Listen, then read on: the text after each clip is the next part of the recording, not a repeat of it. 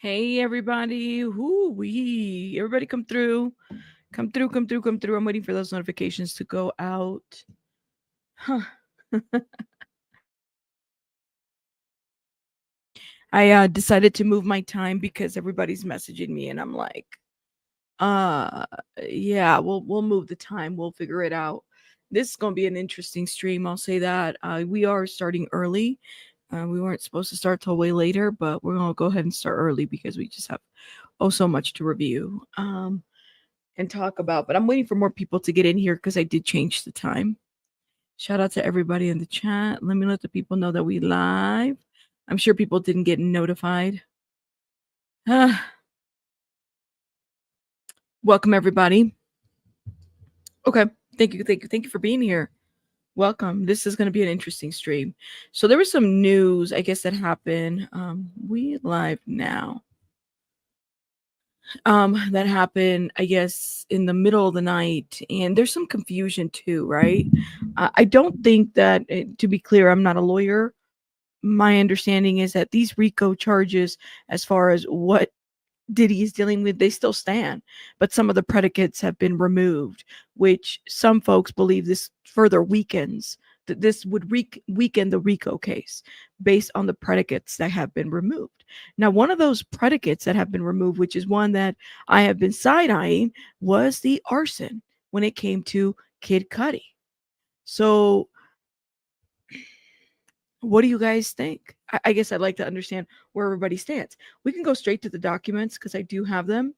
And I want to shout out, hold up, where'd they go? That's not it. I'm going to pull up a website here.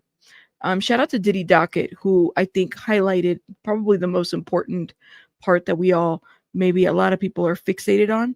But this is Diddy Docket's website, and I'm going to drop it here because Diddy Docket has been on it since like forever when it came to this case. This is Diddy Docket's link. She's got her own website where she's breaking things down as far as this case. So at around 5 a.m, depending on what side of the world you're in, the prosecutions submitted a letter, okay? And they are trying to basically fix their charging documents, right? And they remove some of the things that they were trying to, like they remove, for, I think they said in the basis of confusion, they were worried about confusing the jury. I said, wow, okay, all right then. They're worried about confusing the jury. You're in shock, really? You said removing allegations or predicate acts, that's what they are, from the jury instructions only is strategic for securing conviction under the racketeering indictment. This is not good for him, but you go ahead and cook. We're just talking about it. All right. I mean, good morning, guys. Good morning. Anyways, let's get it together. So let's go ahead and read this. Like I said, we're just going to read what's going on. So the jury won't be confused. That's what they did. But then you have people like this. Nobody's cooking. We're literally just reading. Like, pump your brakes, sit down, go to sleep, go do something with yourself. We don't got time for that shit. Okay, so we're going to get started right away. Let me see. Let me do something real quick. Shout out to everybody that's coming through, guys. Thank you so much for being here. I really appreciate it. And again, shout out to Diddy Docket. We're going to look into the document that was posted on her website because I think that that's an important docu.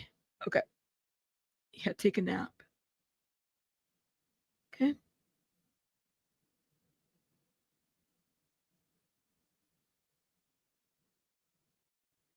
Here it is.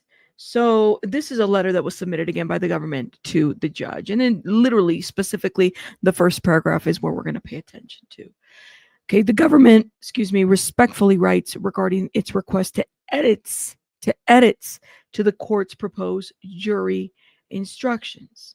Okay. The government understands the court's desire for streamlined instructions. With that in mind, the government has suggested ways to streamline those instructions. Specifically, the government has removed instructions from the charge relating to attempted kidnapping under both California and New York law, attempted arson under California law, and aiding and abetting trafficking. The government is no longer planning to proceed on the theories of liability, so instructions are no longer necessary. Okay. This little highlighted part, the Diddy docket highlighted, is the changes. Okay. The government has also attempted to simplify the language related to count one. A proposal has explained in the government's comment bubble that the government hopes not only serves the purposes of streamlining the instructions, but also will avoid any confusion as to the operative agreement for count one. Thoughts? For the purposes of not confusing people? Now, some people had said, well, these are, state level charges. They could drop them. Yeah. I mean, the statute of limitations has completely ended on this. This is why a lot of this is under the federal, because they could still go after you federally, even though they can't go after you in the state level, right? So kidnapping, so people are aware, attempted kidnapping under both California, New York law, attempted arson under California law, and aiding and abetting trafficking. Now, the RICO still stands. These predicates are just gone. Some will argue, well, that basically weakens the government's case. Yeah, but you could say that. Actually, I think that's what a lot of people would probably presumed. I'm kind of there too. I'm like, I wonder, well, okay, so is it not to confuse the jury, or is it because they felt like we really didn't do a good job in this part? And I told you guys, I said I really struggle with the arson part because I didn't feel like they really brought in what they were supposed to bring when it came to that. But let me know what you guys think in the comments. And some people think it's a strategy, like Kim said, the feds have something up their sleeve. Maybe that's what it is. I don't know. And some people have said, I mean, there are different things that have been, that people could kind of equate that to, if you know what I mean. I said it doesn't weaken, it makes it stronger so the defense can come with nothing else. That was their weaker charges. Okay. Some people have felt that that's the case. I'm just reading comments, y'all. You said, do you think they're realigning state versus federal charges so defense can't rest on the loopholes that could confuse jury as to actual guilt? Realigning state to versus federal. You know what, Stella? I think that would make sense. Do you think that they're realigning state versus federal charges so the defense can't rest on the loopholes that would confuse the jury of actual guilt? I guess my only question is, why is any of this confusing? Like, why would it be confusing for a juror? And I do personally feel like there's a lot of confusion. So no, the charges have not been dropped. I think that's something that we have to there's nothing that has been dropped. These are just predicates that are under the RICO. So for example, and I'll just pull up a definition real quick. Racketeering, influence, and corruption, RICO Act. Predicate acts refer to the specific criminal offenses that, when committed as part of a pattern in connection to an enterprise, can trigger a RICO charge. Bye-bye arson, right? Attempted kidnapping. It just, to me, it seemed like some of these little acts that fall under RICO seemed like at least one or two, I would say, probably were pretty weak when it came to that. I don't know about the abetting trafficking. In my mind, I'm like, well, how are you abetting the trafficking? But let me see if I can pull this up. Maybe it's my lack of understanding when it comes to this. Let me see if I can. So abetting trafficking would be like aiding and abetting means to provide assistance, support, or encouragement to, okay, so like I'm thinking if you're encouraging somebody to be trafficked, when Cassie or Jane Doe would say that he would have like finishing speeches when the acts were happening, like, you go girl, finish strong, like that would be like abetting, right? Or it could be maybe a message between them, like, get it together, let's do this, or don't give up on me, or do your job, quote unquote, which people have interpreted that to be like motivational versus like do your job as in it's S trafficking, or this is your job as, being an S worker, that type of situation. I think you could look at this both ways. Under federal law, there's no significant differences between the person who physically commits the crime, the principal, and those who assist the accomplices. This means individuals who abet S trafficking can be punished as principal and face the same penalties as those who directly engage in trafficking activities. So to me, that sounds similar to, what's the word? Sounds similar to man, what was I going to say?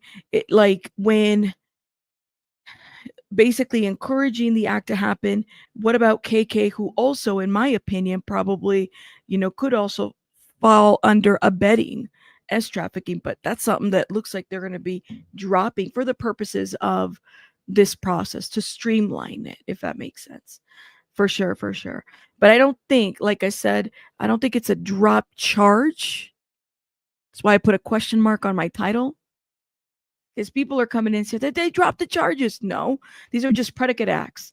This is what strengthens the RICO case, which then the question goes, do they have a strong case if they've removed those? Girl, I am not a lawyer, shout out to BJ, but that is the best way I could explain it. That these are just it's almost like if RICO is the umbrella, and then, the little things are strengthening the umbrella to hold it up. Those are your predicate acts. That's how I could explain it, but I'm no lawyer. So no charges have been dropped or anything like that. I guess the argument that some people would make is that this case is weak. I don't know, man. I guess that's up to the jury. Maybe they, personally, I've said it before. I said, I don't know about this arson thing. I feel some type of way because I don't feel like they did a good job, if that makes sense. But thank you, BJ, for thank you. Exactly, Rabbit. All right. So I feel like I'm doing an okay job, at least explaining it in my lawyer social work hat. He is not charged with kidnapping, arson, or any of that. There you go. So where do you guys land with that? I mean, I guess it's to be seen how all of this then lands, I guess. Is it better for the jury? Is it better to have this explained? I mean, is this going to make sense or what? You said some are saying that they are trashing the state charges because a deal was made in the dark. I don't listen. I will believe, listen, and my head's getting itchy because that's when there's just a lot of stuff going on in the air and I wake up to it, my head gets itchy. I could believe, because I definitely believe that there's a lot of corruption when it comes to this, okay? Anything can go, anything can happen, right? But I also believe that, like, for me personally, I just don't know if things are as black and white as people are making them. This is a very complex and confusing case, I will say. It is not a black and white situation. And so I feel like I'm not the best person to explain it. Absolutely not. You guys know BJ's wonderful at it.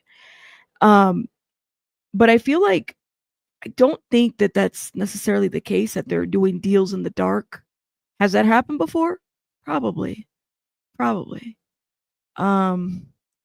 Do they have a strong case? I guess that's the question, is does the government have a strong RICO, making up words, RICO case? That's the question. The legal maneuvering, does that happen? Yeah, RICO is not a simple thing. It's not black and white. So I think we just kind of have to kind of ride the wave when it comes to this. And that makes sense. Do you think Lindell says, look, maybe the prosecution is getting a little worried and maybe this is why they're moving things around? Or is it as simple and black and white as it is? Is it a situation where these charges are confusing and therefore they're just gonna drop it for the purposes of streamlining this sheet, which I kind of call BS on that. I'm like, really? If you wanted something to stick, you're going to make it stick. There's something more here, in my opinion, but I don't know. What do you guys think? And I mean, maybe there is a little bit of worry. I don't know. Rabbit, they feel like they have what they need for a RICO. I think they do, Eric C. I think that they feel like they have enough for it. I don't think that the case is not done, guys. These are just predicate acts. These are just what falls under things under RICO that they can charge you for. That's it. They just removed 3 of them to confuse it. If you guys make a comparison to the charging documents, the government has like a 4-page, very extensive of what they feel like is under RICO. So they removed a couple of those, right? The defense has like maybe a more condensed version of the charging document. So there is that. For those that are asking, what is a predicate act? Again, I'll repeat myself. So in RICO, Influence and Corruption and Racketeering Act, right? Predicate acts refer to the specific criminal offenses that, when committed as part of a pattern and connected to an enterprise, can trigger a RICO charge. So they're like the little, blowing up a car, RICO, right? Trafficking, RICO. Like these are all predicate acts. That's what they are. These acts are the foundation of a RICO case, and the prosecution must prove that at least 2 predicate acts occurred within the 10-year period to establish a pattern of racketeering activity. All they're doing is removing, I think, 3 out of the charging document. And the way in which I think where it's confusing is because of the language, because it's not like, okay, we're removing these because we want to. It's very and I'll read it here. It's just very like, well, it's for the purposes to streamline the document. They're removing them for that reason. I don't know. Does that mean that they didn't feel like this was their strongest area in the RICO Act? Maybe. I don't know. But it says, and specifically, I'm going to read the yellow because I think that Diddy Docket did. This is maybe the most important part here, right?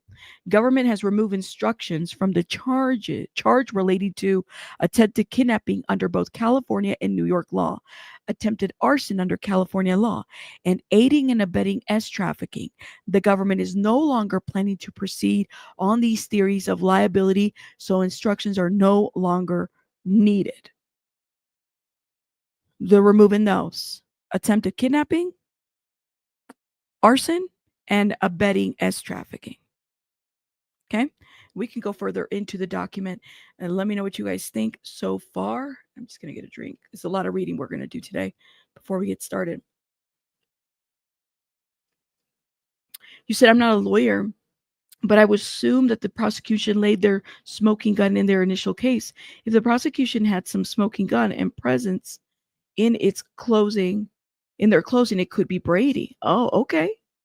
You said, now the defense was closing with statements in reference to 3 charges. Now they got to come with something different. What will that look like? I don't know. Should be interesting. I mean, he's not, guys, literally.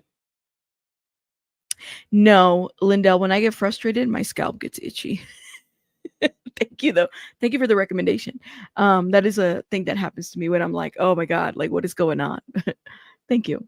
If anything, I think under charges because they have a bunch of sketch witness issues and limited by time period. Right. Don't forget, he wanted a speedy trial.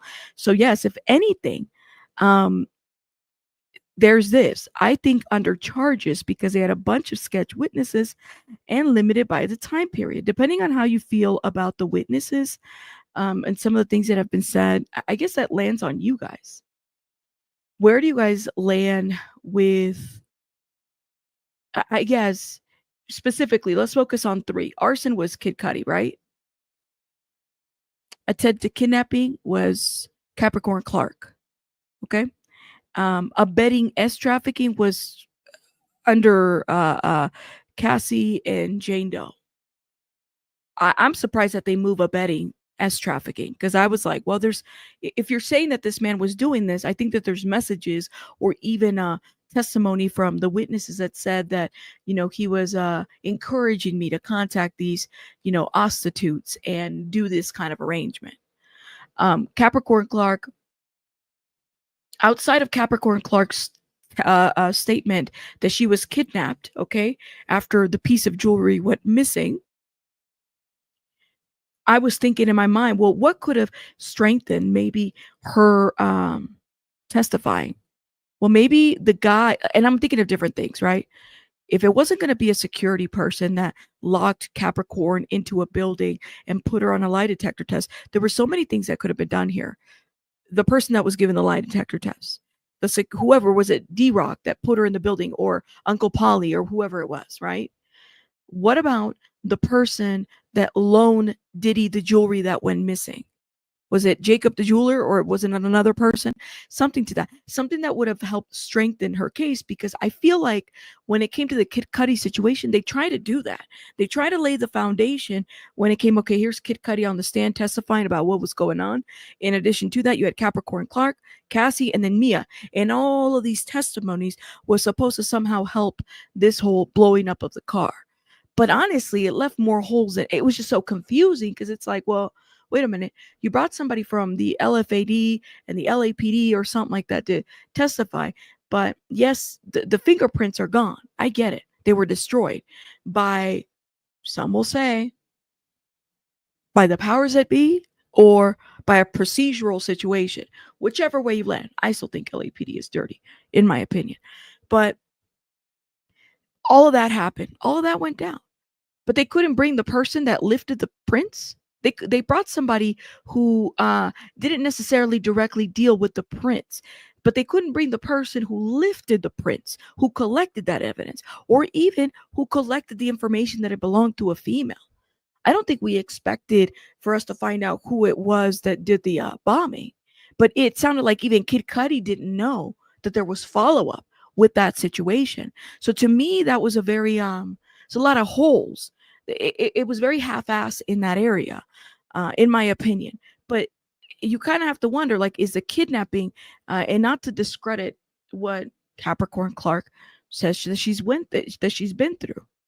I'm not trying to do that. I'm just trying to like understand, why isn't that the government didn't do more, didn't bring more people on to support that specific predicate act, if that makes sense.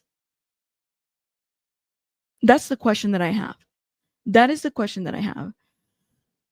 And I mean, people will say different things. You said they have to prove RICO case with the trafficking and racketeering. They have proven. Okay. Said you people obviously don't know what racketeering is. No one made an agreement with Diddy to commit these crimes, says Iraq. Oh, okay. Thank you, Iraq. You said all this is false hysteria. Calm down, people. He's going down. Faith, little people. Again, we don't know what's going to happen. We are not the jury. We're literally just reviewing the information, if that makes sense. Hold up. Okay. Let's get into this letter from the government, and then we can get into some other things, but let me know what you guys think. Yeah, make sure you guys are hitting the like button. I would really appreciate it. Please, thank you, Sandra. Tell them to hit that like button. Thank you. It is early in the morning. We're working very early. Okay. Yes, we are. And we're going to do this. Thank you, guys. Let's get it together. So, we read the first paragraph. The government has also attempted to simplify the language related to count one, a proposal, as explained in the government's comment bubbles, that the government hopes not only serves the purposes of streamlining the instructions, but would also avoid any confusion as to the operative agreement for count one. Okay. Trafficking and forced labor instructions. While the government has taken seriously the court desire for brevity, the government still strongly believes that certain limited additional instructions on trafficking and forced labor instructions, which are regularly given in trafficking and forced labor trials in this circuit, are necessary for the jury to adequately understand the law on these charges. Each of these instructions reflect established case law and are directly relevant to key issues in the case.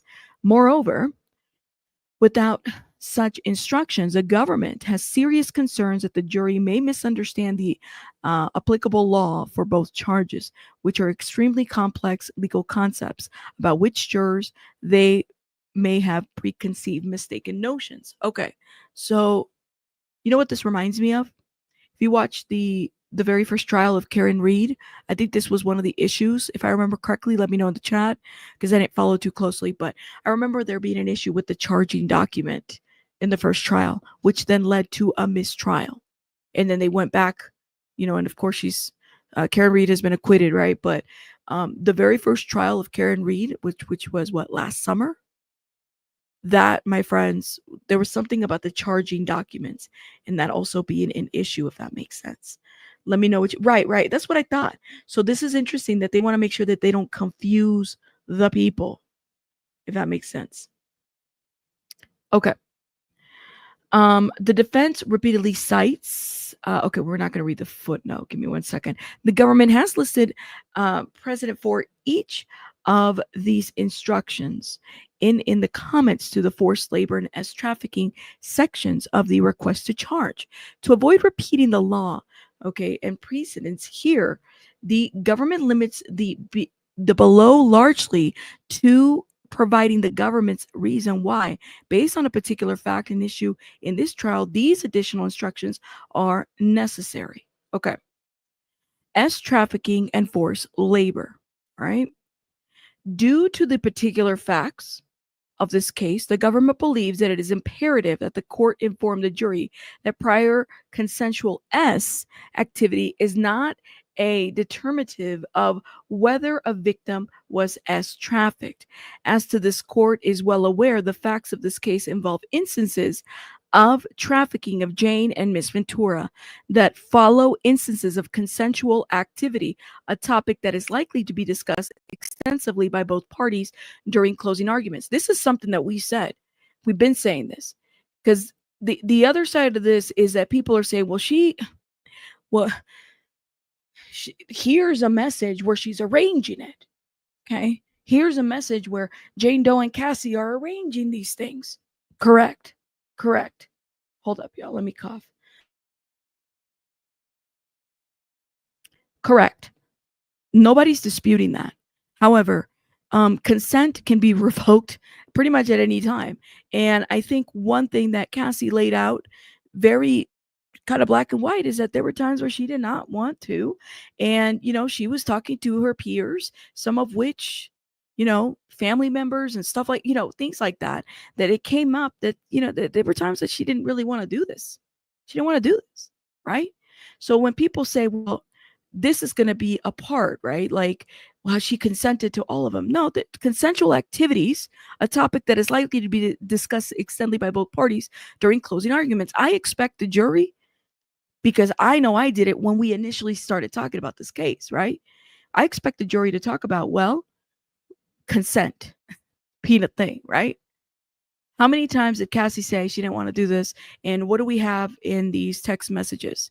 What about when Jane Doe said, you're only looking at me at this time or this way? Or when Cassie said, I have been a cooker, replace the C with an H, for the last 10 years. It's not what I wanted to do.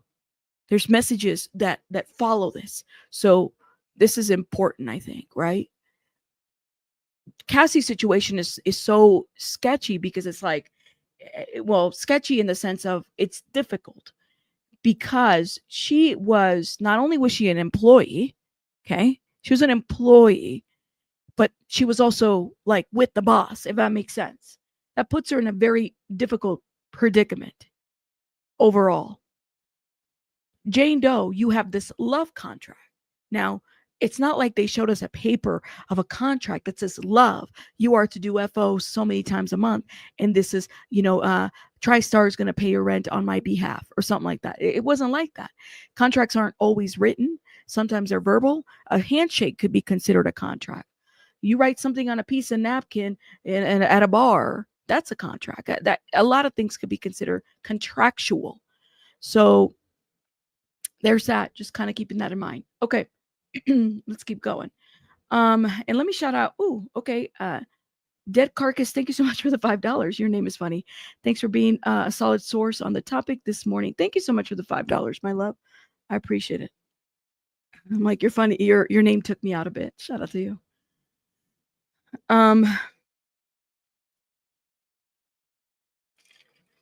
Let's keep going. Okay, so consensual activity, a topic that is likely to be discussed extensively by both parties during closing arguments.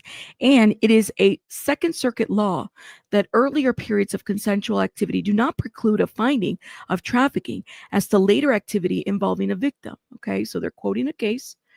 It further goes, the same is true for forced labor.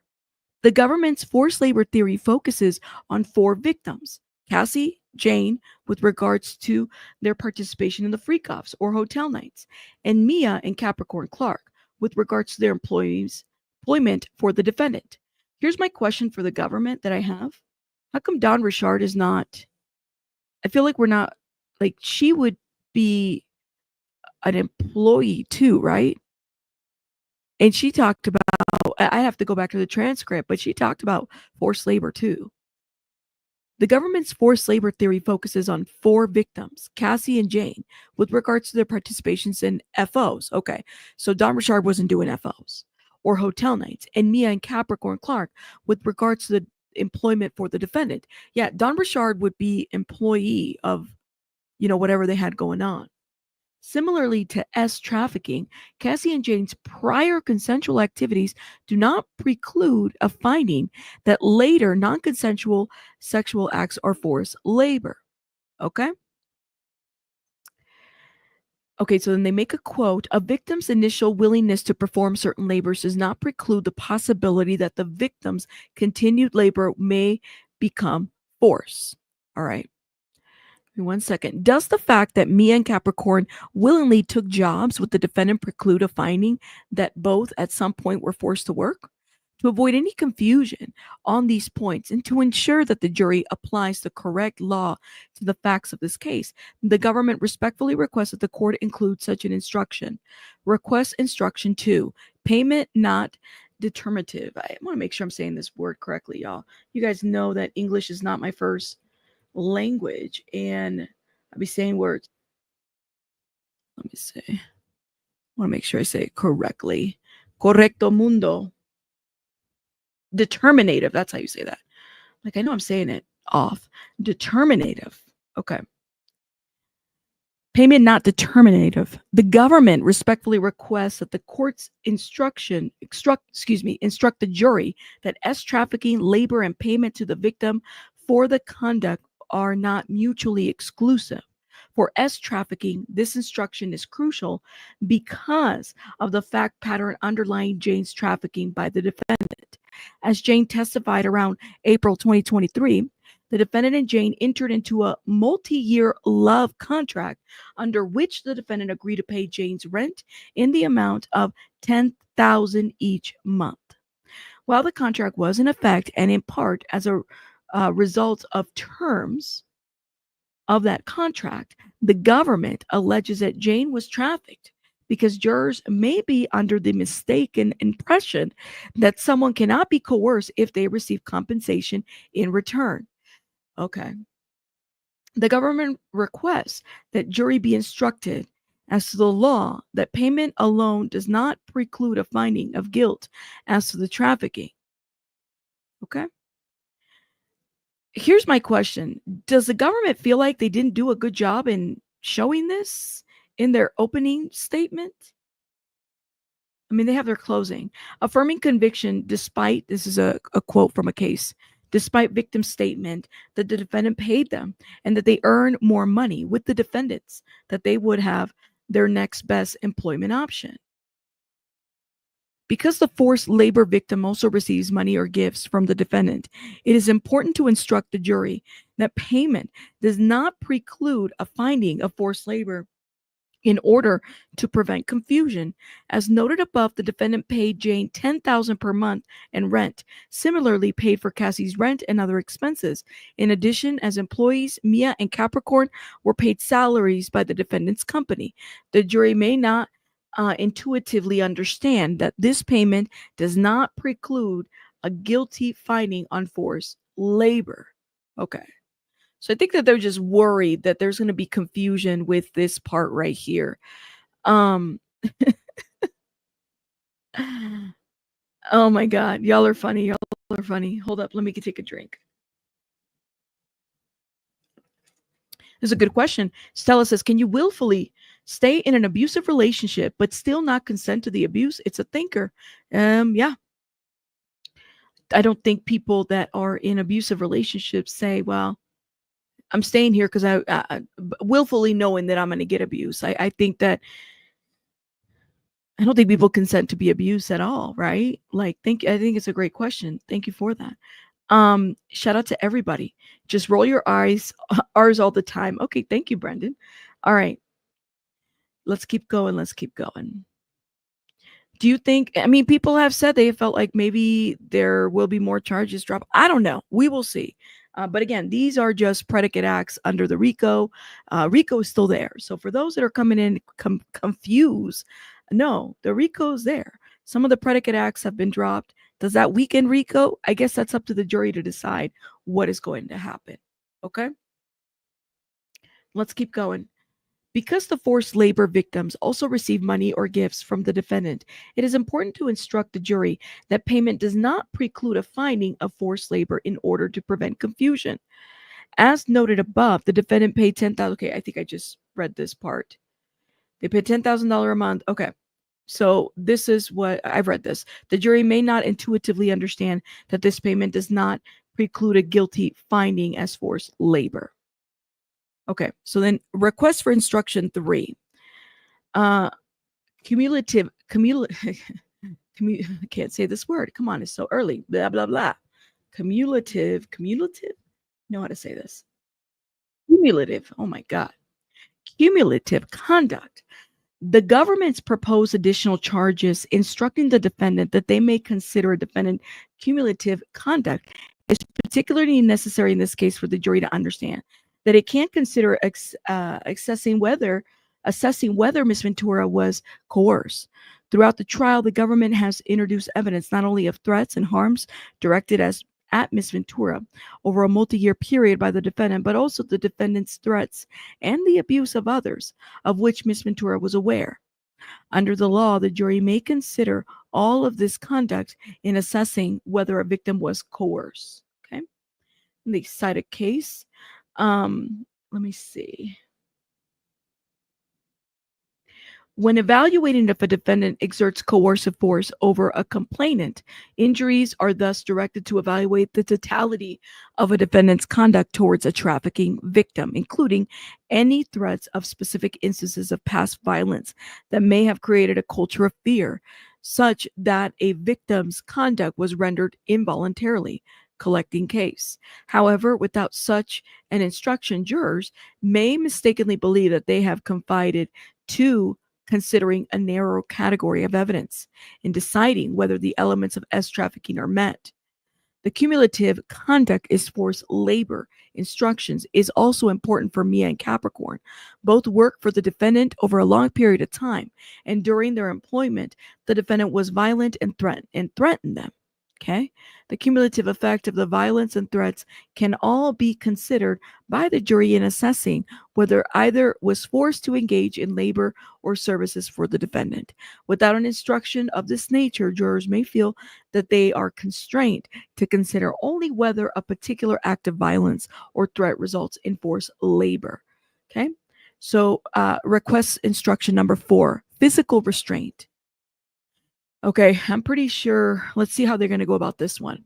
Based on the cross-examination of Jane and Mia, the government respectfully requests the court briefly instruct the jury that physical restraint is not required to establish trafficking and forced labor. As this court is aware, one of the key instances of trafficking of Jane and the government intends to discuss at length in its closing, which the government anticipates at the defense will also address in closing, involves the defendant's assault and subsequent freak-off involving Jane of January 2024. Okay, so this is what they're going to include in their closing right here. Let me put that there. During cross-examination about this incident, defense counsel extensively questions Jane about times that she could have escaped on this date. Okay. Moreover, during Rule 29 motions, which was yesterday, defense counsel argued that Jane could not have been trafficked on this date because she could have left. We will see that here. I do have the transcripts for yesterday. Because of the defendant's lengthy cross-examination on this point and expected arguments at closing, and to avoid confusion, the government requests that a very brief instruction be added to this point and make clear the legal import of this evidence. Okay. I think Shapiro did argue that in Rule 29, and then there was another filing that Shapiro did, the defense did last night, which we'll bring that up here too. But we do have the transcripts for yesterday, so we can review certain parts. I mean, we have when Diddy's talking to the judge and everything, so we could see exactly what was said word for word. Okay. So let's see. Similarly, during the cross of Mia and in Rule 29 arguments today, the defense repeatedly argued that Mia could have left her job at any time and is therefore not a forced labor victim. This is incorrect under the law. Rivera 799, okay, case law is cited, affirming forced labor and trafficking convictions, even though victims once left the defendant but later returned.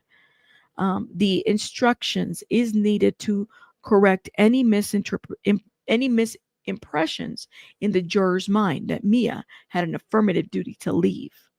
Okay. Then we go to the trafficking. Requested instructions 5. Defendant need not receive thing of value. Okay. The government respectfully requests that the court add a single sentence to its charge of trafficking to clarify that a defendant need not to be the person who receives a thing of value from an act. The government believes that this short instruction is necessary here due to the particular relationship between the parties and the potential that jurors will be influenced by preconceived misconceptions about trafficking that do not comport with the law, as it will be explained to them. Okay. Case law is cited. A short instruction on this point is needed to clarify the proper scope of the statute. Okay, perfect. Okay, instructions number 6, requested instructions 6, commercial act need not occurred. The government respectfully requests that the court add a very short instructions reflecting the black letter law proposition that a completed commercial act is not required for the trafficking conviction. Without such a charge, a jury may incorrectly think that a commercial act must occur for an trafficking conviction. Oh my God, let me time out. Like this is what I'm saying. This is such a complicated situation. It's not like black and white, if you know what I mean. Like they're having to explain a lot and break things down. It's a little bit like frustrating. I'm just going to say that. Okay. Like you make sure, judge, that you put this in here. I'm like, oh my God, there's so much to explain. But I mean, it's a jury, so they have to figure this out. Okay. Okay, so the phrase would be used to cause from the statute is not readily understandable for non-lawyers. That's true. It may be misunderstood by the jury as requiring that a commercial act result. Second, the law is relevant to the facts of this case. However, for example, as your honor is aware, one of the specific instances of alleged trafficking, which the government has focused on during its case, is the incident at the Intercontinental Hotel. The government has presented evidence that the defendant kicked and then dragged Ms. Ventura in the direction of a hotel room where an escort was standing by and an FO, a freak up, has been in progress. A juror could reasonably find that even though a commercial act did not occur immediately after the defendant attempted to drag Ms. Ventura back to the room, the elements of this count were otherwise met at that time. Okay. Requested instructions 7, reckless disregard. Okay, and how many pages? I think we're almost done here. The government respectfully requests a more detailed reckless disregard instruction. The government anticipates that one of the key disputes as to counts 2 and 4 will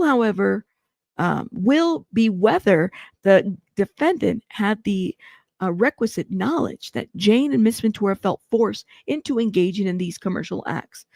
While knowledge While knowledge, a term people use in their everyday lives, is likely to be readily understandable to the jury, the government believes that additional explanation is needed to explain the term reckless disregard to the jury as a concept which non-lawyers are unlikely to have encountered. Reckless disregard? Okay. I mean, all right. I guess I have questions about why they feel like we wouldn't know what that would mean, but okay. Conspiracy instructions. The government proposal also requests additional language outlining the law on conspiracy. The current definition is only a few sentences long, and the government is concerned that it may leave open too many unanswered questions for the jurors, which will result in a number of jury notes seeking clarification. It is imperative that the jury understands that the law of conspiracy, a legal concept that it is not intuitive, in order for them to correctly apply that law to the facts relevant to the count one as well as the narcotics conspiracy predicate. The government has carefully gone through conspiracy instructions that are regularly given to this circuit and has only proposed adding the language that is directly relevant to the issue at this case. The government is available at the conference to answer any questions the court has about why such instructions are necessary for the jury's understanding in this case. Okay. And then effect on interstate or foreign commerce. All right. Let me stop right here. Hold up. Let me see how everybody's doing. Man.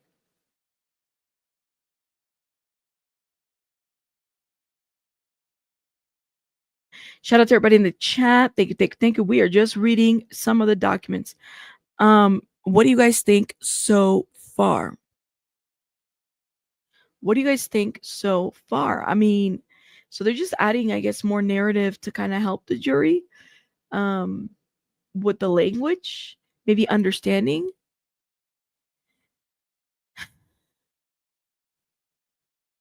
I don't know. I didn't follow the R. Kelly case too closely, but I wonder if this was something that was done for that jury too. A lot of questions.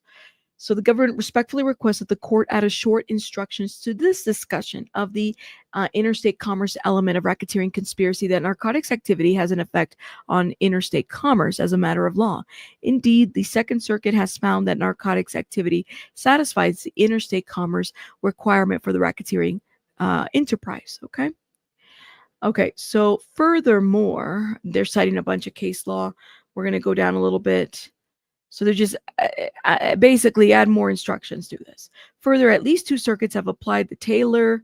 Okay, we're going to go through this. For that reason, courts in this district also have consistently instructed the jury that narcotics activity satisfies the interstate commerce element under RICO. Okay, more case law cited. Thus, if you find that in the course of racketeering activities, members of the enterprise trafficked in narcotics, this element is satisfied. Okay. More case law cited. All right. Venue. The government respectfully requests that the court modify the instructions currently to include in the discussion of venue that functions and preemptory acts according in the district are sufficient to establish venue. The circuit has held the venue may be satisfied for S trafficking where a defendant's contact a victim who is located in the district. Okay. The government objects to any, is it anonymity? Hold up. It's too early for me, y'all. Welcome, everybody. For those that are coming through, make sure you guys are hitting that like button. We're just reviewing anonymity. That's how I knew how to say that.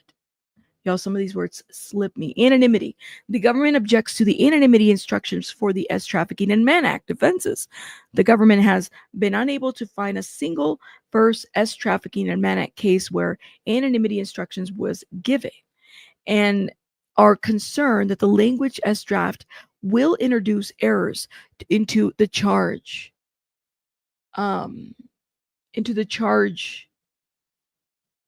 Hold up.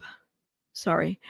Into the charge. Accordingly, the government proposes the following language, which is designed to reduce the risk of error and confusion. The intent of these edits, among other things, is properly characterized what constitutes relevant instances. Okay, more information. So Count 2 and 4 proposed instructions. The government has argued that the defendant committed S trafficking with respects to Cassie Ventura for count 2 or Jane for count 4 over a years long period. To find the defendant guilty of these counts, you must be unanimous that the government provide beyond a reasonable doubt all the elements of the charges with respects to at least one specific instance of S trafficking within the period. As to the specific instance of S trafficking, you must agree that all the elements were met beyond a reasonable doubt, but you need not agree as to the way in which the elements are satisfied or all the details in the instances. So this is going to be the narrative that's going to be added to the charging document right here. Counts 3 and 5 proposed instructions. Okay. The government has argued that the defendant violated federal laws regarding transportation to engage in prostitution with respects to Cassie Ventura, among others. For count 3 with respects to Jane, among others, or 5 or 4 years long period. To find the defendant guilty of these counts, you must be unanimous, and the government must prove beyond a reasonable doubt all the elements of the charges with respects to at least one specific instance of transportation to engage in prostitution within the period. As to that element instance of transportation to engage in prostitution, you must agree that the elements were met beyond a reasonable doubt, but you need not to agree the way in which the elements were satisfied. Okay, so that is a summary of what is going on there. Now hold up, I'm getting messages. Things are kind of going a little bit crazy, y'all, so give me 1 second. Is there more breaking news, or what are we doing? What's going on? Or are people just flipping out on me? What's up? Yes, I have this letter. Okay, cool. Hold up, guys, because I just got more information.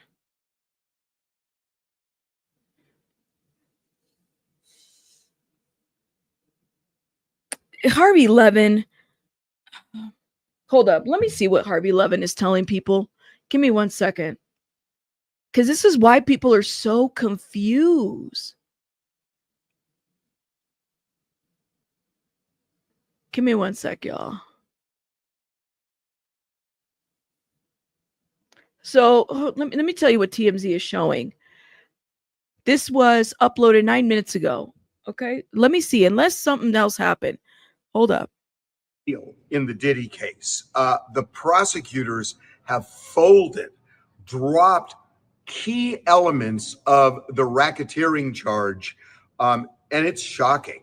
So they sent a letter to the judge saying that they will. Okay, charges dropped against Diddy. That's not true. Charges have not been dropped. The RICO still stands. Like, this is what I'm talking about. So anyways, we just read what they are trying to do. This is what, I swear, this man is the agent of confusion. I hope he at least explains it. No longer pursue kidnapping, attempted arson, and aiding and abetting sex trafficking charges in connection with the jury instructions and the charge of racketeering and sex trafficking. So let's break it down. Arson. My God. I mean, they spent. This guy, we just went through this. Okay. The arson stuff is a predicate that's no longer there. Okay. That's it. Attempted kidnapping, no longer there. That doesn't mean that the charges are dropped. Abetting S trafficking. This man is like an agent of misinformation. So much time talking about the Kid Cudi fire, where a Molotov cocktail was thrown in his car. They say it was in a fit of jealousy where Diddy ordered his people to do that. This was a big deal. Kid Cudi testified. They talked about it in opening statements. This was a centerpiece of the racketeering charge that prosecutors wanted to make. Now they're saying, in an effort to streamline the jury instructions, they're not going to raise the attempted arson issue as an element of racketeering. Tell them it's a predicate act. Harvey, you're misinforming the public. This is such effing clickbait. This guy, this TMZ is such an agent of chaos when it comes to misinformation. Like, look at the people. They really think that, oh my God, Diddy's getting off. He'll be dancing the Tootsie Roll right in front of the courthouse. Oh my God. To take that and that. He's not even explaining anything. And this is a lawyer, guys. I'm not a lawyer. Like, what are you doing, TMZ? It seems to me the reason they're doing this is they were never able to tie Diddy to that Molotov cocktail. They knew it blew up. Yeah, you could kind of insinuate it must have been him, especially because he had allegedly burglarized his house earlier. But there was no evidence proving and linking him to the arson. So that's off the table. Kidnapping. Remember, Jane was supposedly kidnapped at the London Hotel in West Hollywood by Diddy. Capricorn was supposedly kidnapped at a warehouse where she was given numerous lie detector tests after suspecting she stole Diddy's jewelry. Well, kidnapping is now off the table as well. As for aiding and abetting sex trafficking, it's unclear exactly what elements they are trying to eliminate. To notice, charges dropped against Diddy. No, nothing has been. These are just predicates. These are just predicates that are they're no longer pursuing. The kidnapping, we talked about this. I'm telling you, he's not even reading the letter. And the reason why they're saying this is to basically for the confusion of the jury, which in my opinion, I just don't think, and I've said it before, guys, I don't think they did a good job with the Kid Cudi situation. It felt like they were just, trying to do something very quick and somehow equate it to Diddy having a connection to it. That I do agree with. I think that the government fumbled on that one. And then there's the other ones too, but just nothing has been dropped. This is why I have people coming at me. They have dropped the charges. No, they have not. These are just predicates under the RICO Act, guys. The charges are still there.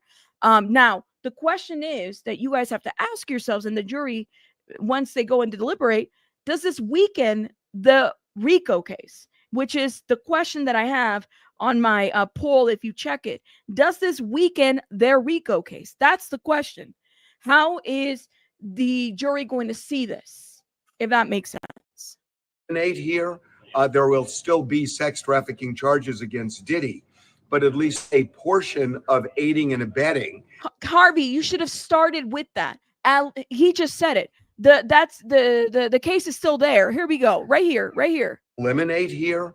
There will still be sex trafficking charges against Diddy, but at least a portion of aiding. There you go. There'll still be trafficking charges against Diddy, which means that not the charges have been dropped, just the predicate acts. There's a difference. And abetting. And frankly, my guess is, and this is just a guess, things like his assistants booking hotel rooms, things like that, that's not criminal. And it seems to me that elements like that just don't cut it. Now, the prosecution is saying that they do want the jury to hear that just because a woman gives consent to a sexual act at one period, that doesn't mean later on she can't withdraw that consent. This clearly goes to a core piece of the defense's case, which is that Cassie and Jane consented. There are text messages showing that, but not in every case. And prosecutors want the jury to hear specifically that it doesn't matter if they gave consent once, it could be withdrawn at a later time. What I don't know from this letter is whether the judge is going to specifically tell the jury, you should no longer think about the Kid Cudi testimony with respect to arson. Yeah, that's a question that I have. So do they now have to disregard everything that wasn't really highlighted on the instructions? Mind you, it was like 2 days of that whole there's the Kid Cudi, and then there's the LFAD, LAPD situation. They came to testify, right? Kid Cudi, Capricorn Clark testified to that. I think even Mia did a portion of that testimony because she was around that time. So literally, does a jury now have to disregard all of that? It's been a couple of weeks since that. or the testimony of Jane and Capricorn Smith in connection to kidnapping. It won't be in the jury instruction that they can consider that, but if the judge doesn't say something, jurors might just mention it during deliberation. So it's unclear whether the judge is going to underscore things by mentioning it to the jury. So this is a big development. And even though the letter is cast as streamlining jury instructions, this is more than streamlining. It's an acknowledgement that in those, I believe, critical elements of the case, the prosecution believes they just didn't bring it home. Okay, so if you are to believe, he literally goes, this is a 4 minutes and 18 second video. He doesn't even talk about the fact, well, the RICO charges still stand. He tells everybody that the charges have been dropped. Hence why people come over here thinking that the charges have been dropped. They have not, guys.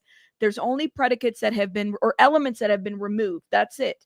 That's all. And that includes, for those that are coming through, that includes the Kid Cudi. Hold up, I'll show you guys. We just went through this whole letter right now and we read it. So hopefully we don't have to do it again. Kid Cudi, arson, attempted kidnapping under both California and New York law, attempted arson under California law, and aiding and abetting as trafficking. Okay, the government is no longer planning to proceed on these theories of liability to instructions and are no longer necessary.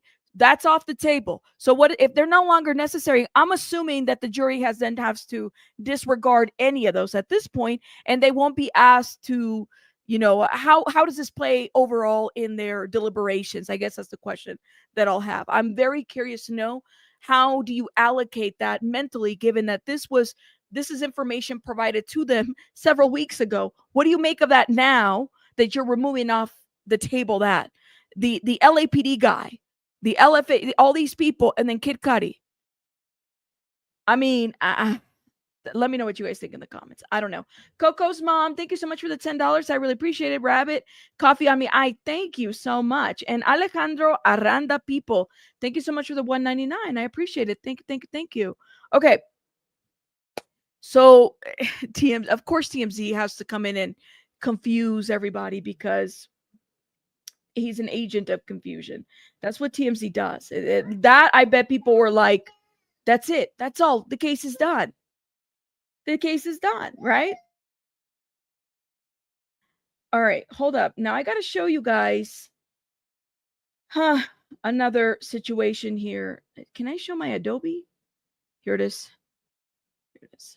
So this was also submitted last night. Now this was, hold up. This is by Alexander Shapiro. Now, I do have the transcripts for their, 29 acquittal or attempt to acquittal. I think it's called Rule 29 specifically, that we can go through. But I wanted to go through Shapiro's letter, okay? Because Shapiro, while everybody was on lunch, she gave kind of a very compelling, argument about why this man should be acquitted and all the things that this, stands on. Okay, so let me know what you guys think. Let's see if we can go through some of it. I don't know if we'll go through all of it, but we'll definitely go through some of it. So here we go. From the office, it says, Shapiro, this is to the judge. We submit this letter to further support our request of edits to the court's proposed jury charge. So this was submitted before the government's letter. Okay.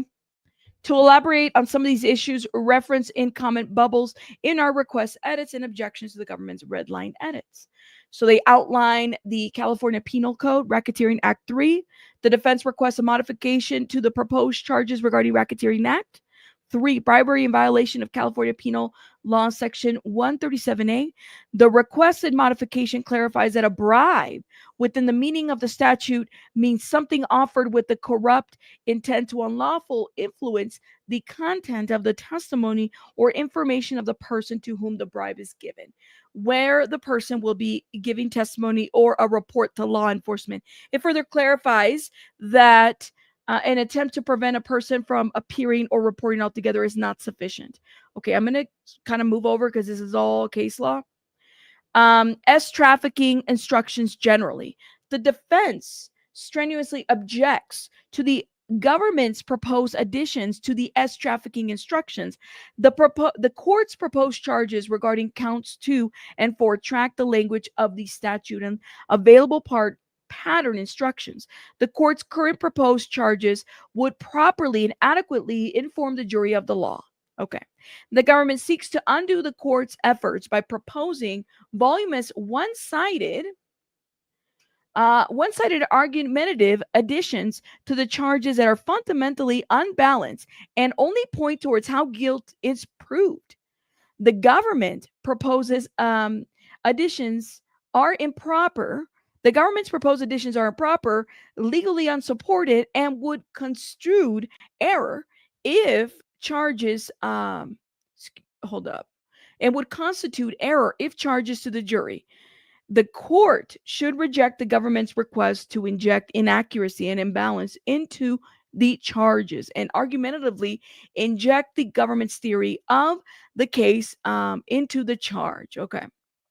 So they're arguing about this charging document. I'm just trying to see where we're at. Racketeering specifically, the court should not charge the jury on 18 U.S.C. 1591D because it is unconstitutional as written, and because including the charges on this provision would be constructive amendment of the indictment in violation of the Fifth Amendment grand jury clause. Okay, so there's more citing to that. I'm just trying to see a voluntary intoxication. The voluntary intoxication defense applies to more than just a specific intended crime. The intoxication is a defense to a crime. Okay, so it is no longer negatives as a required element of the crime. Okay.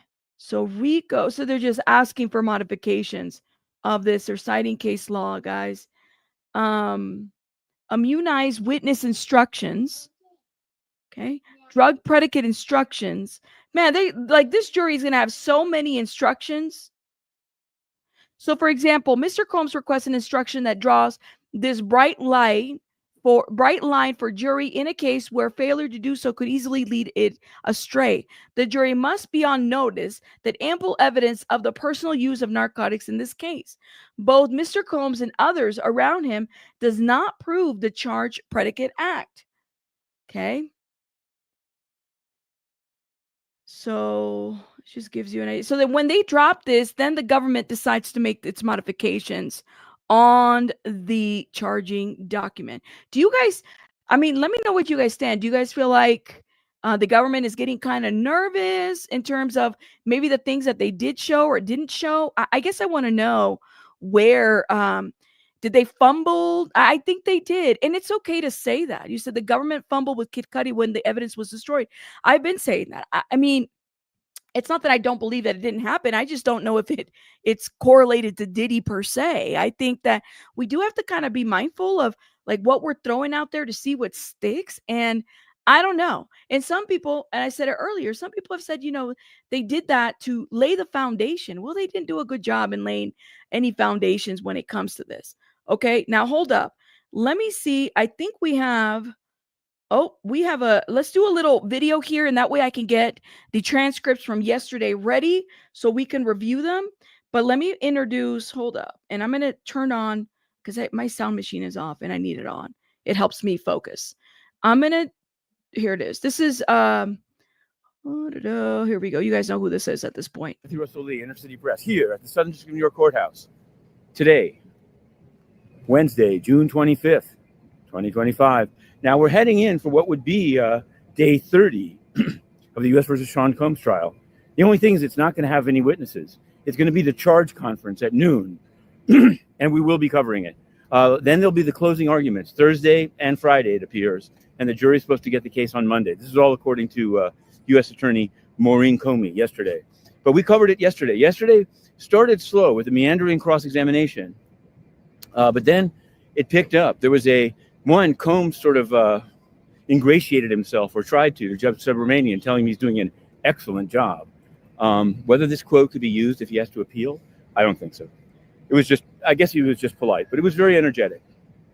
Then Alexander Shapiro did a Rule 29 motion, which pretty much previewed what would be said in closing and on appeal. And one of the points is a constitutional argument that a statute that makes it a federal crime to undermine sex trafficking prosecutions could, for example, apply in the case of Gina. That's what she said in a letter that we put up. You can find that on Patreon.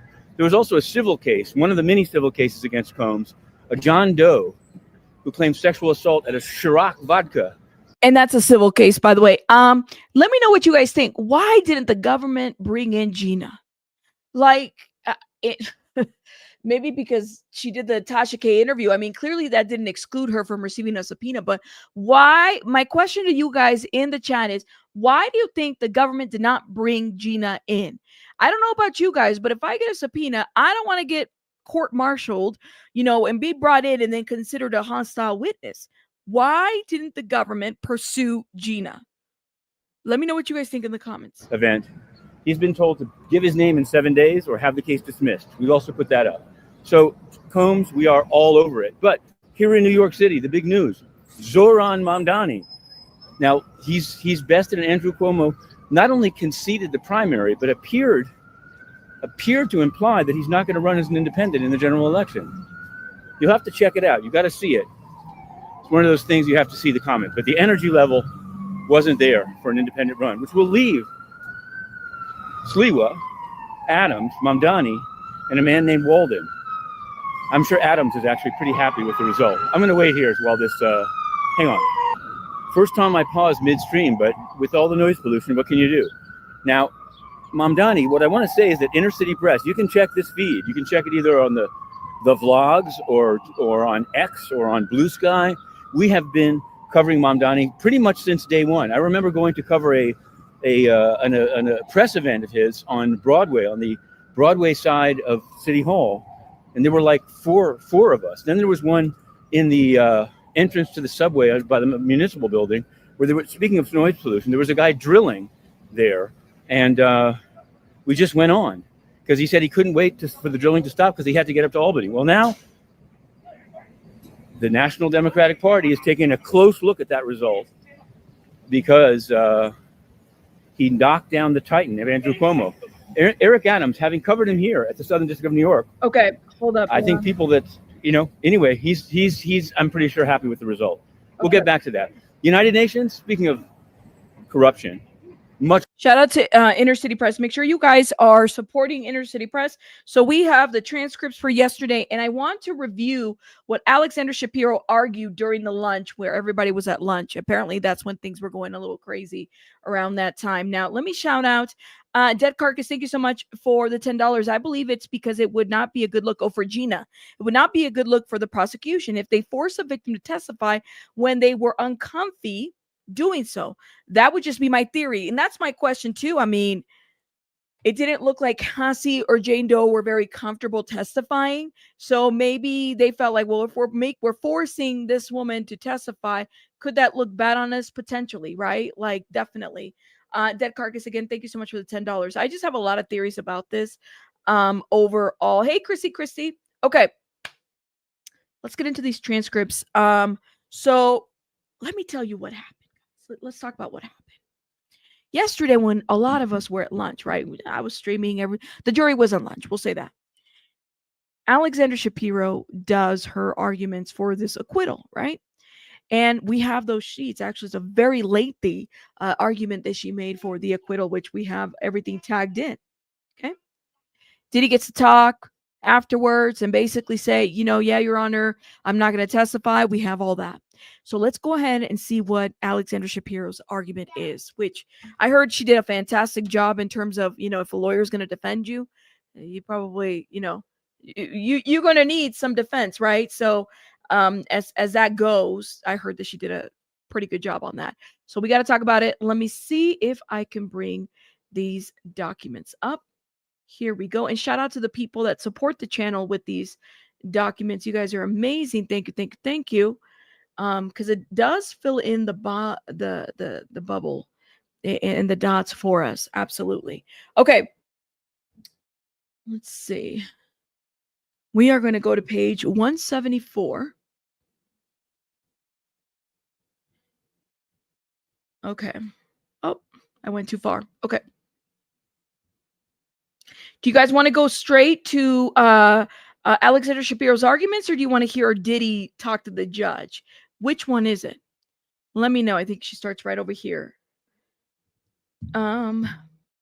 This is where she starts 174. Anything further? Jury not present. Here it is. Moving to Rule 29. Let me take a little poll because I haven't looked at my chat. Give me 1 second. Let's see. What would you guys like to do? Do you want to hear Diddy or do you want to hear the Rule 29?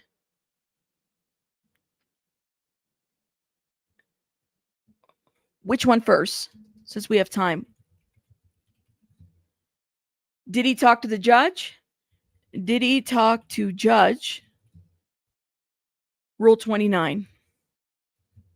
Which one first? Go vote. Hit the like button, guys, please. And thank you. Can you get me to 1,000 likes? I really would appreciate it. Thank you. Did he talk to judge? Did he? Okay, see? All right. So that one's, look at the poll. See if we can do the first 100 votes. If we can do the first 100 votes, we'll go that direction. You said, let's hear Diddy talk? Okay, I got that label too. So that was, all right, so Diddy talk is, okay, here we go. First 100, all right. So 64% wins. All right, so page 213, 214, here we go. So after Alexander Shapiro makes her very, very lengthy argument for Rule 29, you have Diddy. I'm laying the scene here, okay? You have Diddy, possibly handcuffed, sitting there, ready to say something for the record, right? I would imagine. See if we can paint the scene of the room a little bit. Okay? Here it is, defendant. Okay. Let's highlight this real quick. Here we go.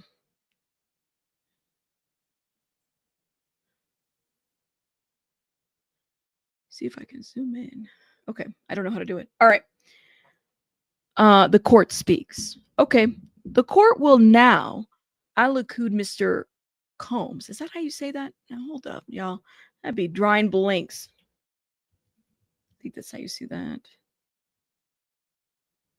Give me 1 second. I want to make sure I said it correctly. Allocution. Okay. Thank you. Thank you, Google. Thank you. Appreciate it. Shout out to Google Translate. Okay, the court will now allocution Mr. Combs on his right to testify on his own behalf. Is the defense ready for the court to proceed? Agnifilo speaks. We are. Thank you, Your Honor. The court speaks. Mr. Combs, how are you feeling today?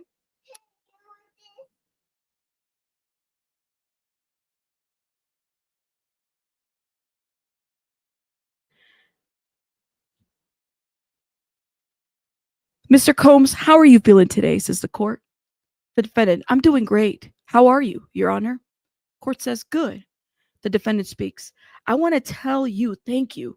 You're doing an excellent job. The court speaks. Okay, I appreciate that. In the last 48 hours, have you taken any medicine, any drugs, medicines, pills, or any alcohol? Defendant speaks. No, I have not. The court. Is your mind clear today? Yes, sir, says the defendant. Do you understand what is happening here in the courtroom? Defendant speaks. Yes, sir. The court. Do you understand that as a defendant in a criminal case, you have the right to testify on your own behalf if you wish to testify? Defendant speaks. Yes, Your Honor. Okay. The court. Do you understand that you also have the right to not testify? Defendant speaks. Yes, Your Honor. Court speaks. Do you understand that if you decide not to testify, that no one, including the jury, could draw any inference or suggestion of your guilt from the fact that you did not testify?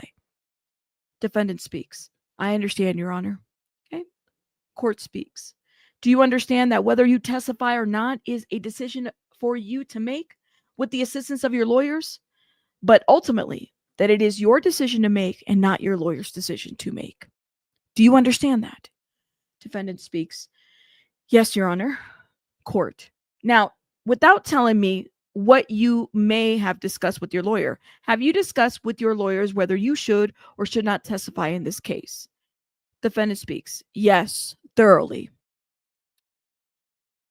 Court speaks. Have you had enough time to talk with your lawyer and to think about whether to testify and the advantages and disadvantages of that decision? Defendant speaks. Yes, we have discussed it. The court. It is your decision not to testify in this case. Excuse me. Is it your decision not to testify in this case? Defendant speaks. That is my decision, Your Honor. Court.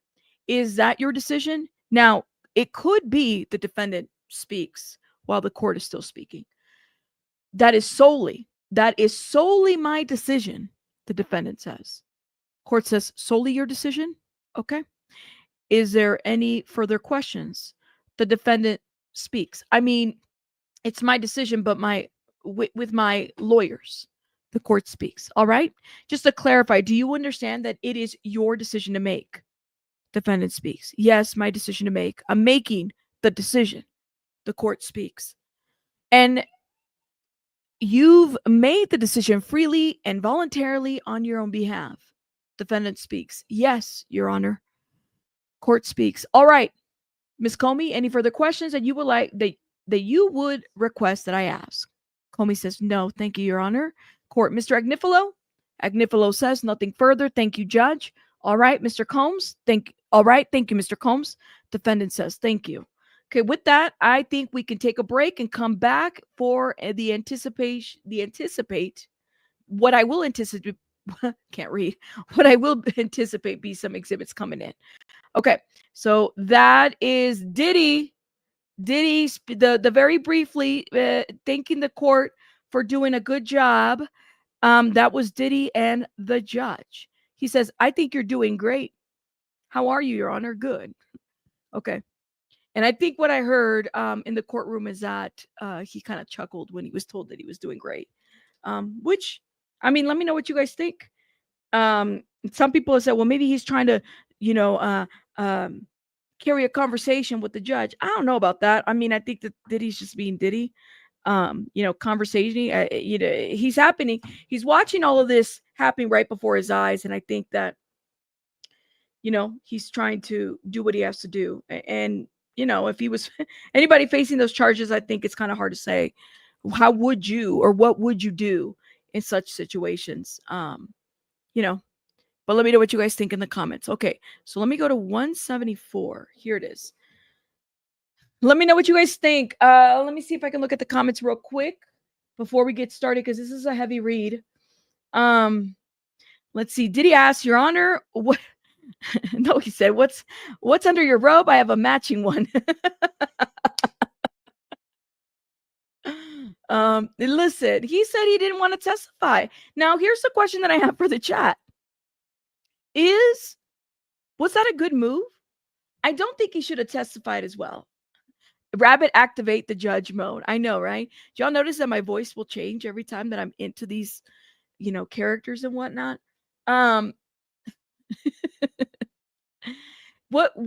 Is this a good strategy for him not to testify? What do you guys make of that? Let me know. You ready for Rule 29? Okay. Jury instructions and charges do not impact the verdict if followed properly. That is correct. If they have a good understanding of it. But yes. Thank you. Let me see who else is in the chat. Said, I think I hit the like button. You better.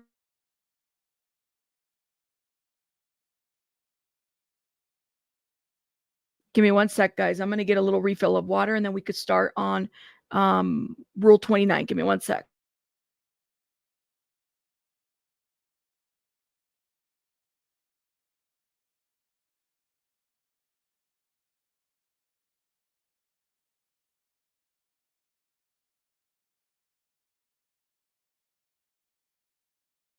Okay. Shout out to everybody. All right. Thank you.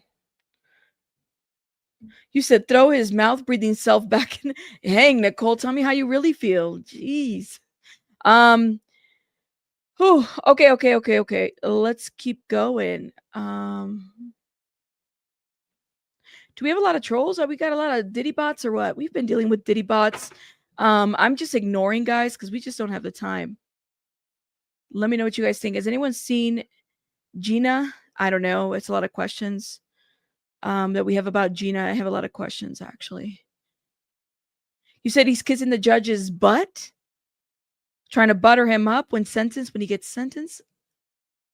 I don't know.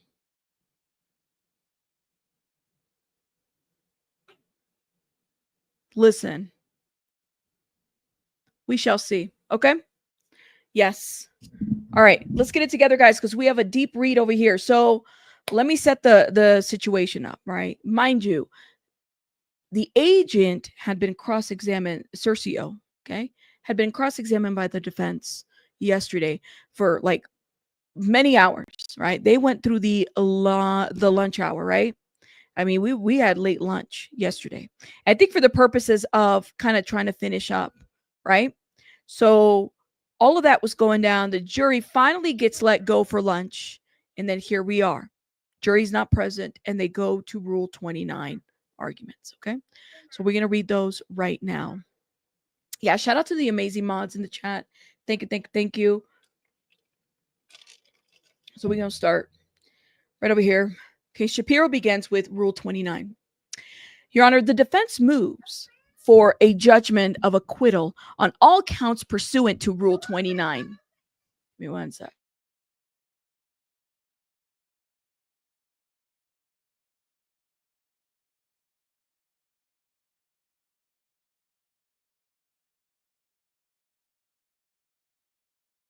Sorry, y'all. Okay. Your Honor, the defense moves for a judgment of acquittal on all counts pursuant to Rule 29. The government has failed to meet its burden to prove each element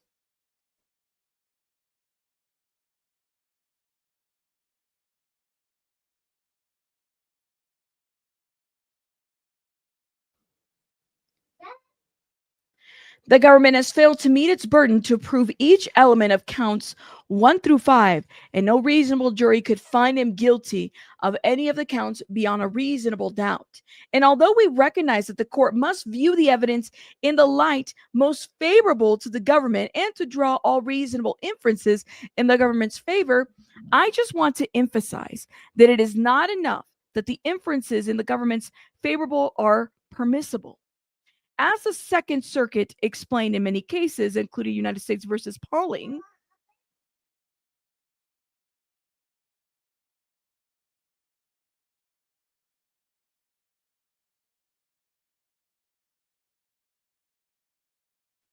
sorry, y'all.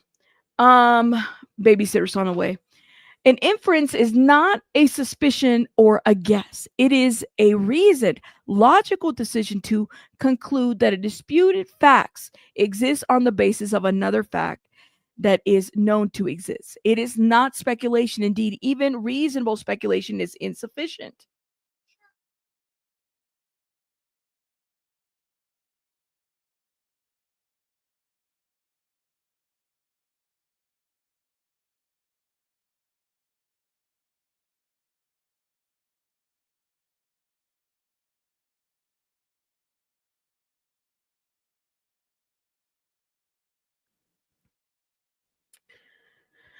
Although we recognize that the court must view the evidence in the light of most favorable to the government and draw all reasonable inferences in the government's favor, I just want to emphasize that it is not enough that the inference in the government's favorable are permissible. Okay, I think we read this part. Let me keep going down.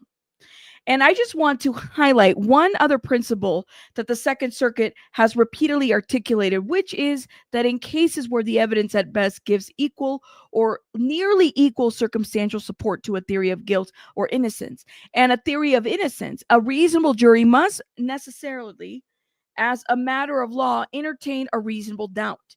And that principle is articulated in the number of cases, which they cite some cases, United States versus Valley or Vale, and many others. she says.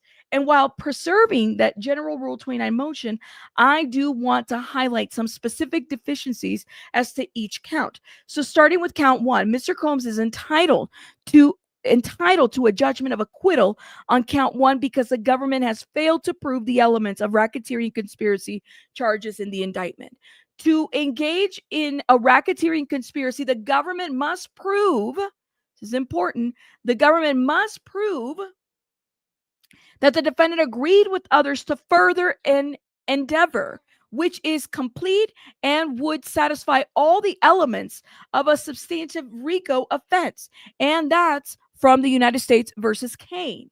And thus, what that means is that the government has to prove that, in other words, of the statute, Mr. Combs agreed to conduct or participate directly or indirectly in the conduct of an enterprise affair through a pattern of racketeering activities. The government has failed to prove at least 3 of the elements of this offense. First, the agreement to violate RICO.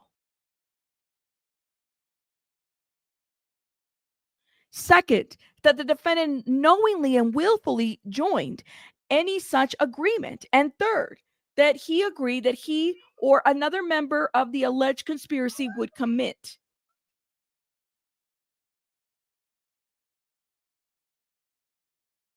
Give me one sec, guys.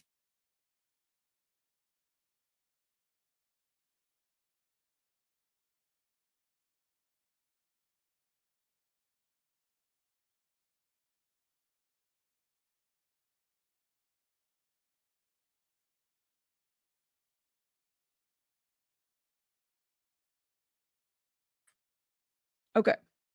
Sorry, y'all. And thus, that would mean is that the government has to prove that, in other words, of the statute, Mr. Combs agreed to conduct or participate directly or indirectly in the conduct of an enterprise affair through a pattern of racketeering activities. The government has failed to prove at least 3 of the elements. Okay, we read these elements. So they're saying that they failed to prove the agreement of a RICO. Okay. Second, that the defendant will knowingly and willfully join any such agreement. And third, that he agreed that he or another member of the alleged conspiracy would commit 2 racketeering acts. How do you prove this, though? This is a good. So Shapiro's saying, like, they have to agree that people in this conspiracy agree to these racketeering acts. KK, the KK, the security, the head of staff, all these people. Okay. So let me start with the first element of why there is insufficient evidence of the existence of the conspiracy that was charged in the indictment. The government alleged that the object was to conduct the affairs of the Combs enterprise through a pattern of racketeering activities, including 8 types of racketeering acts over the course of 20 years, from 2004 to 2024. And in order to satisfy this element, the government has to show that there was an agreement to form the alleged enterprise that conducted its affair through a pattern of racketeering acts, evidencing the required relatedness and continuity required in the case law, as an example of United States versus Kane. Okay, which I cited earlier at page 284. There's several ways in which the proof is deficient on that score. Second, the enterprise is not distinction from the pattern of racketeering, and it is well settled that the existence of the enterprise is a separate element from the pattern, as a case like Boyle versus United States, okay, or U.S. versus Turkett. So they're citing case law, okay? The enterprise must be more than a group of people who get together to commit a pattern of racketeering activities. The enterprise can't be just a name for the crimes committed or the agreement to commit the crimes. Otherwise, it wouldn't be the enterprise. And here, the enterprise purposes, as alleged in the indictment, essentially mapped onto and are virtually identical to the alleged racketeering act. If you take a look at paragraph 11F and 11H of the indictment, the purposes alleged there to engage in unlawful acts of violence, including sexual violence, as trafficking, forced labor, etc., essentially are identical to the alleged racketeering acts in paragraphs 13A to 13H. So that can't be separately suffice to establish the requisite unified enterprise under Boyle and Turkett. So again, identifying case law for this, okay? Excuse me. In addition, the Supreme Court has held that one necessary structural feature of a RICO enterprise is the existence of a relationships among those associates with the enterprise. The Boyle case says that, among others, that the relationships have to tie the enterprise together as a whole. They cannot be separate relations that run through the defendants alone. So, for the instance, a valid hub and spoke structure for an enterprise or a conspiracy exists only where one entity or an individual, the hub, transacts with several other individuals, that spokes, that are connected by a unifying scheme common to all, the rim. Okay. But here, the government's theory, per its opening and its proof, only shows that at best a rimless hub and spoke structure. The only common link here is Mr. Combs himself and the alleged crimes that the government claims were committed by him related to the personal life and his girlfriends. There's actual activity and other alleged crimes related to their relationship. And courts have repeatedly rebuffed attempts to predicate RICO liability on allegations of nothing more than a rimless hub and spoke relationship along these lines. Okay, so they're citing more case law. Okay, that collects other cases in the same effect. So that's point number one. She just made point number one, y'all. Like, I'm like, oh my God, there's more points? Okay. All right, then. Let me take a drink first. Shapiro is definitely cooking, y'all. Shapiro, she's doing her thing. Okay. The lady is, she's the one that's been making a lot of the objections. Again, you know, it's crazy because you have the other lawyer that's actually, I think they're setting up for an appeal if should he be found guilty. That's what it sounds like. Okay. So there is that. Let's see. You said I called the court. Yes, that is correct. You have to call the court. The number's up there. If you guys want transcripts, that's where you get them. The number's up there. I don't know why people come in here and think that I'm going to give them for free. I don't. That's not what I'm going to do. I'm sorry. You guys should see the many emails that I got. Can I have them? Like, you got the no. Like, guys, you guys have to pay for them. Nobody's getting anything for free. Okay, that's just how it is. Okay. Thank you. You said this is a smart judge because it's the law and can't be bent either way, right, Naldo? I know, it's just crazy. It's like, no, they're not for free. Sorry, they're not for free. I'm seeing comments. I'm like, even the audacity to even ask, like, what? People donated for this. No, thank you. Okay. Point number 2, there is insufficient proof here to establish the single RICO conspiracy charge in the indictment. Even part of those are other deficiencies. Okay, the government has alleged this 20-year-long conspiracy to violate RICO, but in fact, the evidence does not establish that Mr. Combs conspired with any other persons to violate RICO statute at all. Okay. The government said in the opening that its theory is that Combs conspired with an inner circle of bodyguards, which, by the way, we have yet to see any of these bodyguards testify, right? The government said in the opening statement that its theory is that Combs conspired with an inner circle of bodyguards and high-ranking employees who comprise the enterprise, but they failed to show that any other individuals actually conspired with them to conduct the affairs of this purported 20-year racketeering enterprise.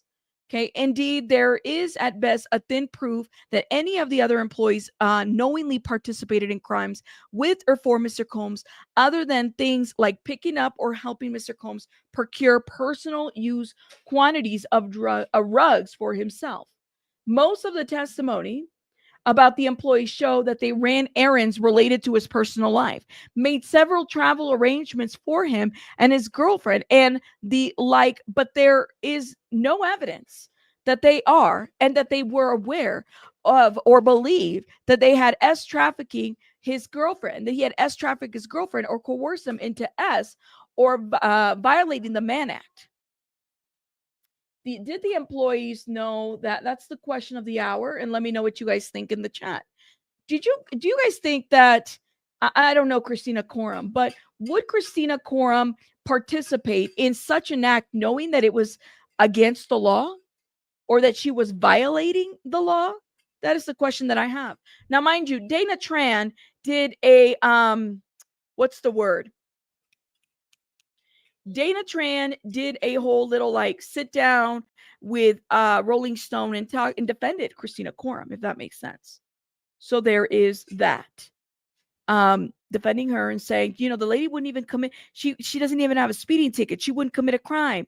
That's the thing, right? It makes you wonder, well, was this a willful thing of KK or what had happened? Let me know. Shout out to everybody in the chat. Okay, let's go. The assistants set up and cleaned hotel rooms, but they didn't know much, if anything, about what went on between Mr. Combs and his girlfriends in the hotel rooms, other than they used a lot of baby oil and Astroglide and drank alcohol and perhaps used rugs. For instance, the government called a number of Mr. Combs' former assistants, and their testimony bears that out. Just a couple of examples. Jonathan Perez testified that it was his understanding that, and the way he viewed this, was that these hotel nights were Mr. Combs' personal time or private time with the female. Okay, give me one sec.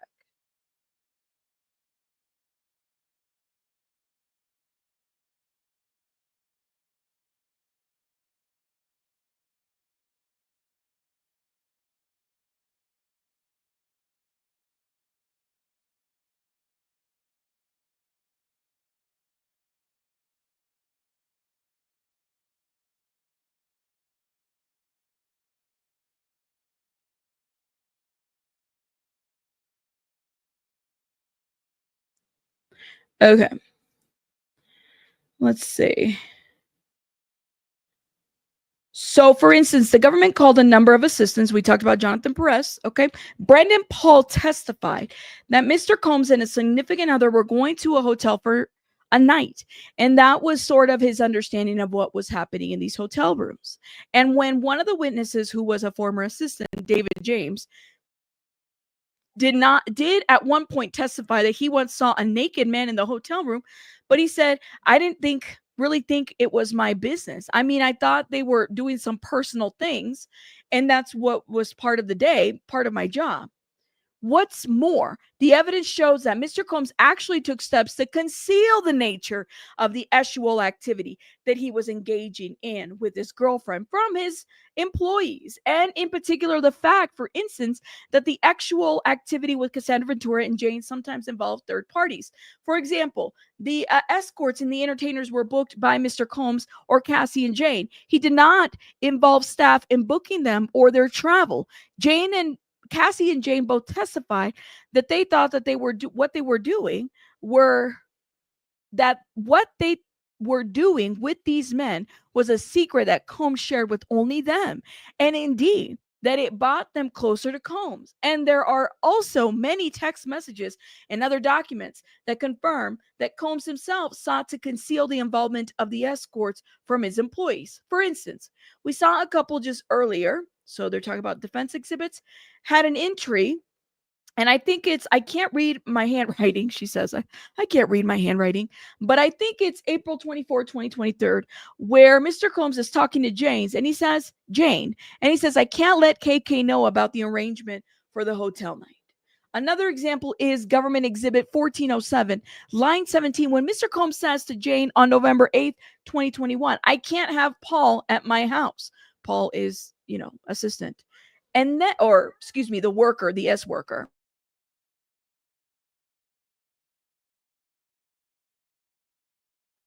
Okay, let's keep going.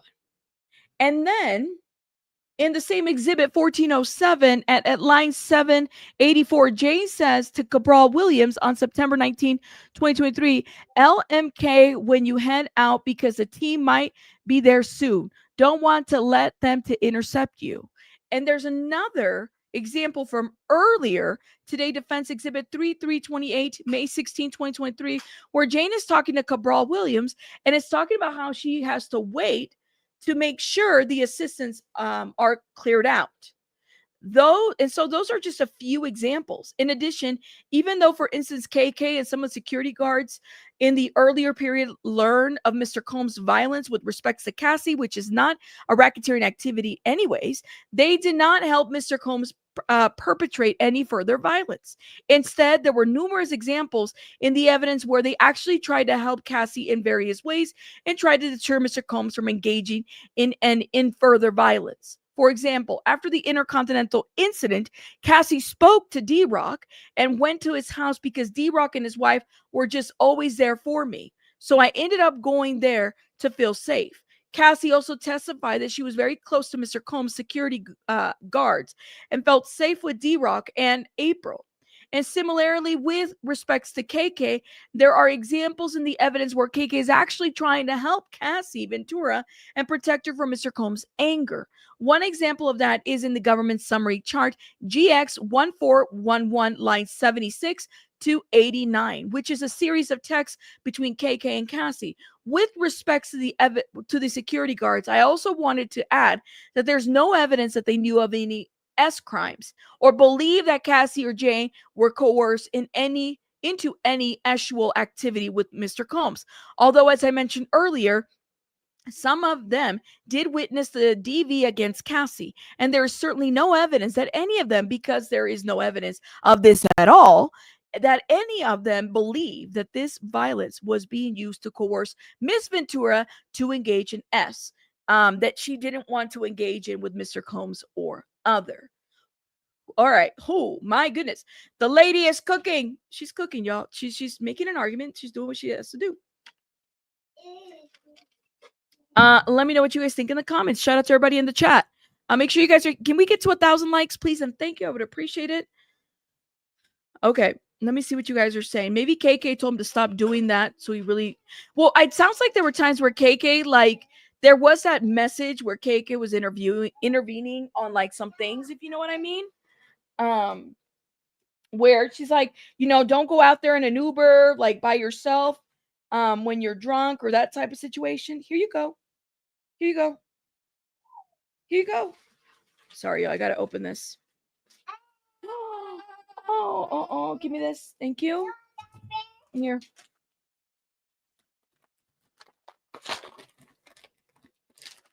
You gotta eat it here. There you go. Thank you. All right, go play, mama. Thank you. Sorry, y'all. I had to break out some snacks. Okay, so why didn't KK and come and support Diddy? Well, I don't know. KK was a fixer. She was a fixer, though. I guess we could agree with that. She was a fixer. That's for sure. Being in love with Diddy and having been with him so recently could definitely have an impact on Jane's testimony, but it's still relevant to the bigger picture. Secret Keeper, but here's my question is like, and I do have to wonder, so if this wasn't happening to Diddy, I have to wonder, if this wasn't happening to Diddy, would Jane Doe still be with Diddy right now? That's the question that I have. I mean, and let me say, like, he deserves a defense, whether I believe he's guilty or not. I mean, everybody deserves a defense, right? We want things to be done right so that we don't find ourselves in a situation where here's a Harvey Weinstein and we're having to revisit certain things, right? We don't want that. I'm sure a lot of you guys wouldn't support a Harvey Weinstein situation where, and that's a whole different kind of charge. But I'm just saying, like, we don't want that, right? Okay. I think Jane Doe would still be with Diddy if it wasn't for the fact that this happened. And again, I don't know. You never know. You said, have you seen the new Cassie interview with Jessica Alba? That's not new. I think it's pretty old. And somebody said it was new. I don't think it's new. I don't think she's done an interview formally. My understanding, I saw a little bit. I said, this looks old. And I think they just recycled it, which tends to happen a lot. People do that a lot on videos. Okay, let's keep reading, guys. Let's keep reading. So the lady is Shapiro is coming in. Okay. Then with respects to KK, here we go. KK is about to talk, or excuse me, they're going to say about KK. Then with respects to KK, I think the government's case really seems to hinge largely on their allegations about KK in their chart, reflecting their communication with others. There are a couple of points to emphasize. First of all, even with respects to KK, there's really no evidence that she ever thought or believed Mr. Combs' girlfriends were being coerced against their will into any S activity. She didn't participate in any crimes with respects to Mr. Combs, except, again, arguably with the rugs for personal use. What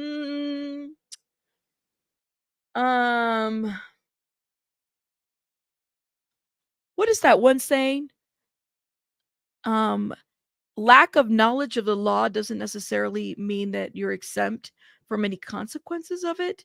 So you can make an argument to this. I don't know how I feel about this.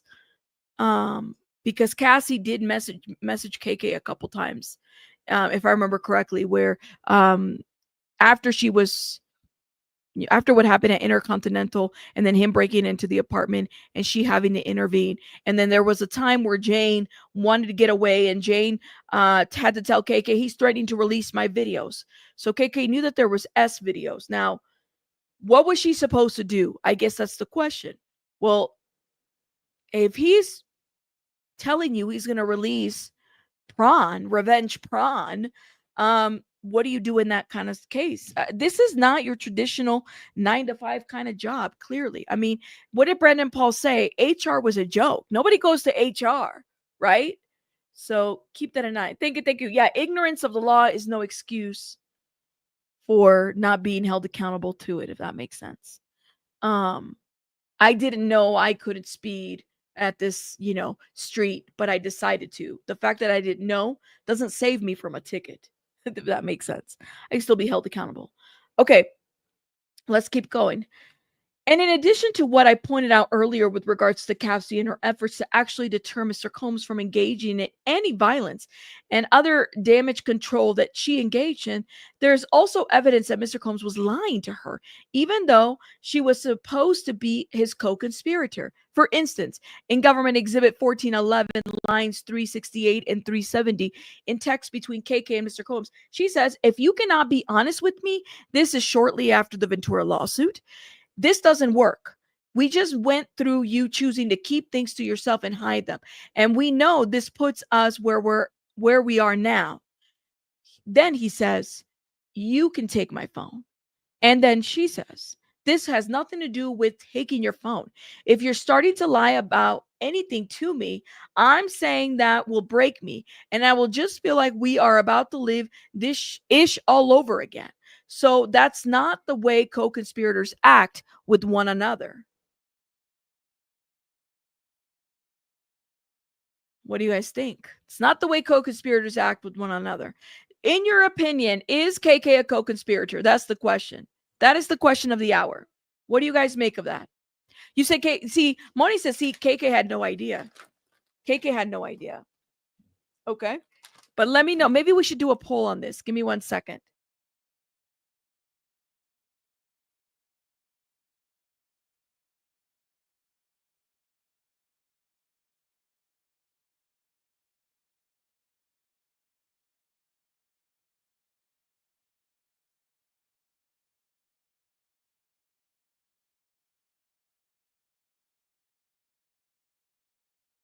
And what I mean is that, did she have knowledge? Is she a co-conspirator? Because where do you guys land with this one? That's my question. You said she's a co-conspirator. Some people, I personally feel like at some point she had to have been aware. Like, I'm getting rugs for my boss. It's not like you getting like a flower, if you know what I mean. No, you're getting specific rugs. Very specific. Very specific.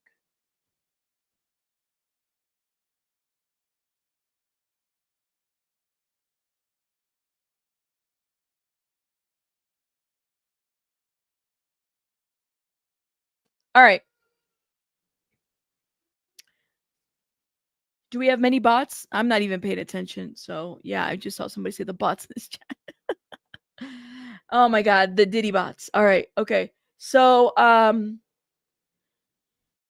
at bottom, I think the gist of the evidence here about these other employees is that they ran personal errands. They engage in damage control for Mr. Combs.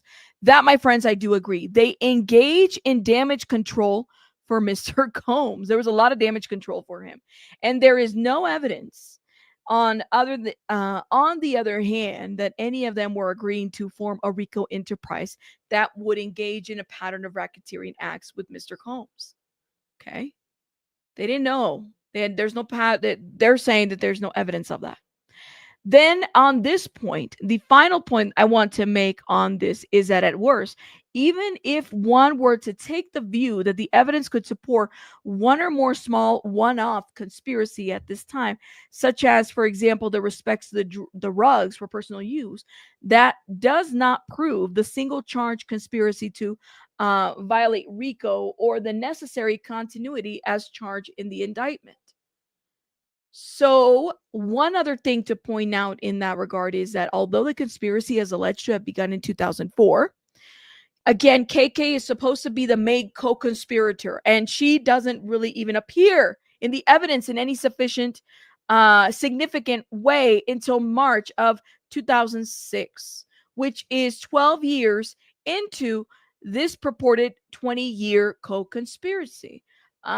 This is an interesting point. I have to say, as it pertains to KK, she says, so one other thing to point out in regards is although the conspiracy is alleged to have begun in 2004, again, KK is supposed to be the main co-conspirator, and she really doesn't really even appear in the evidence in any significant way until March of 2016, which is 12 years into this purported 20-year conspiracy. Oh, okay.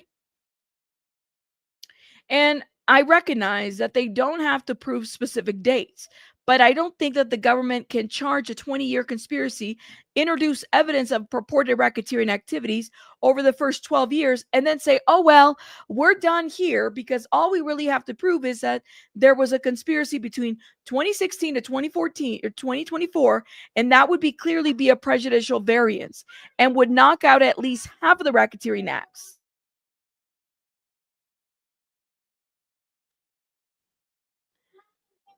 In addition to that point about continuity, there's also no evidence of criminal activity or conspiratorial activity relating to the supposed enterprise between the time that Mr. Combs breaks up with Cassie in 2018 and when he starts the relationship with Jane Doe in 2021. Okay, so let me stop right here. They further say in order to prove a single conspiracy rather than multiple conspiracies, the government has to show that each alleged member agreed to participate in the collective venture towards a common goal. And so even for a RICO conspiracy, if there are separate conspiracies proven as part of the pattern, the government still has to prove the single agreement to conduct or participate in the conduct of the charged enterprise. And that hasn't been done here. I'm going to cite one or two cases. Okay, so she starts citing some cases. So again, defenses feel like they prove conspiracy or RICO specifically. Oh my goodness. The lady, this was a very long argument. Now I want to go real quick. I want to go to Inner City Press because we already got some postings and I know we about to start here pretty soon. They start at 10. So he's going to be in there. There's probably going to be some people from the media there as well to hear what's this charging, charge conference specifically. Now hold up. Let's navigate over to Inner City Press real quick.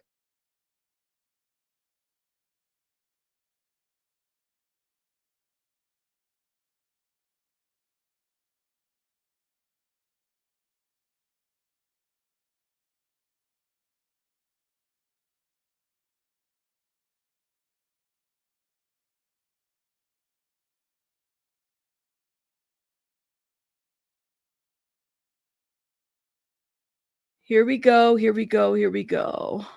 For those that are coming in now, I'm going to play this video because this was dropped earlier. We did watch some of it. For those that are now coming in, this is Inner City Press giving us an update. Okay, here we are, Matthew Russell Lee, Inner City Press, here at the Southern District of New York Courthouse. Today, Wednesday, June 25th, 2025.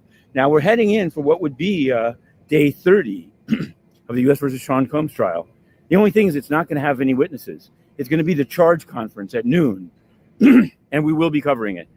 Then there'll be the closing arguments, Thursday and Friday, it appears, and the jury's supposed to get the case on Monday. This is all according to U.S. Attorney Maureen Comey yesterday.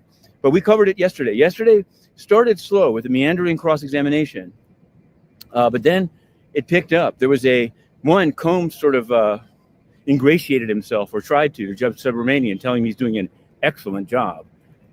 Whether this quote could be used if he has to appeal, I don't think so. It was just, I guess he was just polite, but it was very energetic. Then Alexander Shapiro did a Rule 29 motion, which pretty much previewed what would be said in closing and on appeal. And had one of the points is a constitutional argument that a statute that makes it a federal crime to undermine sex trafficking prosecutions could, for example, apply in the case of Gina. That's what she said in a letter that we put up. You can find that on Patreon. There was also a civil case, one of the many civil cases against Combs, a John Doe who claimed sexual assault at a Ciroc vodka event. He's been told to give his name in 7 days or have the case dismissed. We've also put that up. So yeah. Combs, we are all over it. But here in New York City, the big news, Zohran Mamdani. Now, hold up. He gets into the other news. Cassie says, look, I have a business and I don't employ anyone, but I would want KK level loyalty. I don't break the law because I'm a 43-year-old mom, but KK is loyal to a fault. Shout out to you. You're funny. This is hilarious. I love it. Because it's like, to a certain degree, people were saying that. It's like, KK is a ride or die, man. She was doing what she was doing, but did she have knowledge? Did she know?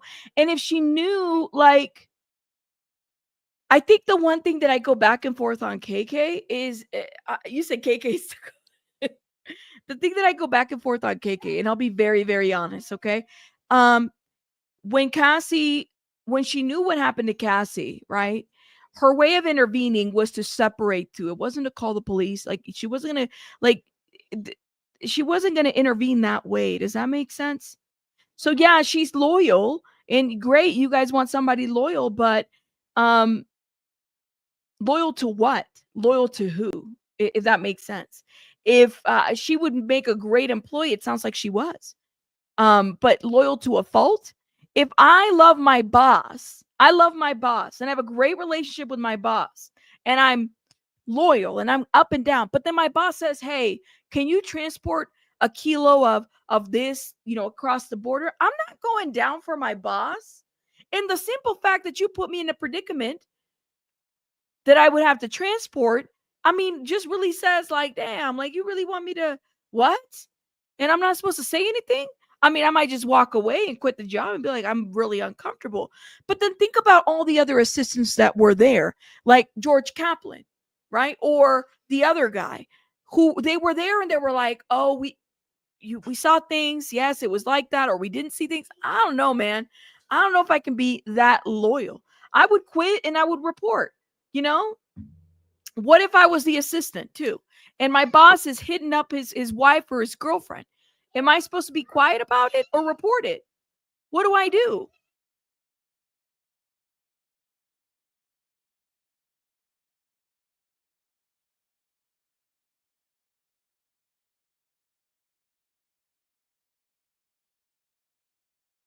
Y'all, we got slime. You'll be deleted. Maybe I'll be deleted. I don't know. But I think it's a good question, like, as far as loyalty goes. I'll give you guys an example. I had one of the things that I learned very young, and I've been working all my life, honestly, was as far as loyalty goes. I consider myself to be a very loyal person, but don't put me in a predicament where you're expecting me to be loyal to save you. Does that make sense? Like, it's kind of hard, especially at a job, or like if it's like life or death or a criminal situation. I don't know. I guess we can argue back and forth. But she's a ride or die. And this is why, don't forget, this is why Diddy did that post. I want to shout out my right-hand woman. I wouldn't be able to do X, Y, and Z if it wasn't for her. And there was a picture of her that he tweeted. Would not go figure, because she did know a lot of stuff. She did. So there's that. You know? Oh my God. What is up with these Diddy bot? Hold up. Let me damn, what is going on? So I am seeing multiple like Kid Cudi's a snitch comment to this is bot farms, guys. These are bot farms. Let me put this thank you. There is more than one account saying that. And it's literally just very specific. Those are all bot farms. Just so people are aware. It's weird. I don't know who invited them, but we have a lot of bot farms in the chat. So I wouldn't even engage with the bot farms. Just ignore it. But anyways, you said I'm loyal, but I will not lie to you, but I must have free conscience. I'm loyal too, but just don't put me in a situation where I'm having to lie. You know, I'm not going to catch a federal case for my boss, guys. I'm not doing that. No. My thing is I can believe that maybe Quorum didn't know how deep she was in, because sometimes we don't think of situations like this as a RICO act. It's not like the simple mere fact that the prosecution is having to remove predicate acts not to confuse the jury says a lot to me. But I'm not catching a federal case for my boss, guys. I'm not. I'm sorry. I'm not moving kilos. I'm not covering things. I'm not. The money must be nice, but I ain't no. We're not doing that. No. In the entrance to the subway by the municipal building, where they were speaking of noise pollution, there was a guy drilling there, and a little bit more. We just went on. And Eric Adams was charged and indicted for bribery. The UN is suffused, committee and others. Now we've asked since last week, since June 19th, when we reapplied to enter the UN, we've asked about the skeezy jobs, the waste of public money on more than these four, but four individuals. Miguel Graca of Portugal, Aguinaldo Baptista, because that's what journalisms do. Other politicians get trashed for trying to pick and choose who asks questions and who can come in. But Antonio Guterres has done it much worse than any of them. This is a well-known Chinatown individual. He's going to be going behind us. He's going to make his first appearance on these airwaves. There he goes. Okay, in any event, we're going in. There's also going to be Do Kwon. We'll see whether we're able to live tweet that. U.S. versus Do Kwon. It's a crypto case. Inner City Press, we're all over the Diddy case. To be continued. Shout out to Inner City Press, who's been all over the Diddy case. All right, we do have some updates, so we're going to get right into it. I don't know. Ooh, sorry, y'all. Let's see. Sean Combs was denied bail on. Ooh, some people feel like it's. Oh, look at this. People are going in. Mr. Dennis Byron feels like these charges are bogus. Some people feel like these charges are bogus. You guys are entitled to your opinion. I don't know what DJ Academics is doing. He's probably doing the most. Let me see if I can remove my notifications because it's a little too much. I was trying to see if, oh, here it is. 10 minutes ago, letter in a U.S. letter, U.S. has removed charge on attempted kidnapping, attempted arson, aiding and abetting, trafficking. We know this. That also is an update. Trial update 2. Participants in the know have told Inner City Press that charge conference in U.S. versus Combs is pushed back to 2 p.m. Not in the docket yet. Wait, it's pushed back to 2? Why is it pushed back to 2? What? He just tweeted this. Let me see. Okay, that was 11 minutes ago.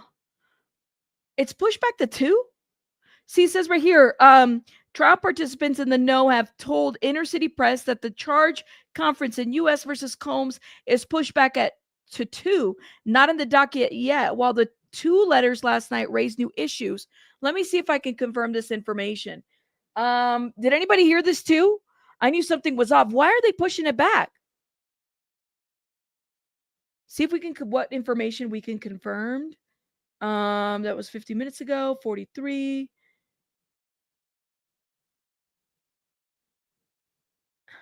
Let's see. What are people saying in here? Question. Why was it pushed back to 2 p.m.? That's the question. I don't want to spread that if it's not fact. Why was it pushed back?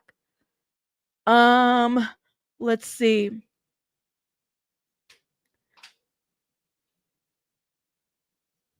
Do we have any updates? I don't even see anybody saying anything yet about this. They need to drop the case because the only charges left in the RICO is, oh my God, that's not a charge. Some people think they're funny. We're waiting. Trial update 2. Participants in the know have told Inner City Press that the charge conference in U.S. versus Combs is pushed back at 2, not in the docket yet. Let me text somebody that would know. Hold up, guys. I got somebody that I could text.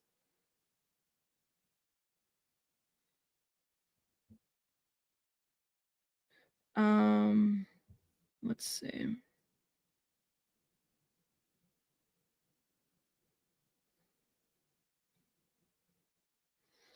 What is it called? The charge conference?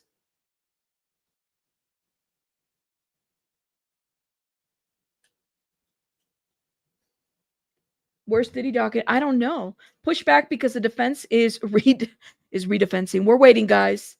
You're saying ex parte party, judges chambers. Will there be baby oil? Let's hope not. Stella, you are a funny one, my love. Shout out to you. You are a funny one. We're waiting to hear. Hold up. Let me see if I can get. I just texted somebody that would know. You think he's working on a deal? I don't know, man. I don't know. The judge might be busy. Okay, hold up. Is it hot? Is it hot? Is it boob sweat hot? Let me know, Annie. Y'all know the boob sweat hot. Don't even. Pretty sure BJ had it on her page. Really? Let me see if I could check BJ's Twitter. Shout out to BJ. Shout out to BJ, the queen of YouTube. Okay, hold up. Let me see. Let me see, my amigos. I love how BJ still has Celebrity B is unknown. I don't know who it is. Never did. Thank you. This will forever. The fact that she put that as a banner is freaking amazing. Just saying. Okay.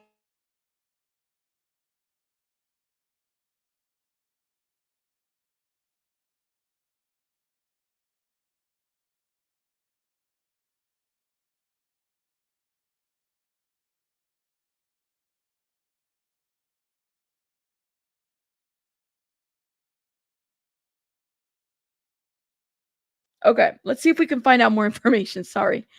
Let's see. Repost, Inner City Press. I didn't see her repost it, so maybe she doesn't know yet. Because this was 20 hours ago and stuff. And her note, I have her on my notifications. So this was 2 hours ago. Thank you. And by the way, again, coming from a true lawyer, BJ's a lawyer, for those that don't know. So it's funny to me that Harvey Levin, different Harvey.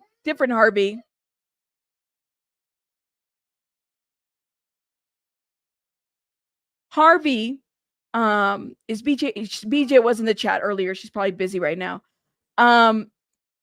Harvey said that like it took him 2 minutes to get into those arguments and said, "Oh, they dropped some of the charges." That's not true. It's not true. It's just not true. Not at all.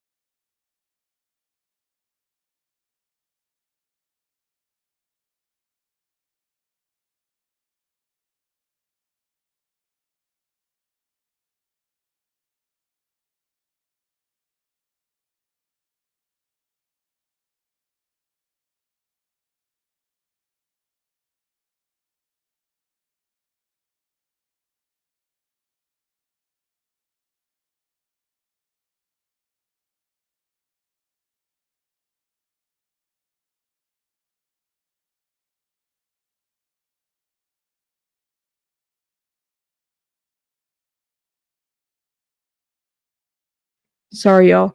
TMZ does the most. TMZ is gaslighting us, like not turning into the same trial as I know, like it's almost like they're reporting a different kind of trial. That's what it seems like to me. But I haven't seen an update. So the only person that I've heard say this is Inner City Press. So let's get some more information. But literally, they did that as a freaking clickbait. I said, you guys are too much. Too much.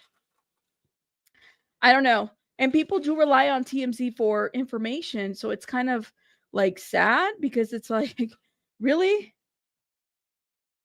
Let's see. Okay, this is a minute ago. This is a minute ago from Inner City Press. Diddy docket thinning down. In Sean versus Coase, now U.S. drops some RICO instructions after defense says unconstitutional on S trafficking questions. I think this is the same filing we've already have. So let's see. Is this the same? I think it's the same. I don't think it's a different filing. Yeah, it's the same one that we just read earlier, guys. They did it to not confuse the jury, I guess. Let's see what P. Diddy trial updates is saying. Hold up. So this is 3 minutes ago. Yeah, this is the same filing. We just read this. I'm not going to reread this again. We read Diddy's stuff. We're waiting to see, are they going to push back the time? If it goes to 2 instead of 12, so are they only going to meet for an hour or 2? I guess, but the jury's not present, so they can do that. Did Sylvia, you talk about infamous Sylvia? Shout out to infamous Sylvia. Let me see. Let's see what Sylvia says. Hold up.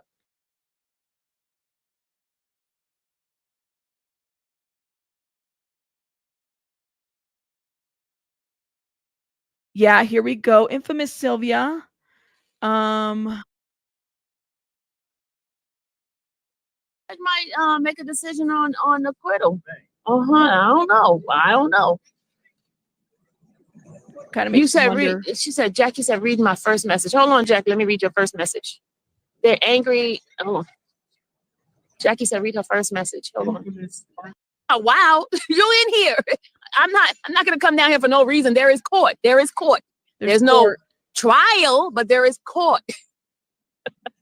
All right, let me finish, okay? So the government has taken seriously the court's desire to bereave the brevity. The government still strongly believe that certain limited additional instruction in sex trafficking and forced labor instruction, which are regularly given to sex trafficking and forced labor trials in this circuit, are necessary for the juries to adequately understand the law in these charges. Each of these instructions reflect estimate case law and are directly relevant to the key issues in the case.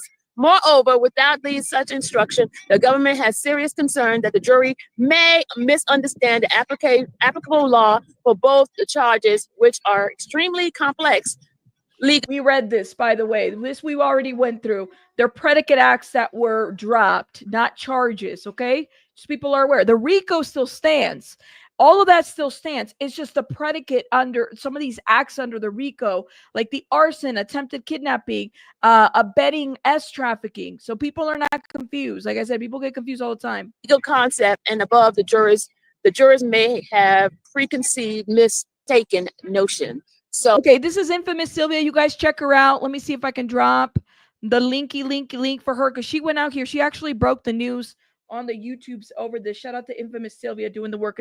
Sylvia is actually out there, and she, does her videos and stuff like that. I think she does an excellent job. Shout out to her.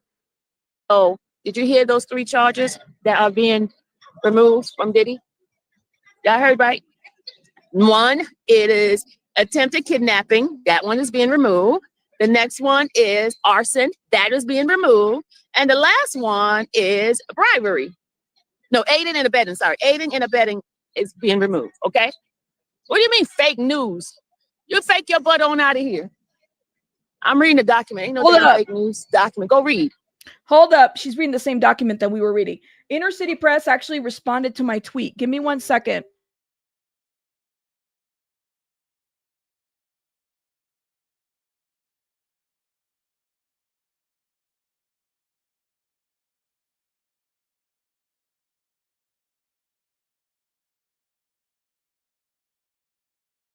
I'm navigating over there. Sorry, guys. It's taking me a minute. Let me show you guys. So my question was, look at Inner City Press actually answered me. Okay, thank you, Inner City Press. Thank you, thank you, thank you. Question, why was it pushed back to 2 p.m.? Because that's what he said. He said, well, given the 2 letters last night, including the changes, just to emphasize, not dropping charges. Guys, they're not dropping charges, okay? But yes, dropping several theories of liability, which is the predicate acts. In the U.S. letter, it makes sense for both sides and the judges to be up to the moment on this conference. Thank you. I mean, that's what I got. Thank you so much for answering. So, answering me. I guess it's true. They are pushing back. Okay? They are pushing back. I know. Yes, Inner City Press. Thank you. I mean, I guess I have to meet later, I guess. Oh my God. I've never had a response from Inner City Press. I feel like I'm a little fan. I'm a little struck. I'm a fan. Thank you. I love it. I'm a fan of the regular schmegular people, not the celebrities. Okay. Shout out to Inner City Press. Thank you, Inner City Press. I feel like, wow, responded to me. I love it. Thank you. All right, let me stop. I'm fangirling. Go Rabbit. Yes. Let me stop. Hold up.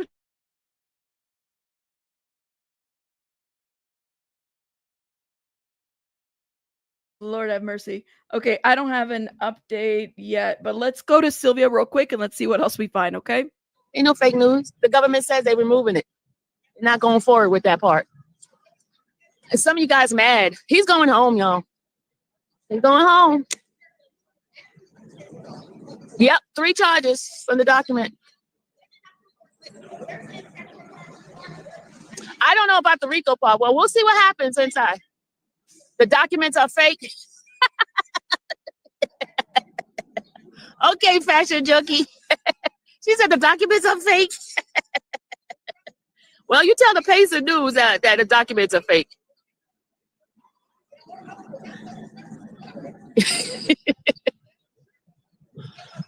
They were angry and crying hard this morning. Who's angry? Jackie, who's angry? Oh my God. Hey, did you hear it? 3 charges are being dropped. Predicate acts. Yeah, I'm on live. Not charges. See, they're not making sense, first of all. So he basically going to get away with being a monster. Child ain't no. Okay, I'm trying to see if I can go forward. Y'all, I mean, it is what it is, y'all. I feel bamboozled, somebody said. Here it is. I'm trying not to block her, y'all. I'm trying not to block her because, I understand she's upset. But don't attack me because you're upset. Okay, this is Angelique. She said something that's really, she said they basically wanted his image to be tarnished, basically. His image has been tarnished. Somebody online saying all charges are dropped. No, all charges are not dropped. I never said that. I think she misspoke. They're not dropped, guys. All charges are not dropped. Again, let me repeat that. They're not dropped. It's just the predicate acts. We just said it before. Okay, so for those who are saying, what is a predicate act? I will read it again. So under the RICO Influence and Corrupt Organization Act, which is RICO, okay, they're predicate acts. So if you think of like RICO is like an umbrella, right? And then there's the things that fall under the umbrella, right? Refers to specific criminal offenses when committed as a pattern and connected to an enterprise. Okay, so they're saying that Combs Enterprise is an enterprise, and that can trigger a RICO charge. All right, these acts are the foundation of a RICO case, and the prosecution must prove that at least 2 predicate acts occurred within 10-year period to establish a pattern of racketeering. Okay, so what they're removing, and this is the question that we had, it's kind of like, all right, so you guys are removing the arson, the kidnapping, the abetting, all these things that you're moving them. However, what does that do for the jury? Because they had a lot of witnesses to respond to these ones that are being removed. Kid Cudi, for example, the LAPD or LFAD, there's that. There was a lot. Okay. So let me hit play on this, and I'm going to find another source too while we're talking about this. Yeah. Oh, you blocked the? Okay, she blocked y'all. You messed up. The mods blocked you already. Yeah. Sorry. Oh no. Yes, there's a lot of confusion, but they're only removing an attempted language from predicate entities on the jury charging form. The arson charge is still on, just removing attempted. Okay, so no predicate or charges are dropped. So just the word attempted. That's interesting. I'll have to go back to the sheet. That is crazy. How this is like being reported. Hold up.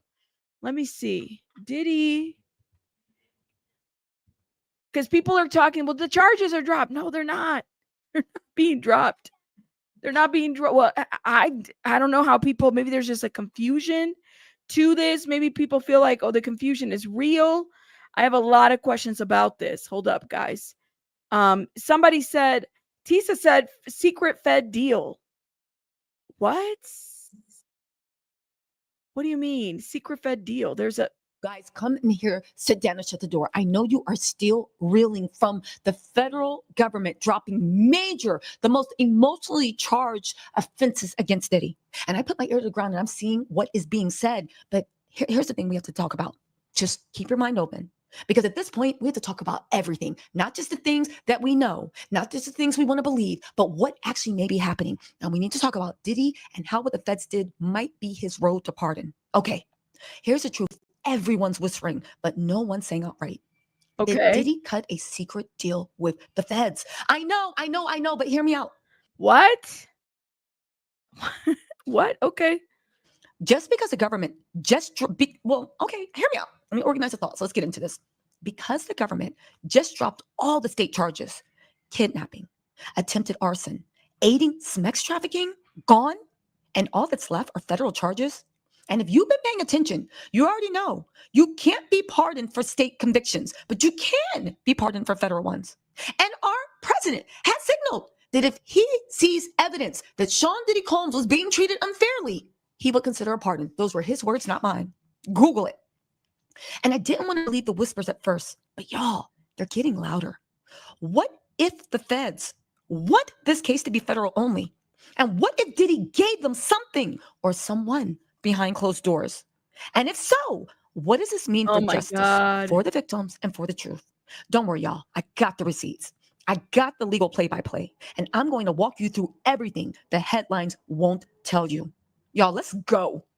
Okay? Now, just to catch you up to speed, if you have no idea what I'm talking about, late money prosecutors dropped some of the most dramatic charges against Sean Diddy Combs. You guys know that was the attempted kidnapping under California and New York law, attempted arson, and aiding sex trafficking. Oh my God. It's like, okay, it's a lot. It's a lot. It's too much. Okay? Now, officially, they're calling it streamlining of jury instructions. But off the record, in back rooms, people are nervous. They're whispering and they're wondering. Because this isn't just about legal strategy. This might be about a secret deal. Think about it. The state charges were the most graphic, most specific, and the hardest to erase with a pen stroke. You can't get a presidential pardon for state conviction. That's right. Why does she keep saying dropped? I think she's confused. I don't know. Or maybe it's clickbait. I don't know. But for federal charges, you can. Okay? Since they've erased all state and they only leave federal standing, you have to question. Did he hand over names, locations, or footage that helped build a bigger case? And is this the price of playing with power at this level? Protection in exchange for silence. Because here's a dangerous truth. If this was a quiet cooperation deal, it helps Diddy in more ways than one. First, it makes him look less dangerous. See, you guys? No kidnapping, no arson, just your friendly neighborhood pervert. Second, it creates the appearance that the case is weakening, just appearance, softening public outrage just in time for the defense's big finish, which is their closing argument. And third, and this is the part people are forgetting, it opens the door to a future pardon. Remember, federal crimes can be erased by a presidential signature, but state convictions stay sick. So the question becomes, did the federal government just remove the only thing standing between Diddy and a clean political escape? And while we're asking these questions, listen, we're Because some people are like, oh, don't worry. The state's going to bring up charges. Well, I have a question. Where are the state prosecutors? Why haven't California and New York DA stepped up and said, we'll pursue those charges ourselves? Because it's outside of the statute of limitations for the states, but they'll do it for the federal. I'm no lawyer, guys. I am no lawyer, but I think that's how it works. They can't get them at the state level, so they're going to do federal. Their silence speaks volumes. And I'm going to walk you through everything, whether it's legal. No, it doesn't. I'm no lawyer, I promise y'all, but I'm pretty sure that that's how it works. They're not going to go after him if it's gone. Like, why would they? But they will go after you federally because that's what they'll do, right? I don't know. Okay. All right. Legally possible for Diddy to cut a deal without public knowledge, how a presidential pardon could play out, and why the absence of state level action right now is either strategy or surrender. You guys stay with me, because once I'm lost, but hey, shout out to her. Let's keep going. I cannot, y'all. I'm sorry. I tried. I really did. Hold up. Let's see what we have here. I think we have maybe a little bit of an update here on this side. Let's see. I just can't believe that this is where we're at right now. So I guess we're pushing back. So okay, I got a confirmation. I did text somebody. Yep, it got pushed to 2. So 2 Eastern, which would make it what time on my time? Damn, they're not even, we still have 2 hours before they start. Let me see what Good Logic is saying. You got to go with the, this is crazy, man. This is crazy. I'm just so confused by this situation. That I didn't think so either. Is it a premiered video? I'm glad she's doing one. Is it a premiere or is it a live? Because if it is a premiere, let me see.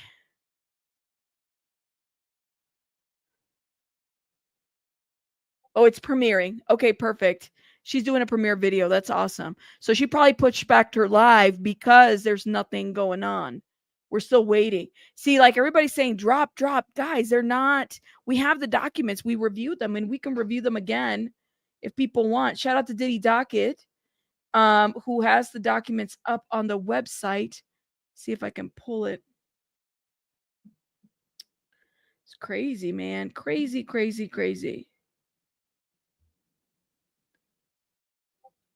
Give me 1 second. See if I can pull them up. I know I bookmarked them.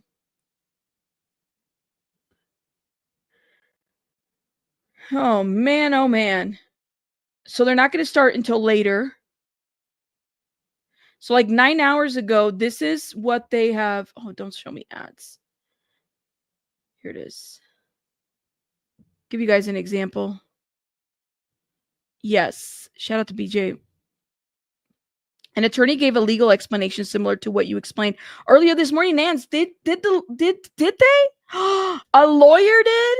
So I feel honored because I'm not a lawyer and I don't know how to explain this stuff. Y'all, I can barely pronounce words. English is not my second, English is my second language. So I have a hard time. So I'm glad that the lawyer broke it down because I feel good about that. I'm glad that was done because I don't feel like I'm good at explaining certain things, but I will do my best. Okay, so this is the proposed sheet. And I believe this is this the old one? This might be the old one. Yeah, here's the document being revised. No changes to the charges, just changes to the attempted portions. So Diddy Docket is saying it's just the language that's changing in the attempt, right? So those predicate acts. Okay, so racketeering is there. Hold up. See if we can find that narrative. So count 1 as trafficking. Count 3, transportation with intent to commit prostitution related to Cassie Ventura. S, trafficking of Jane. Transportation with intent to commit prostitution related to Jane. And they didn't have the first count here because I think that they were still working on that count. And I believe they said that on the record. They were still working on that. Thank you for those that are coming through. The RICO requires conspiracy. I mean, that's up to the jury to decide whether they felt like they met that. The most important part of this whole situation when it comes to the changes is this paragraph that was highlighted by Diddy Docket. Okay. And I can show you guys. See if I can make myself smaller so you guys can read it. This paragraph right here that basically says the government has suggested ways to streamline those instructions. Specifically, government has removed instructions from the charge related to attempted kidnapping under both California and New York law, attempted arson, okay, and aiding and abetting S trafficking. The government is no longer planning to proceed on these theories of liability, so instructions are not necessary. So the question becomes to me is there anything of value from Kid Cudi? And if you listen to what Diddy Docket's saying, it's just the attempted part. I guess you could listen to that testimony. Is the jury going to be instructed to throw that out or keep it, or what's going to happen with that? The government has also attempted to simplify the language related to count one, which I have yet to see that be revised, but I'm kind of curious to know what that looks like. A proposal as explained in the government's comment bubble that the government hopes not only serves the purpose of streamlining the instructions, but also avoid any confusion as to the operative agreement for count one. I have a lot of questions about this, guys. They do. And I've said it before, and I'll repeat myself again. I don't think that they did a good job improving the arson part. So yeah, you said if the public is this confused by these changes, I can only imagine the jury. There you go.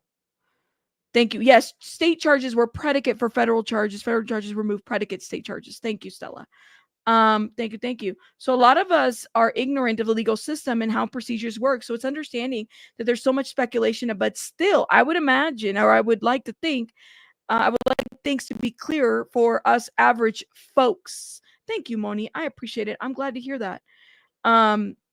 Yes, I mean, you saw how TMZ reported that news. I don't have to tell you. I mean, everybody's reporting it like they've been dropped. And I'm like, no, they haven't. But go off. Okay, big one. Do what you have to do. And I see BJ's doing an awesome video. You said, I feel that these changes will make it easier for a conviction. Well, it's either one or the other. It's either going to be in support or not. Or if people have said, it's going to weaken the RICO. People have speculated that this would weakens their case. I don't know. Most people have never heard of the Mann Act until R. Kelly. No, it's not unreasonable to think that staff didn't know that they were assisting in crimes. Maybe. Thank you. So it's like average. We are above average. I try to be as above average as I can. I really, really tried to be. Thank you. Yes, Pam, shout out to her. She's got an amazing channel as well. Thank you. TMZ is a new National Enquirer. Well, Harvey Levin is a lawyer. You know, at least he's trained that way. You would think he would explain things a little bit better.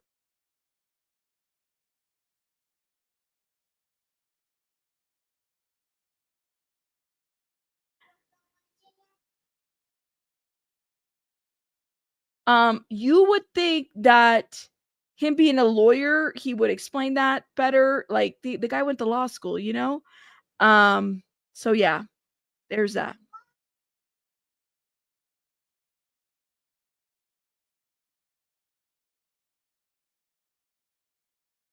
You said it could be for a pardon. Who knows? TMZ's propaganda. It's just crazy how they reported it. I was a little surprised. I've never wanted to be a gross fly, but when they deliberate, I love to be a firefly on the wall. I think a lot of us. I don't want to be part of the decision making, but I want to be nosy and I want to hear what's going on. Thank you. I understand why everyone's confused. It is confusing. It is. Thank you. We should see the final document. Can't read tonight after tonight's. Okay, so there's going to be another document that we'll be able to see, and I think that's amazing, and I'm glad for that because a lot of us, this would be helpful, right? Okay, so BJ premiered this video. Let's see if it's still. I don't want to play it. Hold up, let me see if she has it because I'm gonna. Oh no, it's still premiering. I don't want to play it. I'm gonna wait. Harvey knows the loopholes he needs to know to report this BS. Oof. Clickbaited. There you go. It's very confusing though. We'll say that much. I mean, I think it's a normal thing. A lot of us aren't well versed in that area. I'll speak for myself. Oh, and look, Inner City Press did respond to me again. He said, no problem. I said, thank you so much for answering me. That's what I said. No problem. I see the 2 letters of last night, especially the U.S. attorney's letters, have resulted in or allowed a lot of confusion. So I'm answering as much as I can. Meanwhile, I put in written questions to UN spokesperson this morning. No answer. So there's been a pushback, guys. There's been a pushback. So we're going to be waiting here. Yes, yes, yes. Thank you. You said, I'm co-signing with you. TMZ is a new National Enquirer. Wonder if the employees from National Enquirer are the same at TMZ. TMZ is just to be replaced. And watch within 10-year watch.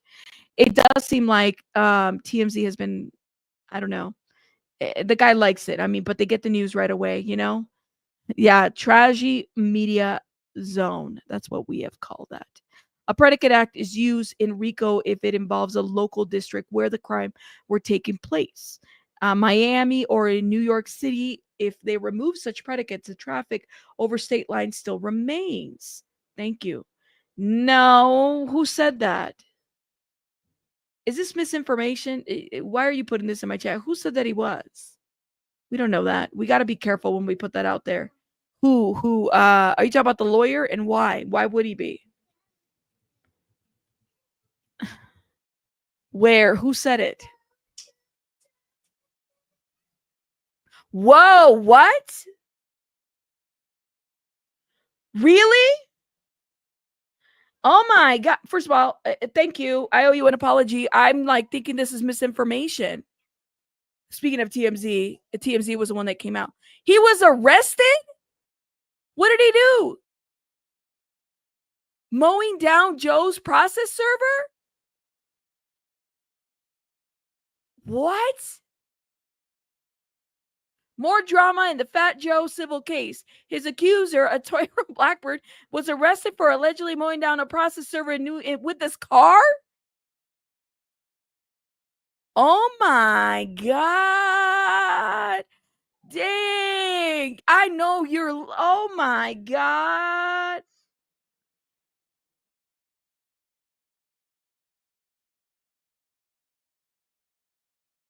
I'm like, listen, I get people. What's the process server is the person that serves papers. They serve the, they serve, this is not funny, but it is like, I have to laugh because we were just talking about how much of a shitty lawyer he was. Not Tyrone acting like Suge Knight. Get out of here. Where's my gavel? Oh my God. Tyrone pulled a Suge Knight. That's what he did.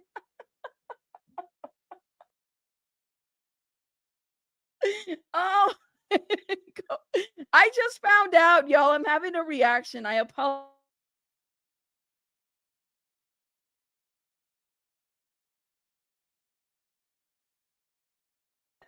Now the lawyer is going to need a lawyer. Get out of here.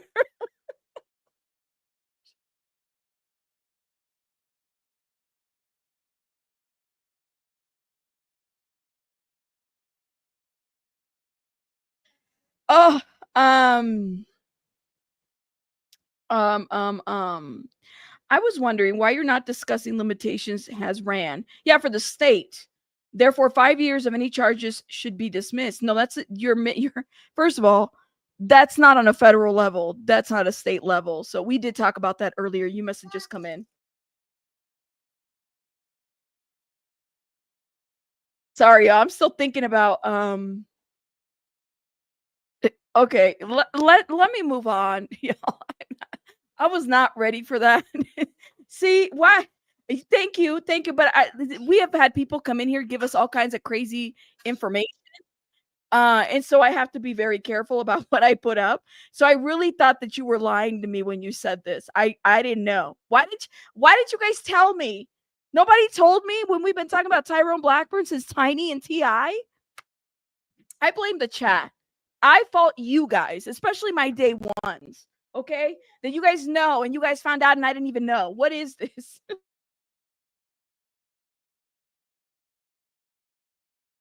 Okay, okay, so BJ did a video. I'm gonna play this under fair use. Shout out to BJ. Hope she's okay. I think she'll be okay with me playing it. She just dropped this like 18 minutes ago. And again, Diddy's charges dropped? Question mark. Truth. I'm glad that she's saying something. Shout out to her. Late start to my day. I can't get one day where we start at noon without having to come on here and correct fake news. No, Diddy's charges weren't dropped. No charges were dropped. Correct it, BJ. Correct it. Tell the people. Tell the people. 0 charges were dropped. And, you know, I know why you might be thinking that. And it's because of lunatics like Harvey freaking Levin at TMZ. Prosecutors dropping charges. No. The prosecutors are not dropping charges, and the prosecutors have not dropped any charges. Okay, that's just false. That's not true. Okay, so charges are these right here: racketeering, conspiracy, ST, force, fraud, coercion. Now, so it says children, but it's not children. DL, she corrected herself, actually. She's not lying. She corrected herself. She said that they weren't dropping it. I heard her say it again in the second time on the video. Shout out to infamous Sylvia. She's not. I think a lot of people were confused, and that's like normal, guys. We're not lawyers, so I completely get it. So shout out to her. She did an amazing job reporting this. Okay, this is not, there's no children. Now, why is TMZ saying charges were dropped? You said, wait. Predicate acts charges are being requested to be dropped, so BJ's wrong. But they're not dropped though. That's the thing. See through you. I think that there might be some confusion with the language. But yeah, and BJ is a lawyer, by the way. Well, other than the fact that I think that Harvey Levin is friends with Mark Garagos, who is on the Two Angry Men podcast together, other than the fact that I think they're friends, and Harvey Levin is just allowing TMZ to run PR for Diddy. Is he getting paid for it? Is he not? Girl, I don't know. He could be doing it for free because that's his friend. I don't know. It's just aggravating because it's like you can't even blame the YouTubers who run around and then repeat this like not true statement that charges were dropped. There's people in my inbox, in my own personal DMs. Please tell me they didn't drop it. People are reporting they dropped all the charges against Diddy. No, they dropped no charges. All the same charges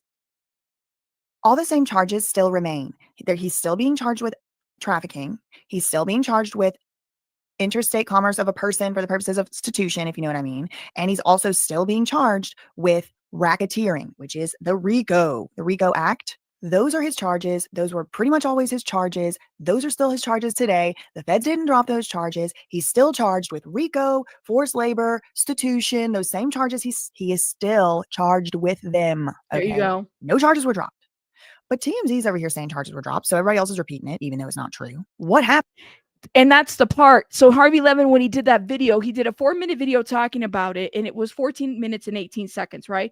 It took him 2 minutes and 16 seconds to say, well, the RICO's still there, so the charges have not been dropped.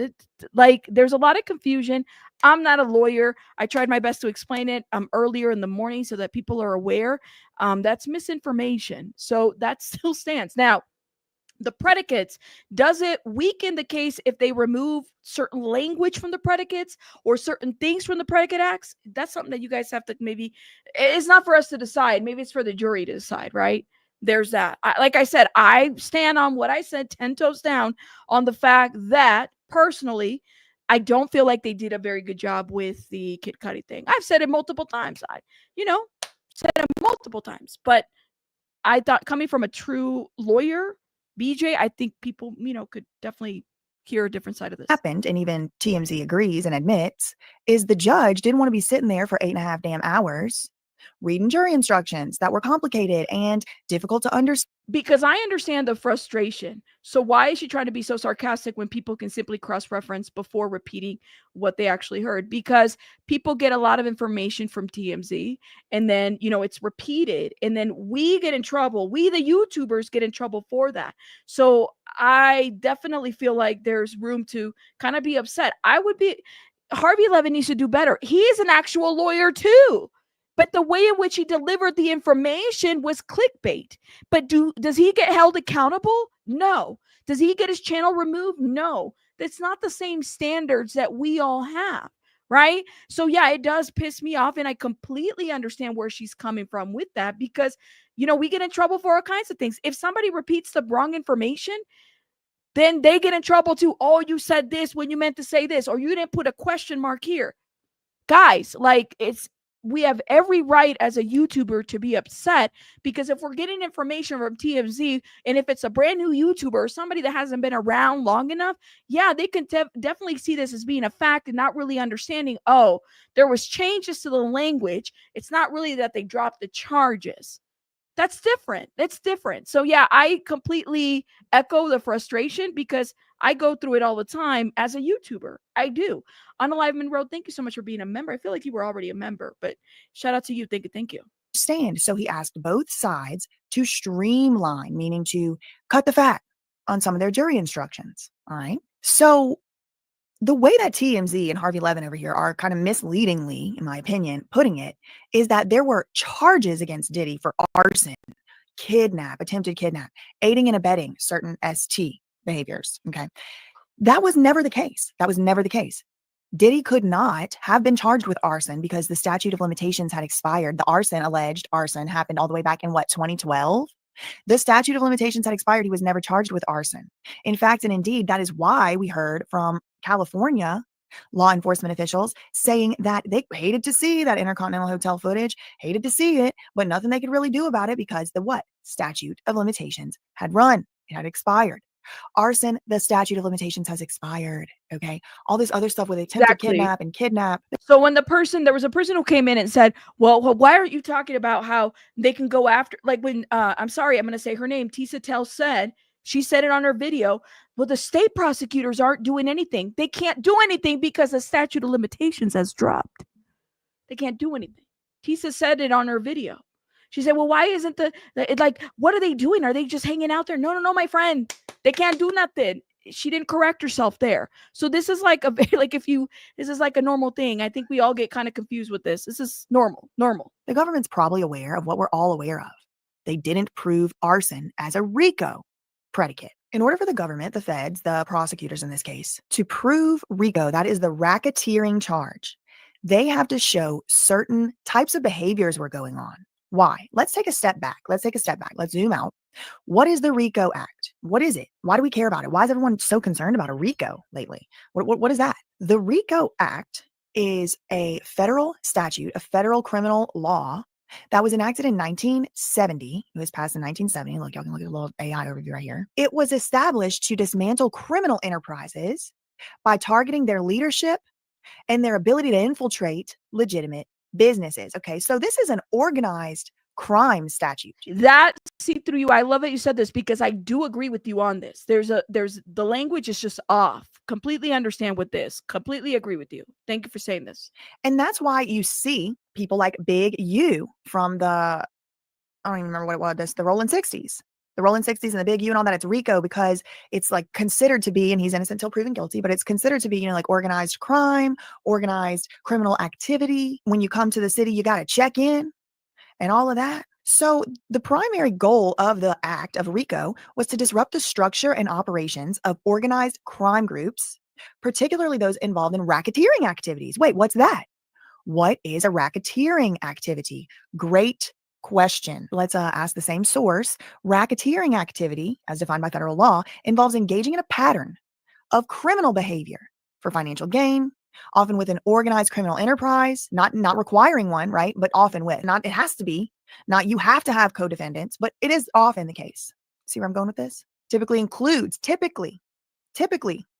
why do we care about what a racketeering activity is? Because we're talking about RICO. And why do we care about RICO? Because it's one of the things Diddy is actually charged with, AKA charges against Diddy. See where I'm going with this? Okay, so here's a charge. RICO, violation of the RICO, the federal RICO statute, racketeering conspiracy, a working with other people, knowing. So in that's going to be, I guess, up to the jury. Because of the change, it doesn't weaken the argument. That's the question that we have. I think a lot of us have been asking, does it weaken it? Is the jury going to see this different? What does that do to Kid Cudi's testimony, or Capricorn Clark, or all these people? What does that happen to this then, if there's changes to that? That's the question. That's all. Willingly to effectuate a certain end, a certain crime. Okay. Racketeering conspiracy is one of the charges. It has not been dropped. It is sitting right there, still sitting. Okay. Racketeering under the RICO Act. This act. She said it's still sitting there. It's hanging out. It's hanging out. It's sitting there. Okay. The RICO Act was designed to target criminal organizations, particularly those involved in racketeering activity. Okay, so Diddy is charged with that under RICO. Racketeering activity includes typically a basket, a big, huge bucket of things, right? And I mean, some of this stuff's really intuitive. You could just imagine it, right? I told you, it's like, if you think of it as an umbrella, there's the RICO, and then everything, there's a bunch of things that fall under it. So there's a bunch of different things that they could add to it. And that, Nettie, that is a question that people are going to want to know. What was the financial gain? Was there a financial gain? That is something that they're going to have to figure out in the deliberations. I'm here for it. I'm here for it. And look, shout out to Friday Law, another lawyer in my chat. Rabbit, in California, there's no statute of limitations on a criminal kidnapping. Criminal arson in California is 6 years. So if the kidnapping, what if the kidnapping didn't happen in California? I think Capricorn Clark, I think it was in New York. They said it was the East River or something like that she would be put in the East River. That didn't happen in Cali. But I'm wondering, let me know, Franny Law, what you think. Let me know. Let me hit play on this. You think about organized crime. You think about these Frank Lucas types. You think about what the Sopranos and the Godfathers and the Mafia, right? You think about this. What would you likely see? Perhaps some type of money laundering, because you're getting money from illegal sources. You can imagine everybody's innocent until proven guilty. I think the people I just mentioned are fictional, or they've already been proven guilty. But like, think about it like intuitively in your gut. What does it look like? A criminal organization has certain features. This racketeering activity, maybe bribery, maybe extortion, like pay me my fee or else, pay me my 20%, 10%, 8%, whatever, wherever you are. Check in with me before you go anywhere in my city, or else. Blackmail, maybe getting compromising videos, right? So there's like kind of like typical like things you would just expect, because once you have a criminal organization, you got to do certain things. You got to keep people quiet. Threats, violence might be things you might see, but these things are not required. It's just like, here's a list. And if y'all can show like, I don't know, like 2 or whatever on this list, then that can reach the minimum of the racketeering activities. Now there's other, AKA the RICO predicates, as she put up here. There you go. RICO showing those actions. Other stuff you have to prove in RICO. Okay. You have to prove the mindset, the state of mind of the people in the quote enterprise. You got to prove there was an enterprise. All of these things have legal definitions, and I'm not trying to get into them right now. What I'm trying to say is RICO is the statute under which Diddy is charged. RICO statute, act, whatever, in order to prove that he did it, the government has to show that there was racketeering activity going on, organized crime type stuff, secrets and briberies and extortions and murders and arsons and kidnaps and blackmails and things like this is what you would expect to see. Things like this are what are required under the RICO statute. And so when the feds were first charging Diddy with RICO, they had a whole bunch of ideas of what they might be able to prove at trial. Arson was one. Arson is one of these typically racketeering activities. If you prove 2 of those, then, good, cool, great, fine. Arson was one.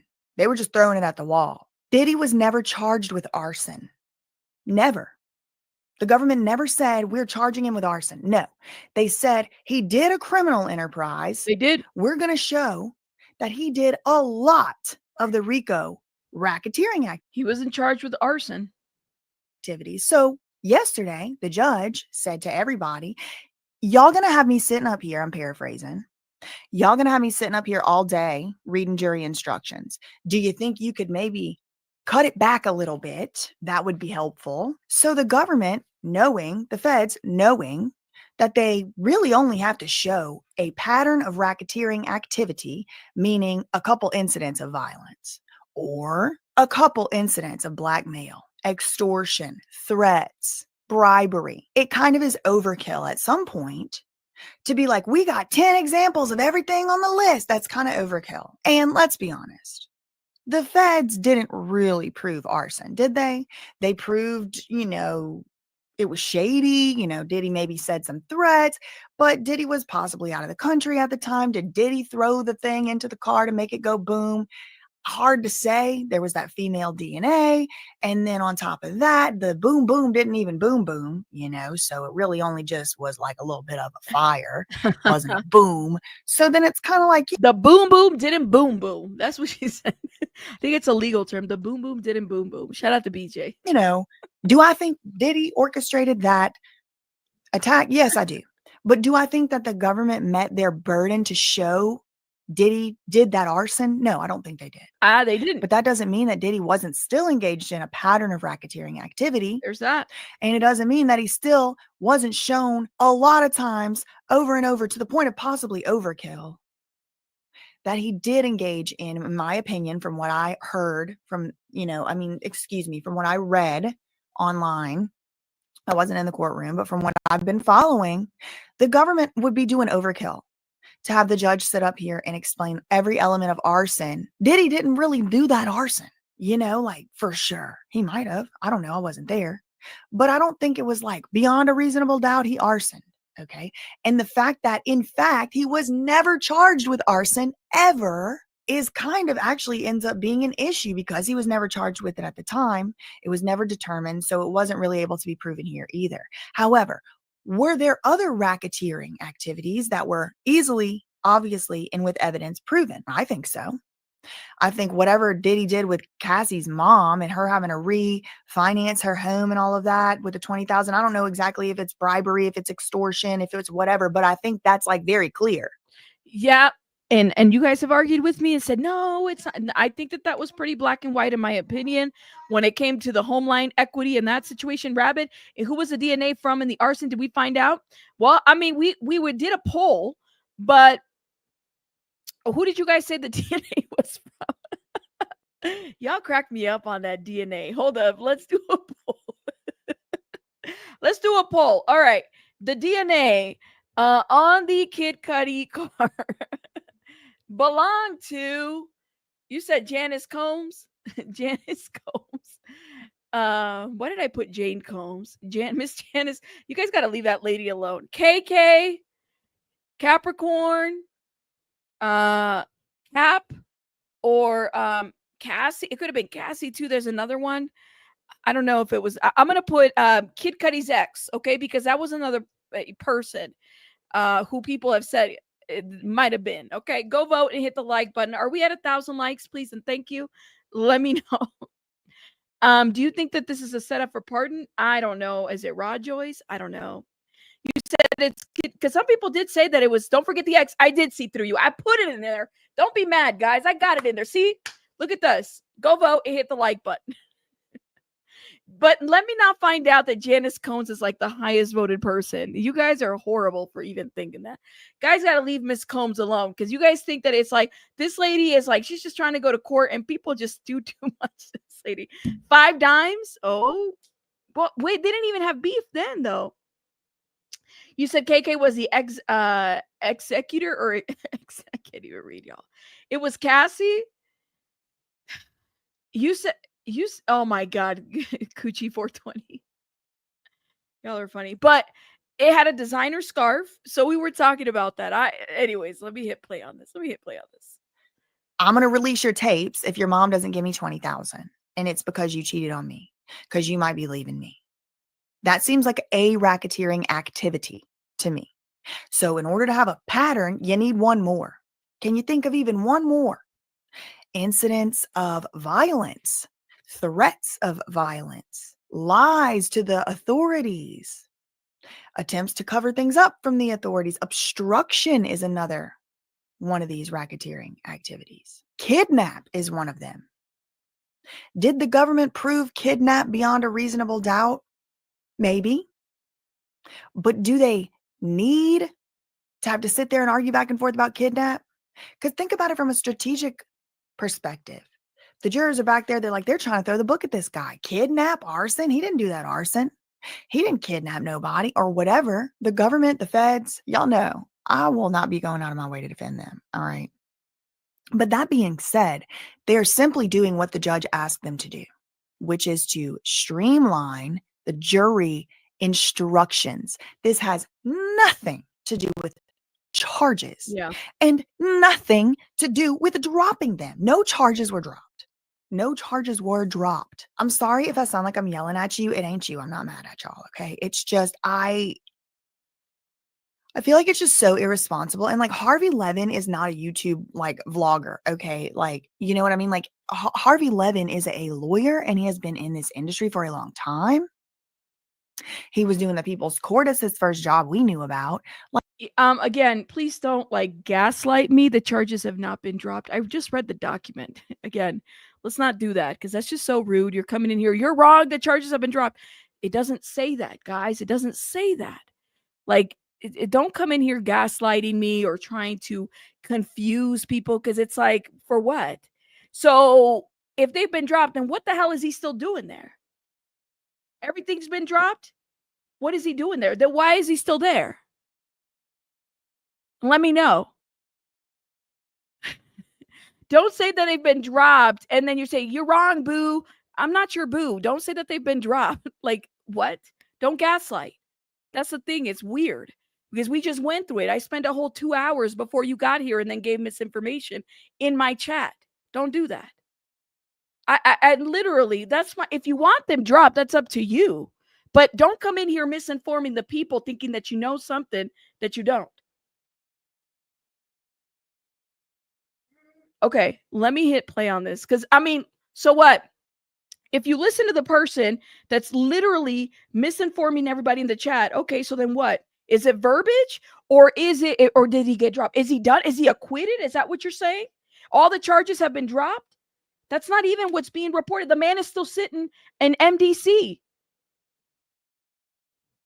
Weird to come in here and say that. Weird. Like the man knows charges weren't dropped, in my opinion. But then again, y'all, I mean, he was in a video yesterday called like Who Won the Diddy Trial? And honestly, I'm getting a bit concerned. I do have concerns about Harvey Levin's frontal lobe and about his behavior on that video last night. So maybe he doesn't know. Maybe he doesn't know for sure that these charges weren't dropped, but no charges were dropped. I think Harvey Levin and TMZ is an agent of misinformation. That's it. That's all. No charges were dropped. It's false. It's fake news. And I understand now it's all over YouTube because, of course, they're going to read exclusive charges dropped and think no charges were dropped. It's not true. It's not true. So that's all I really had for this one. Anytime facts ain't defamation. See you in the live stream. Love you, Mina K. Bye. Shout out to BJ. Okay, hold up. I can't even get a look. You said only one joy, I think that's what your name is. Shout out to you. Thank you for being a member too. Give me 1 second, guys, for the sitter to come through. Give me 1 sec.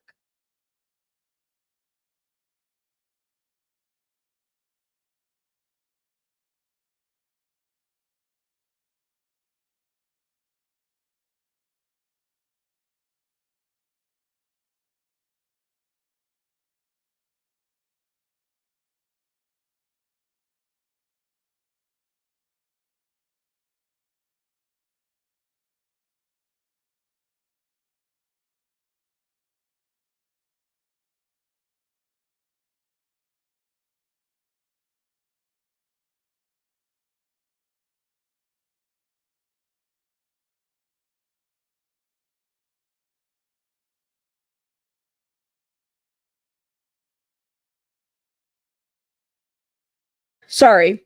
Only one joy. Thank you for the $5. Would this just leave room for state to run their own cases?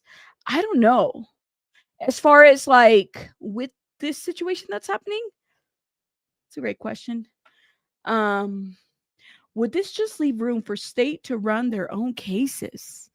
I think the thing about Diddy, and maybe this is just the incident of some, like BJ explained, which is what I was saying earlier, is the thing about what's happening right now is very simple. The statute of limitations has run out.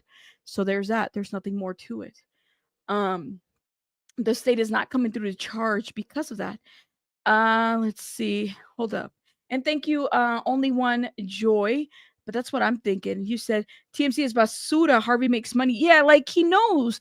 If you put that charges have been dropped, you know that that's going to get people talking all the time. All the time. See through you. They changed the time to 2. They changed it. This is what we were talking about earlier. So we'll see. We'll see. Let me see what else you guys are saying. You said state and civil cases have to wait for federal to complete. That's right.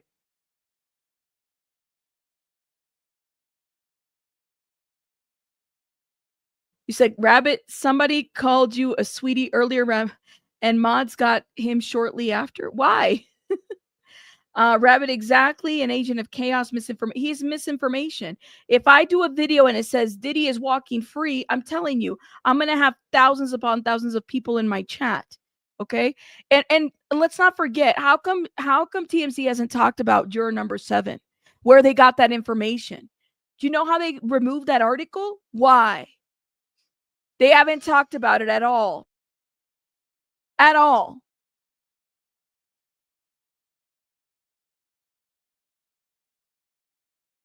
I'm going to find something else that's talking about this too, just so everybody's aware.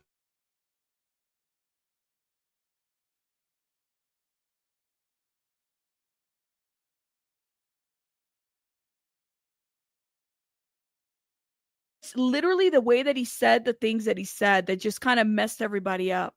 Honestly, it's just so crazy to me that this is where we're at, where people are just kind of like saying different things and whatnot. And of course, this is going to cause drama in different things and whatnot. So I don't know. I guess we'll see what happens. Let me see what's going on with Inner City Press as well, just so people are aware. And again, everybody's interpreting information a little bit different, I think. That's crazy. And I love how Inner City Press, even in their post, says, while some are saying that this is, give me one.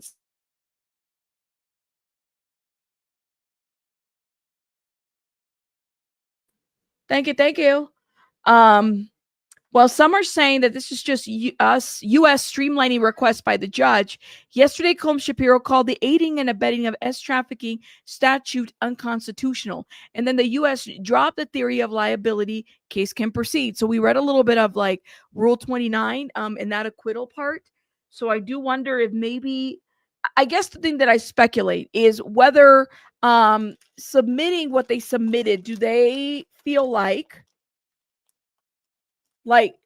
submitting the information that they submitted, did the government go back and say, is this really about streamlining, or is this them feeling like, well, we need to reevaluate how we're charging this man, or what's going on, or do we have enough what do we have going on here?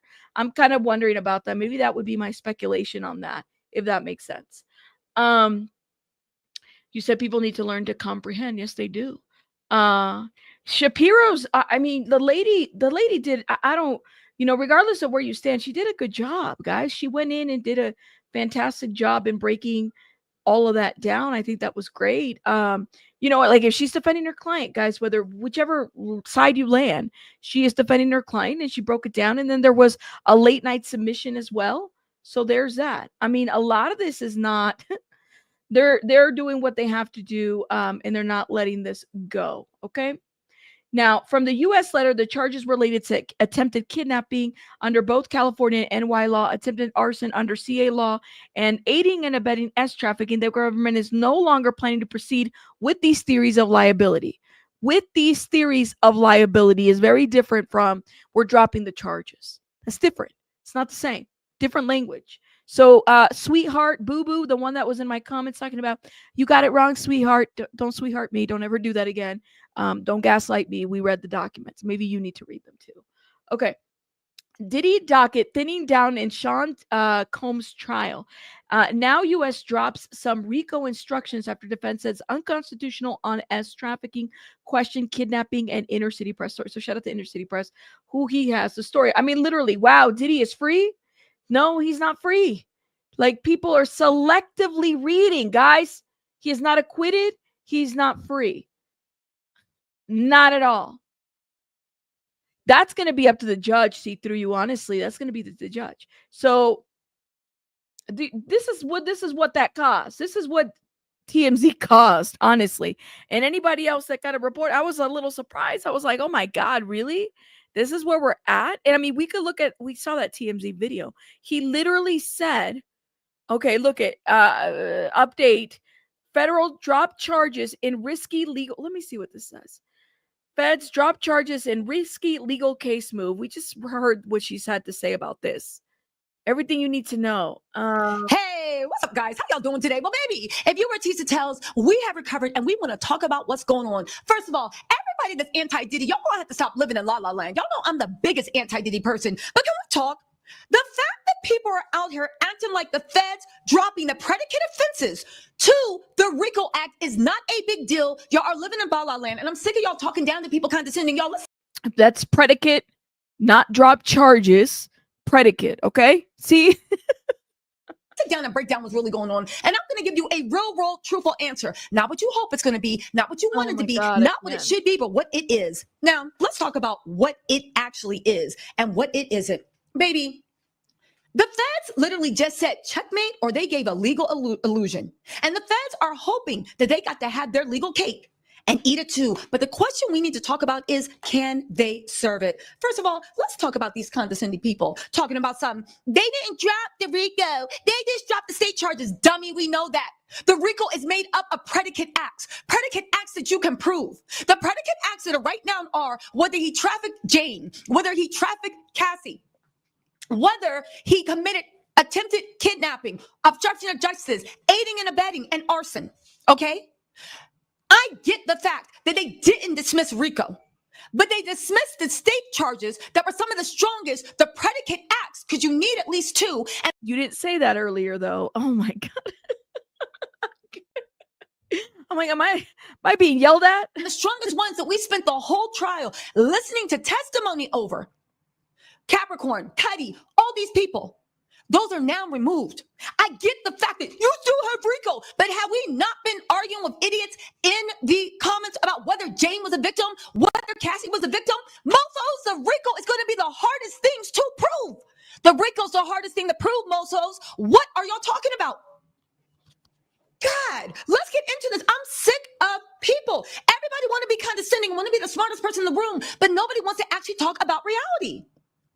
Again, nobody wants to talk about reality. Yes, the major RICO charge remains, but that's like saying you still have your house after 80% of the inside have burned down.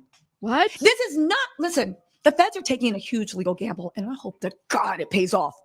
But this is a gamble, and every defense attorney in Diddy's camp is probably making offerings to the Dark Lord because this was a major win. Now, let's also get into this. Now, What?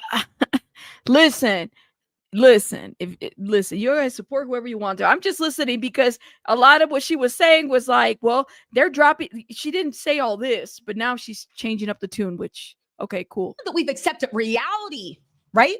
Let's talk about why this might be a legal checkmate. Some legal analysis are calling this move a checkmate, and I get it, because on paper, it looks like the feds just pulled off the rarest play in federal court. They got their cake, and they're eating it too. Now, you're like, Tisa, what the hell are you talking about? What does this mean?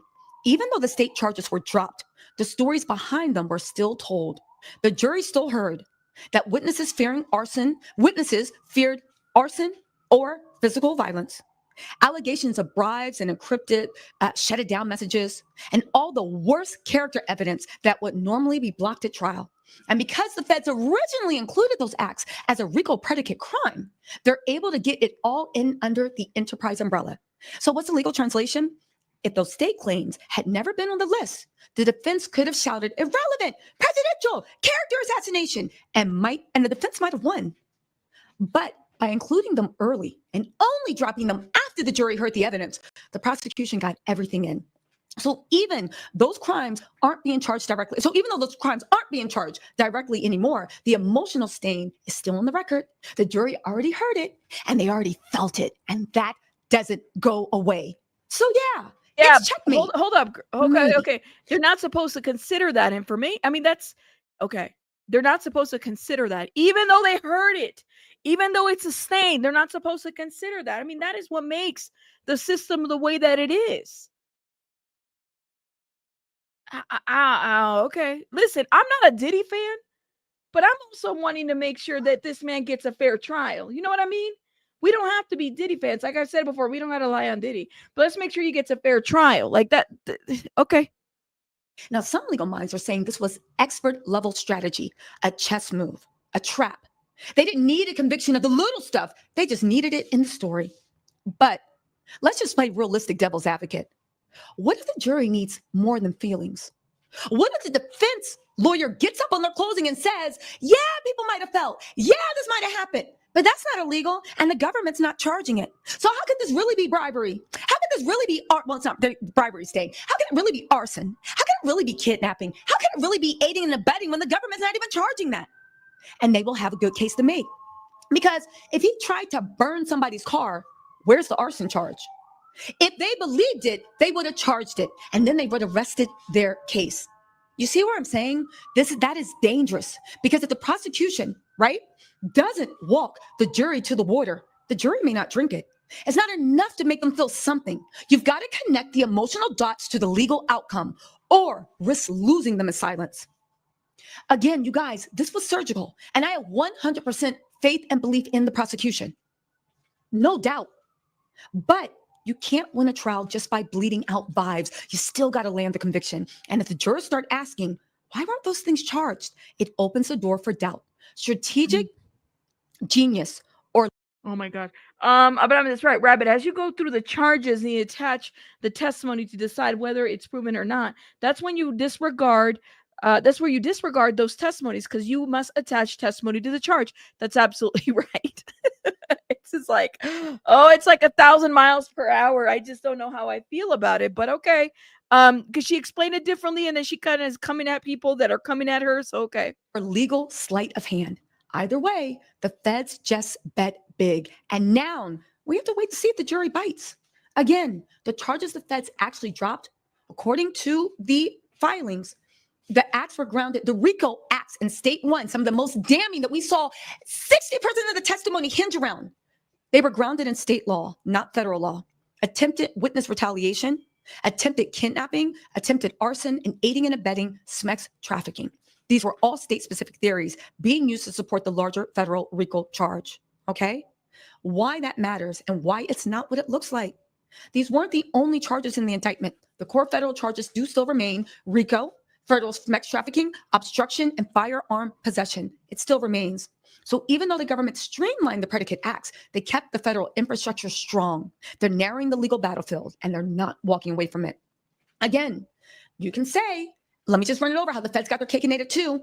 Here's again why I got so clever. By including those state-based acts in the original indictment, they got the court to admit testimony and evidence about those events, even though those acts aren't on the final jury checklist. The jury has already heard the witnesses' stories, seen the patterns of violence, coercion, and control, and absorbed the emotion. But they have to disregard. And like somebody said, once you get to a point where maybe you're hearing too much, yeah, my scalp is itching because that's how much this is bothering me.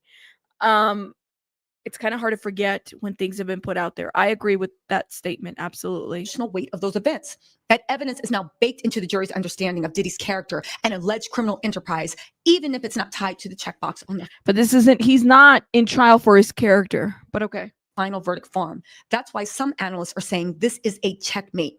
The jury got dirty and the government ditched the legal clutter. Again, it's calculated risk. The feds are betting the jury will connect the emotional dots to legal charges. That even without labeling kidnapping, the story still screams RICO.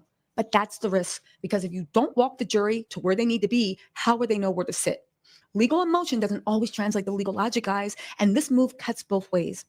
Again, it's a brilliant trap if it works. That's her analysis. I don't know. Works. But if the jurors get confused or think the government overreached, then retreated, it could all unravel. The jury heard the horror stories, but now the prosecution has to make that mean something. Otherwise, all they did was set a stage for reasonable doubt, and that is a gamble. Because let's not forget, you guys, the jury is not made of robots.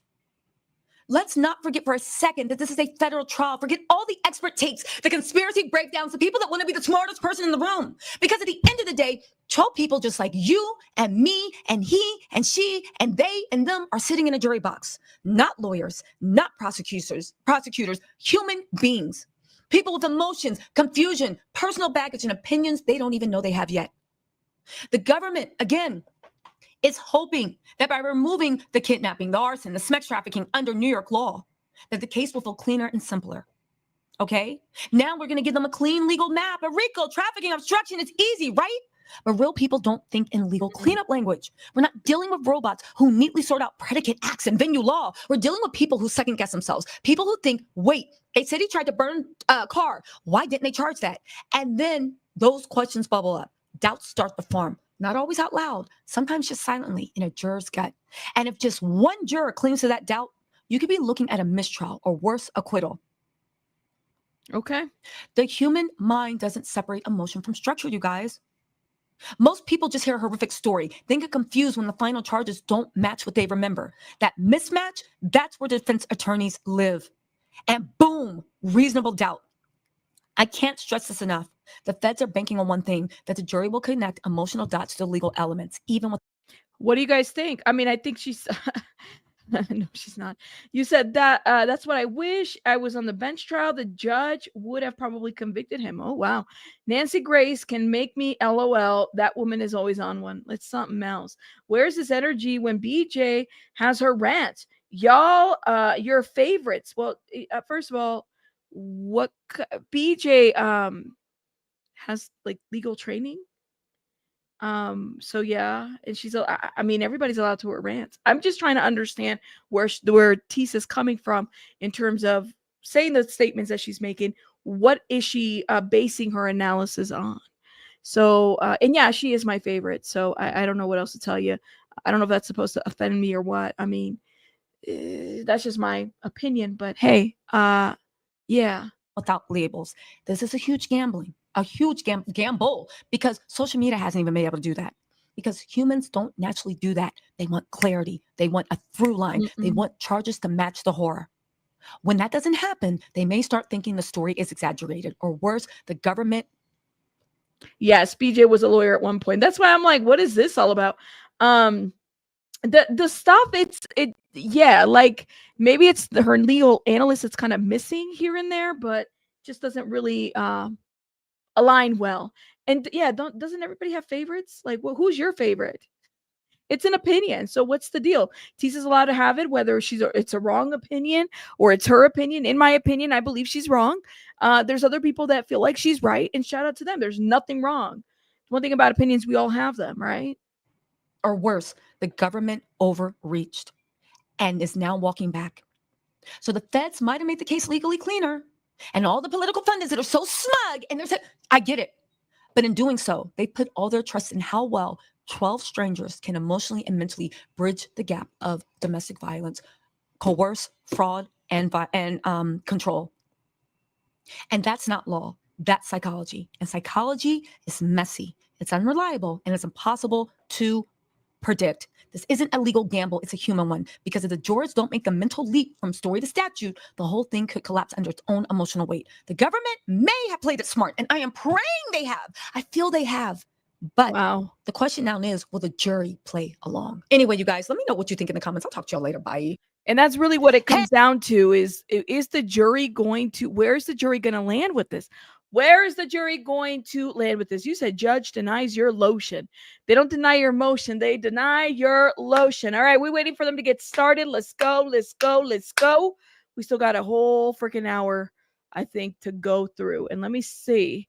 And how long is this going to take? I have a lot of questions. Jurors appear tired reviewing S messages. I'm Jesse Weber, and welcome back to Law and Crime's continued live coverage of the Sean Combs criminal case at a federal court in New York. Today is a very important day. Why? I'm trying to see if I find other. I'm saying, why is it an important day? Why? Videos.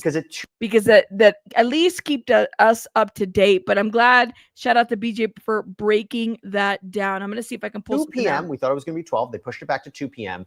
The court is going to go live with the attorneys and the judge to go over jury instructions. instructions in this case. So important in a complicated racketeering conspiracy, sex trafficking, transportation to engage in prostitution case. The law matters. The elements matter. This is going to be the roadmap that the jury is going to use in their deliberations. This is the law that will guide them.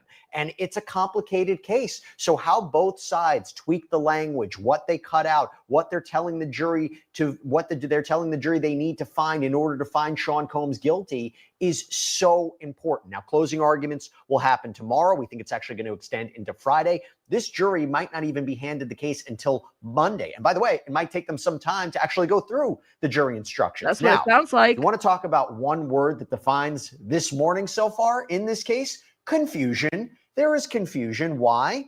So first of all, I've seen a lot of chatter about this. We're going to be taking your questions about this whole case, including this issue as well. So this is our lunchtime show. If you have any questions for the next hour, submit them. We'll answer them. But what happened? The court submitted a letter last night, and I'm going to read you a portion of this letter. You said, I do trust what BJ says, and when she doesn't know something, she said, yeah, she'll tell you she doesn't know. I love Rabbit because she's on the top of everything. It makes me laugh so hard. I'm glad that I make you laugh. Okay, shout out to you guys. Said, I wish the jury the best luck next week. Well, we have trial tomorrow and Friday.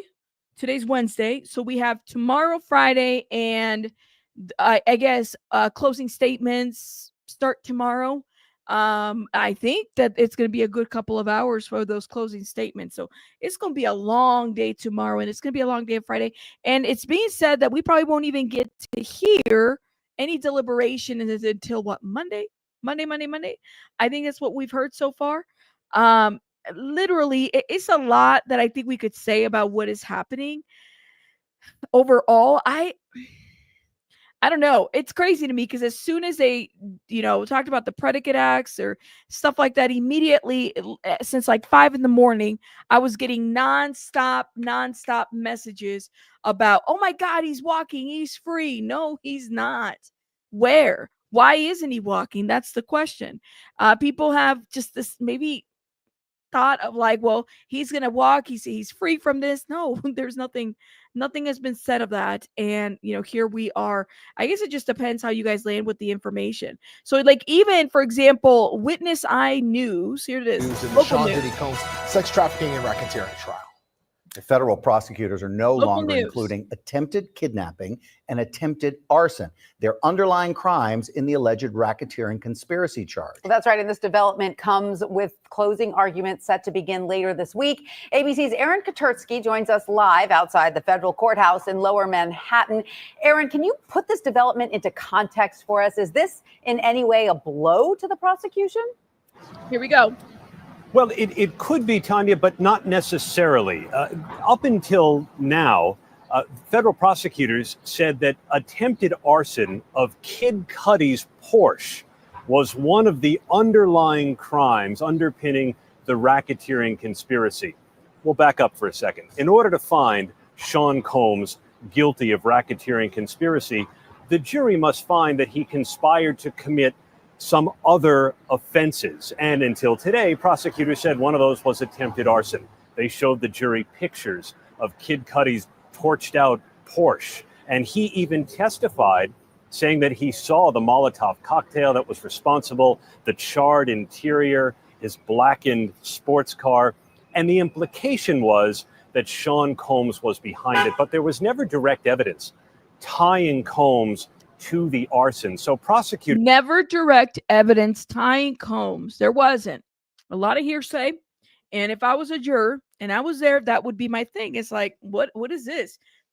They didn't do a good job in laying that foundation, and that's my opinion. Signaled in a letter to the judge that they would no longer proceed under the theory that Combs conspired to commit attempted arson.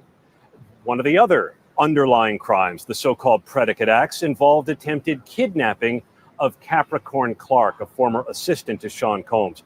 Prosecutors are no longer going to proceed under that theory either. Instead, they're emphasizing other crimes that they say Combs conspired to commit, like sex trafficking, like forced labor, and they're going to emphasize those things when they speak to the jury during summations starting on Thursday. That's a good point, that prosecutors knew that already. They purposely added things they could not prove because, you know, like RICO is like an umbrella, right? You could add things to it, as BJ had explained it. Thank you, Moni, for saying that. Cash says, is this blogging the Rabbits channel? Thank you so much for the $4.99, Cash. Shout out to you. I hope you're doing well. I'm doing both, the Rabbit channel and blogging, both. All right, Aaron Katursky, thank you so much for putting that into perspective for us. We really appreciate it. Again, with closing arguments and jury deliberations set to begin in the coming days, more breaking updates are sure to follow. The best way to stay on top of all of this is by downloading the ABC7NY app. Both the prosecution. Yes. And somebody said Shapiro already, I think Shapiro, you know, regardless of where you stand, I think she did a phenomenal job addressing some of the things. And again, poking holes into some of the things that have been put out there, whether you agree or don't agree. You know, at the end of the day, the defense did what the defense was supposed to do, which is defend, right? That's what they're supposed to do. Coco's mom, thank you so much for the 20. Thank you. Appreciate it. Thank you. It is a long day. Thank you, Coco's mom. Prosecution and defense have rested their cases in Sean Diddy Combs' federal sex trafficking and racketeering trial. Closing arguments now set for tomorrow. Yesterday, Combs stood up in court and addressed the judge. The hip-hop mogul confirmed he would not be taking the stand. The defense decided to call no witnesses as well. Over the course of 6 weeks, the prosecution called 34 people to the stand, and Combs has pleaded not guilty to all charges. CBS News legal reporter Katrina Kaufman has been there for all of it and joins us now with your take. Good morning to you, Katrina. Welcome back. Thank you. Good morning. This is now week 7, and I'm curious about that exchange between Combs and... Okay, it's week 8 if you count the jury selection, which honestly, for the purposes of this, I would say that it is definitely week 8. It's been the longest 2 months. Let me know if you've been here.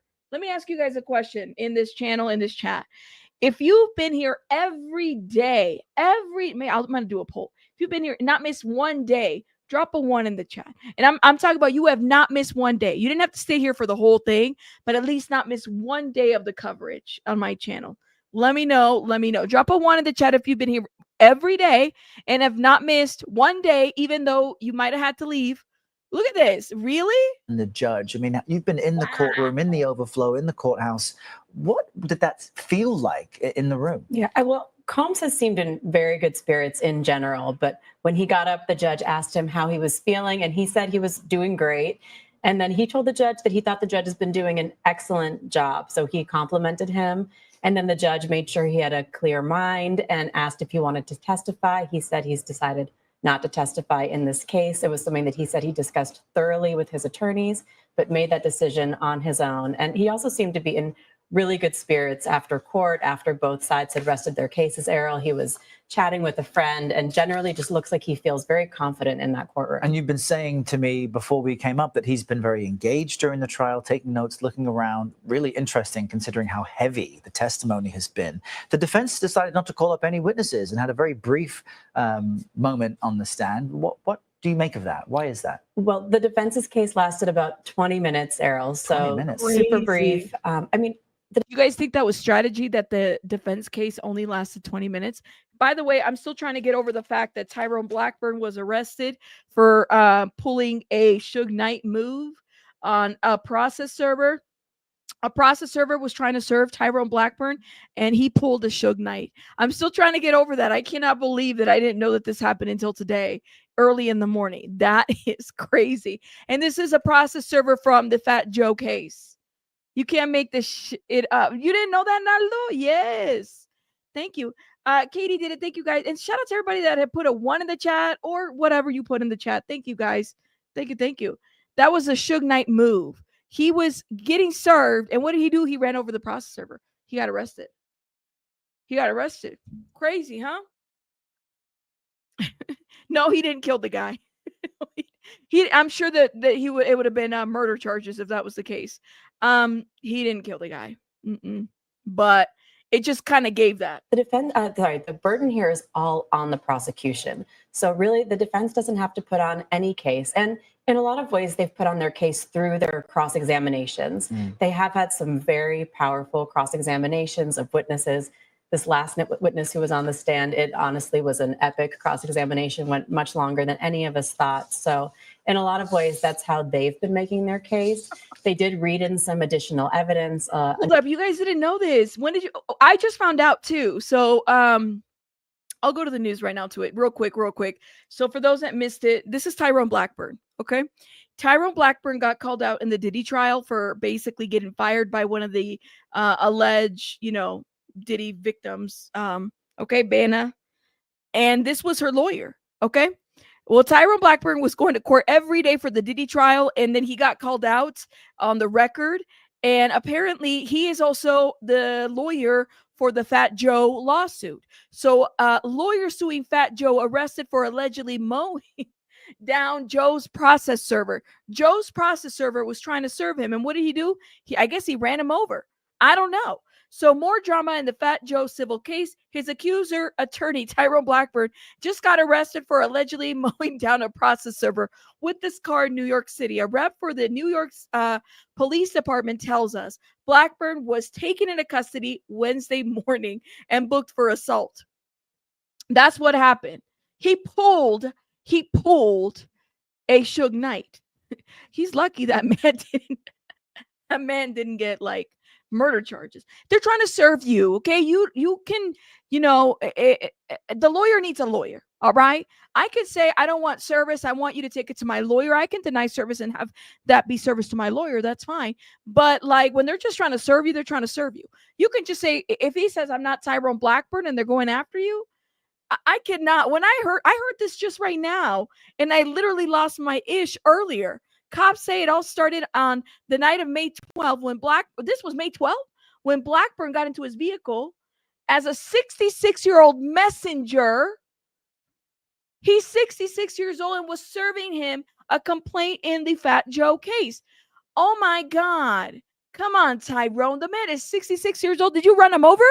Blackburn allegedly slammed his car into reverse and backed up, hitting the process server in the leg, causing minor injuries. The victim reported the incident to the police. Why didn't they call the police then? Blackburn's arrest stems from a messy legal matter involving Fat Joe and the rapper's powerhouse attorney, Joe Tacopino. Joe Tacopino's the lawyer for Fat Joe? You cannot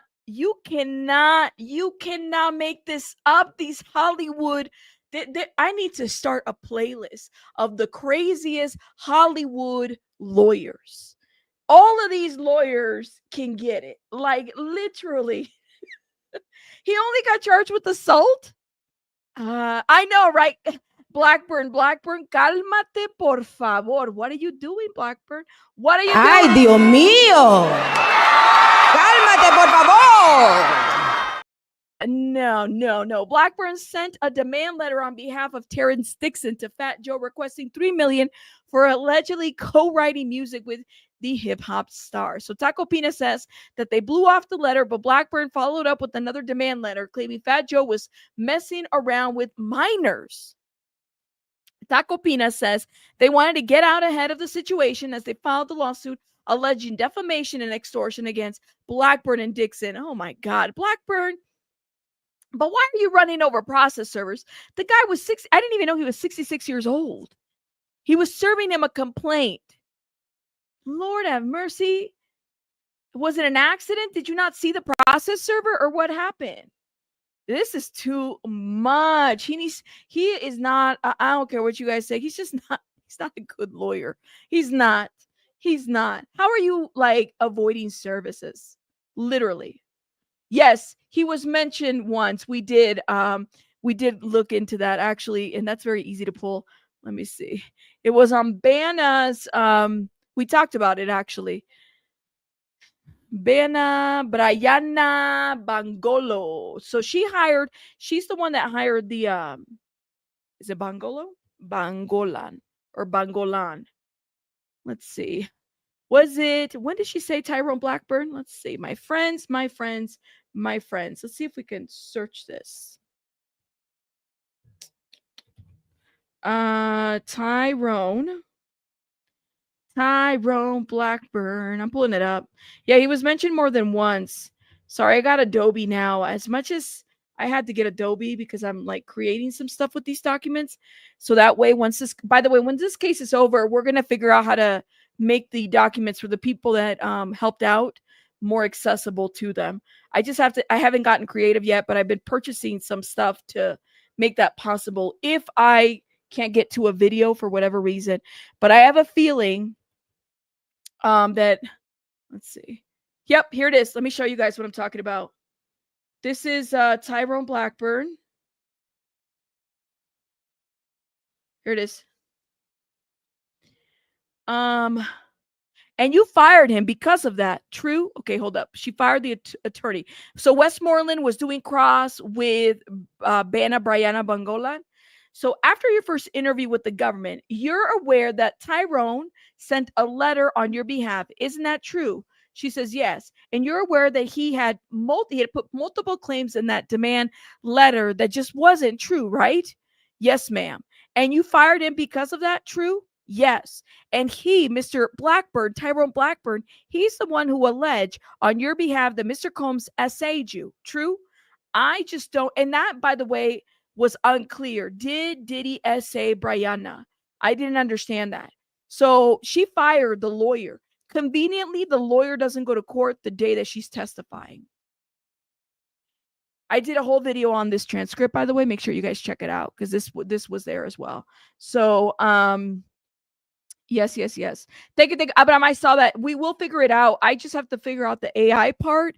But I did get to Speechify to get those transcripts going and read.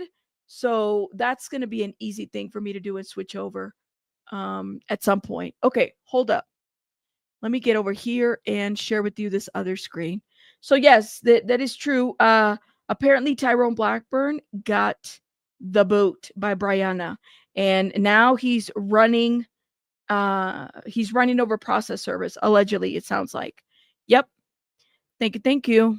Let me hit play on this. A number of text messages between Sean Combs and Cassie Ventura, his ex-girlfriend, who was the first witness in this case. So also sort of a reminder for the jury about who she was. They were reading these loving exchanges between the two of them. She is at the heart of one of these sex trafficking charges against Sean Combs. So it's important that they try to create this impression for the jury of the dynamics in that relationship and how loving they really were in a lot of ways. And so how will this week 7 end? What's the next step? Yeah, well, so today there's what's called a charging conference. Okay. That's when the parties without the jury get. Thank you so much for this 10. I really appreciate it. Transcripts ain't free, baby. Hit the like button. You know how many, like I said, I was saying it earlier, there's people that come to the chat asking for these documents for free. I can't give them to you for free. They're not free. They're not free. There's a number on the document that I've shown multiple times where if you want to order them. Feel free to order them. They're very expensive. They're not free. So thank you so much. I really appreciate this and any support that you guys have provided because you guys don't even know the number of emails, like the audacity. I just ignore it. The audacity for people to just hit me up to ask for free documents.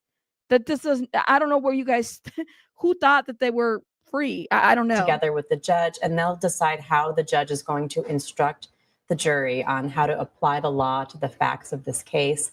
Then Thursday and Friday will be closing arguments. It sounds like there'll be about 4 or 5 hours per side, Errol. And then the judge will instruct the jury and they begin deliberating. Although yesterday the prosecution made it sound like deliberation may not start until Monday, but we should have a verdict in this case in the near future. And we're out of time, but this doesn't seem like a slam dunk for the prosecution. You know, I have to say, having been in that courtroom, I feel like this could go a lot of ways. It will depend on jury perception in so many respects. This is not a slam dunk. That's what people are saying. And again, thank you so much for this. Transcripts ain't free, baby. Smash that like button, please. And thank you so much for this super chat. Cash, thank you so much for this. Buy another, you crazy bunny. I love Watership Down. Thank you, Cash. I hope you're doing well. Thank you so much for the super sticker. You guys are amazing. Thank you. Let me hit play on this. I think we have another video coming up while we wait.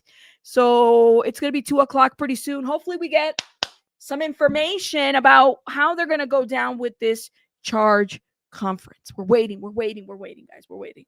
This is a complicated case, complicated evidence, complicated relationships. All right. Well, you've had solid reporting, Katrina. We'll be sure to keep connecting with you as this all wraps up. Thanks so much. All right, all right. Let me know what you guys think so far. This is The Australia. prosecution in the Sean Diddy Combs federal sex trafficking and conspiracy trial has rested its case after more than a month of hearing testimony from more than 30 witnesses. Both the prosecution and defence rest, which could bring the trial closer to an earlier than expected conclusion. Kenya Davis is a partner at Boyes Schiller Flexner and former assistant US attorney and co-chair of the DC Human Trafficking Task Force. She's not involved with the Sean Diddy case directly, but joins us now to give her perspectives as a third-party source. Kenya, you've been following this case closely. What have been some of the key moments in the trial so far? I think thank you for having me this morning. I think the key moments have been, of course, the direct testimony from the victims in the case. They provide us a window into not only the acts that were happening at the time, but also their perception of them and the level of coercive control that they felt under during the course of the acts. And so that provides us the perspective that we need to be able to evaluate the behavior that we've seen testified about by, I think we are at about 34 witnesses for the prosecution. 34 witnesses total. You're from Australia. Shout out to you. And we're watching. Thank you. Thank you. Thank you. Abraham, thank you so much for the Cash App. I appreciate you. Thank you. Thank you. You keep falling asleep. Wake up. Don't fall asleep unless you're like on the other side of the world and you need to sleep. Do your thing. Well, the defence didn't call any witnesses and only took around 20 minutes to sum up their case. Is that unusual? It's not actually. I've been asked that a lot. In our country, the defense has no obligation to put on a defense at all. The defendant does not. He does not have an obligation to testify. And it really is the prosecution. And I used to carry this weight, which is it is the prosecution's job to prove its case beyond a reasonable doubt. There have been some effective cross-examinations, but I do still feel that the evidence is overwhelming in favor of the prosecution. Well, just the fact that Sean Combs chose not to testify, do you think that'll help or hurt his case? It's only the defense attorney's perspective on his client's ability to do well in front of a jury, and also his calculus about how well the case has come in for him. He's the only one really in the position to make that call. And I've seen it both ways. I have cross-examined defendants, and in those cases where I was cross-examining defendants, it did not go well for them, mostly because you can't really navigate around all of the evidence that the prosecution has been able to put forth in its case. A federal prosecution is very serious in our country. What are the jurors specifically being asked to consider when it comes to delivering a decision on this case? How challenging will it be for them to arrive at a verdict? Well, jurors in this case have had the benefit of an expert. I promise you this is my last rant on this topic, okay? But I have to show you. Oh my God. Oh my God. So I'm looking. Inside Diddy's legal victory. Here's why it will backfire. Live analysis. What legal victory? Make sure you guys also check out Queen Amadaya as well. She's out there reporting. Make sure you guys go check her out too. Is their case falling apart? You know, they were talking about the government dropped some of Diddy's charges and whatnot. So I had to go get the document so I could say exactly what was dropped. Okay. With that all been said, of course, this is breaking news. But let's talk about it because I have the actual document here on my other phone. Okay, so let's get into it. Everybody. So these are the documents that we've already read, but make sure you guys check her out. She's been working out there doing the thing. All right, Banfield. Favorite. Love. I don't know how long Banfield's going to take. Banfield drives me crazy. Ashley Banfield, here's this. Hey, everyone. I'm Ashley Banfield, and this is Drop Dead Serious. It was day 29 of the federal sex trafficking and racketeering trial of Holmes, and today felt like the defense was flipping the script. They are not calling any witnesses. What? And Diddy's not testifying. What? But they did spend 10 whole minutes presenting evidence to the jury, and they tried to paint a very different picture of the man that prosecutors say ran a criminal sex trafficking empire. Yes, I said 10 minutes. I did not say 10 days or 10 hours. I said 10 whole minutes. And no, I was a little surprised at that too. Well, I have to say, speaking of evidence, though, some of the most graphic exhibits that were shown during Jane Doe's testimony are now. Yeah, why is the draw? Whoa, I did not expect this. What's up with the drawing? These are the shorts that Diddy was wearing? These are the shorts? Public. And let's just say once again, they are not safe for work, y'all. And I'm going to show them to you. So, get your privacy shield on your monitor, put on your headphones, especially if you're at work or on the train or you got kiddos running around, because I'm talking lingerie and heels and baby oil and lube and new videos of Diddy dancing. And, I'm going to tell you all about them and I'm going to show them to you in a hot minute. And by the way, I talked to two of the sharpest legal minds that I know about this topic. That was on my News Nation true crime show, Banfield. First, the woman who prosecuted R. Kelly, Maria Cruz Melendez, and second, criminal defense attorney Sarah Azari. Okay. They both have opposing views on whether the defense did the right thing by resting today without calling a single witness. And I'm going to play you what they think and why they think it a little later on in this episode. But first, I want to go back to where the day started. The morning itself opened pretty quietly. Sean Combs. Okay, I'm going to try to But for hurry his up. part, when asked about the photo, Agent Cerciello said he couldn't confirm anything about the boxer briefs, not clearly anyway. And then the defense jumped forward a few months to prostitutes. But I'm going to tell you right now, folks, the escort named Jonathan Odie, he told us on News Nation that he was 100% paid for sexual performances that he put on for Diddy and his ladies. Flat out said the money was for sex, not for time. There you go. And not for his dancing. So there you go. I mean, think about this, guys. These sex workers get up on the stand. Look at it. Oh, he got a picture with Hulk Hogan. Okay. Smiley, thank you for becoming a member. Shout out to you. Thank you. We're waiting, guys. We got 30 minutes till we start. 30 minutes till we start. Let's go. And they tell you their story, right? There's all this texting back and forth about leave the money for them at the front counter, $5,000 or whatever it is, right? You don't get that for a little dance. And I think we should give the jury more credit. Again, it's what's reasonable to you. Like, are the jurors that dumb that they think, oh no, you're being paid for your time, not for your sex? I don't think so. I just don't think the jurors are that dumb. I think these escorts that stay there for hours and hours and sometimes days on end, being directed by Diddy and Cassie where to do what and what to put in what thing, I think they're going to know they're being paid for sex and not for their time. Wait, what thing? What is she talking about? They didn't even go into detail, Banfield. Hold up. Diddy Docket says, can Diddy moves really be called dancing? I don't think Diddy knows how to dance. Not that I know of. I'm not an expert at it either, but I don't think he knows how to dance. And Sylvia, thank you so much for the Cash App. Thank you. You better believe it, Sylvia. You better believe it when for spring rolls. Thank you. Appreciate it. We're going to have a good spring roll dinner or something. The dance. As for Diddy's lawyers and what they were asking for to toss out the case before the jury even deliberates, the judge said that he would, quote, reserve ruling under Rule 29B, meaning he's going to hold off on deciding whether to toss out the case, at least for now. But I'm going to tell you, don't hold your breath, folks. I'd be a monkey's uncle if he was going to toss this case out. There is plenty of evidence by the government to meet the standard, to allow the jury to get the case, to allow the jurors to be the finders of fact, right? So instead of calling new witnesses or offering forensic rebuttals, Diddy's legal team opened their very, very, very, very, very short case with something far more subtle. Text messages. Ana Esteveo, one of Diddy's defense lawyers, stood up and was there before the jury, began to read aloud messages that were sent by Cassie Ventura more than a decade ago.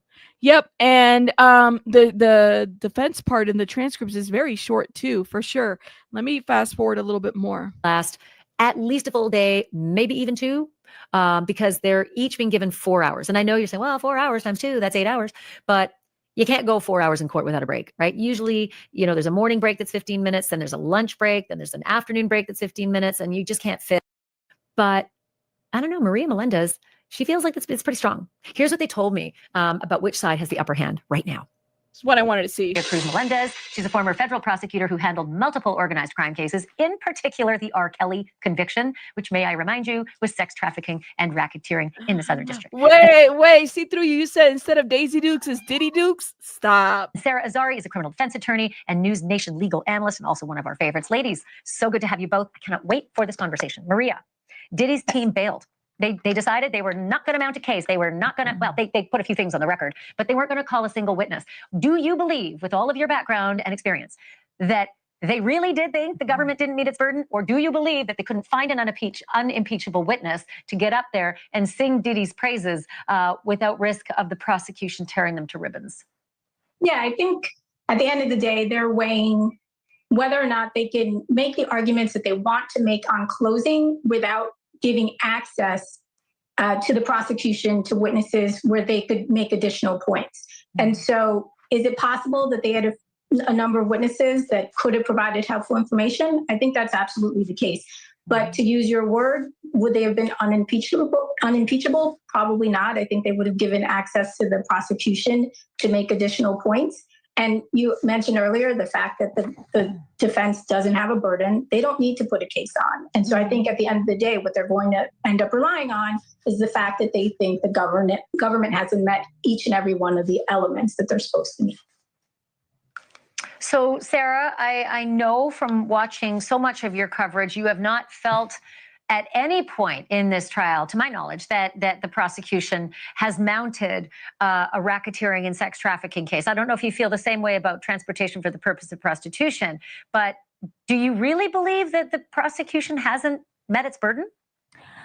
Ashley, look, it takes one juror to agree with me, and he's not guilty of sex trafficking and racketeering. And I think that they're definitely overreaching on the racketeering. It's just putting Jane on, having two victims going missing. Remember that this jury, when they go to deliberate, they're not going to just be focused on what evidence was presented, but what evidence is missing. Where did those two other victims go? Where is Christina Coram, who's been referenced in text messages and is clearly a co-conspirator? So I don't think they have him on that. I do think that they've met. Oh, see, this is both sides. I love this. I love this. Kiki Love says, look up, are you advertising for Cowboys for Angels? Because I'm not interested. I'm just wanting to know, because you're putting up the prices like you advertising. $550, 2 hours, $1,000 for 4 hours, $2,000 overnight. Damn. Well, that's not like Pretty Woman prices, right? I don't know. Let me hit play on this. Their burden beyond a reasonable doubt on the prostitution. We've got male escorts being flown around for the purposes of sex across state lines, and I think that that's a clear thing. But you know, if I was the defense, Ashley, I wouldn't be mad at that charge, right? Because that helps the jury get this really bad guy on something and don't let him walk out unscathed. So I kind of like the prostitution charge in the mix as a defense attorney. When I've got these kinds of facts, I don't think they've met their burden on the sex trafficking. I don't think he agreed with anybody. And that was what Shapiro was saying. Like one of the requirements is that there has to be an agreement. And when Shapiro was making her argument, she was talking about Brendan Paul didn't know. They weren't in agreement with this. KK wasn't even in agreement with this. So yes, definitely.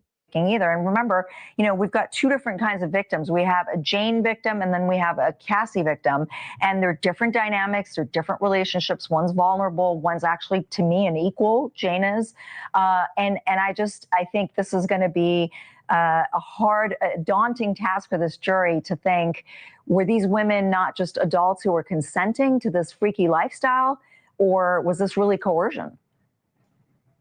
So I'm glad you brought that up, because Maria, I would love you to weigh in on this. All the way along, I have felt like Cassie was beaten into submission from the evidence that I saw. She just tried to go to a party once and she was yanked out by her hair and beaten black and blue just for going to a party. God forbid she leave the man. So I feel as though the terror was real for Cassie, that she had to perform lest she deal with that, you know, on a regular basis. And when I say regular, many of the witnesses could not count how many times they saw her beaten and black and blue. But Jane was different. She had a $10,000 a month apartment that she didn't want to lose. Does that matter to these jurors? Or could they just say, I see sex trafficking with Cassie, I don't see it with Jane, but that is still a predicate act for racketeering? Well, I think at the end of the day, I agree with Sarah in that the Mann Act, the prostitution charges are likely to see a conviction with those. But Jane is different in terms of the relationship. And I think that's where the defense has poked the most holes in the government's case in their cross-examination of Jane. And so I do think there's a stark comparison between the two of them. And so the jury can decide at the end of the day. Count 2 is the sex trafficking with regard to Cassie Ventura. So they're going to find him guilty on that.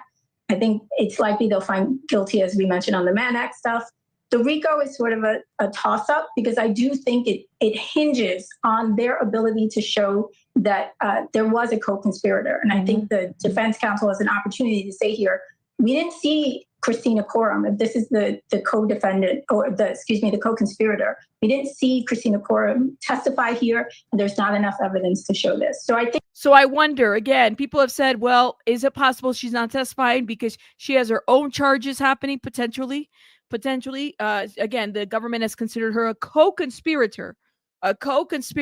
We could see a split verdict. We could very much so see a situation where they look at Jane and they say, you were a consenting adult. There are lots of text messages. Or it could be deadlock. There's that. People have said different things about what's going to happen here. And I'm just sitting here wondering, well, damn, who's right and who's wrong? Who's right and what's going to happen then? And then if this man does walk, okay, because a lot of people are saying that could happen. If that is the case, then what happens to the other people? That suggests that you either enjoyed it or perhaps maybe it wasn't your cup of tea, but you did it because you were his girlfriend and you did it because you wanted to please him and because you loved him, not because you were scared of the consequences of not doing it.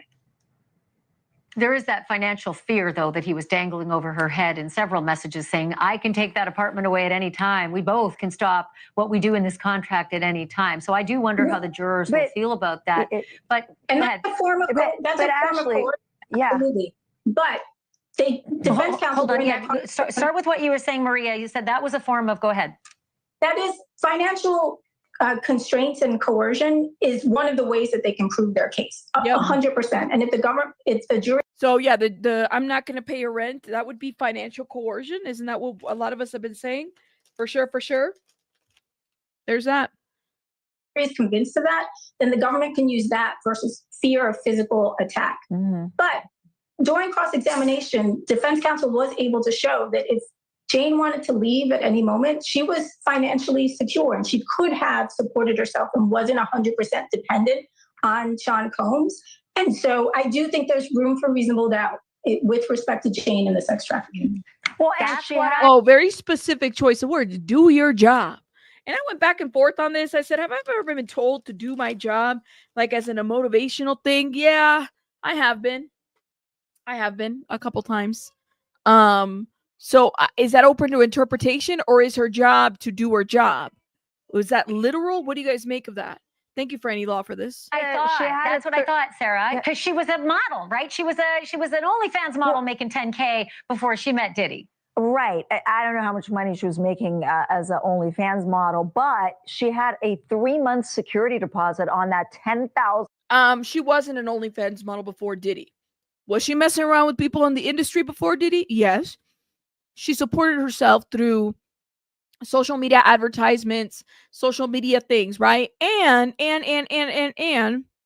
she supported herself through child support, her and her child, the child support that she was receiving.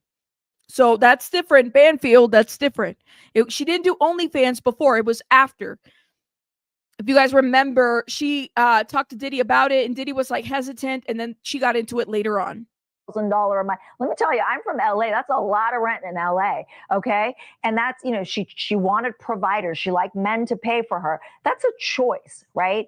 And as much as Diddy was holding up the rent card, I'm going to pull the rent if you don't do this and that, don't get on your job, in one of the text messages, she was pulling the hotel night card, essentially saying, if you don't get back here from that vacation you're taking with this other woman that I'm jealous of, you're not going to get a hotel night.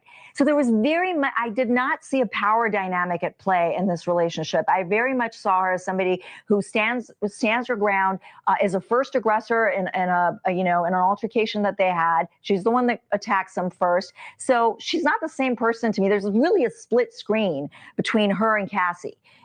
With Cassie, we have, a control. She was younger. She was vulnerable. We have control of her career. We have control of her, like you said, her who she hangs out with, what she does, or, there was a lot more control there. And honestly, look, to Maria's point, they could find him not guilty as to Jane, sex trafficking Jane, but guilty as to Cassie. I mean, he's still doomed, so. I think this would ultimately be sentenced on sex trafficking. They would run concurrently. So at the end of the day, guilty on one is the same as guilty on two. Ooh. I hate putting people to the test with math on command, but Maria, I'm going to do it. If there's a guilty verdict for Cassie's sex trafficking, and they do see that it falls into the rubric of RICO, and of course the Mann Act, the transportation for the purposes of prostitution, which I agree, I think that one's dead to rights. What would he serve for that? What's the possibility there, Maria? So the sex trafficking, the way they've charged it, carries a 15-year mandatory minimum. And with RICO, it can go up to 20 years. And as Sarah mentioned, there's a likelihood of that running concurrently. And so we could see as much as a 20-year sentence. But ultimately, it'll be up to the judge whether or not they think any mitigating factors exist. But if he's convicted on the sex trafficking, 15 years mandatory minimum. Well, and I think, Ashley, look, the defense here, 55-year-old man, right?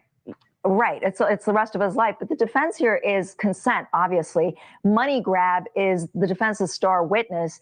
And then don't forget the drugs. There was a lot of testimony elicited on cross-examination about whether or not he was under the influence when he did all these bad things, the blackmailing, the threats, the forced labor and all these things.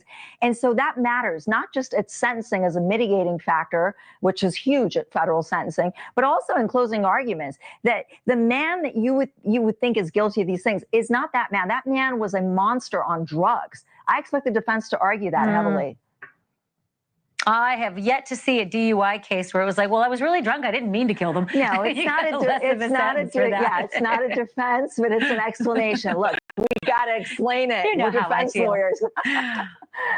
You guys both have to come back because this has been one of the more insightful discussions that I have seen on this case. And I just can't stand when people throw their attitudes out there, but without backing it up. So thank you both, Maria. And I really liked Maria. I thought she was a straight prosecutor. I appreciate those prosecutors. Thank you so much. Happy to be here. Come back.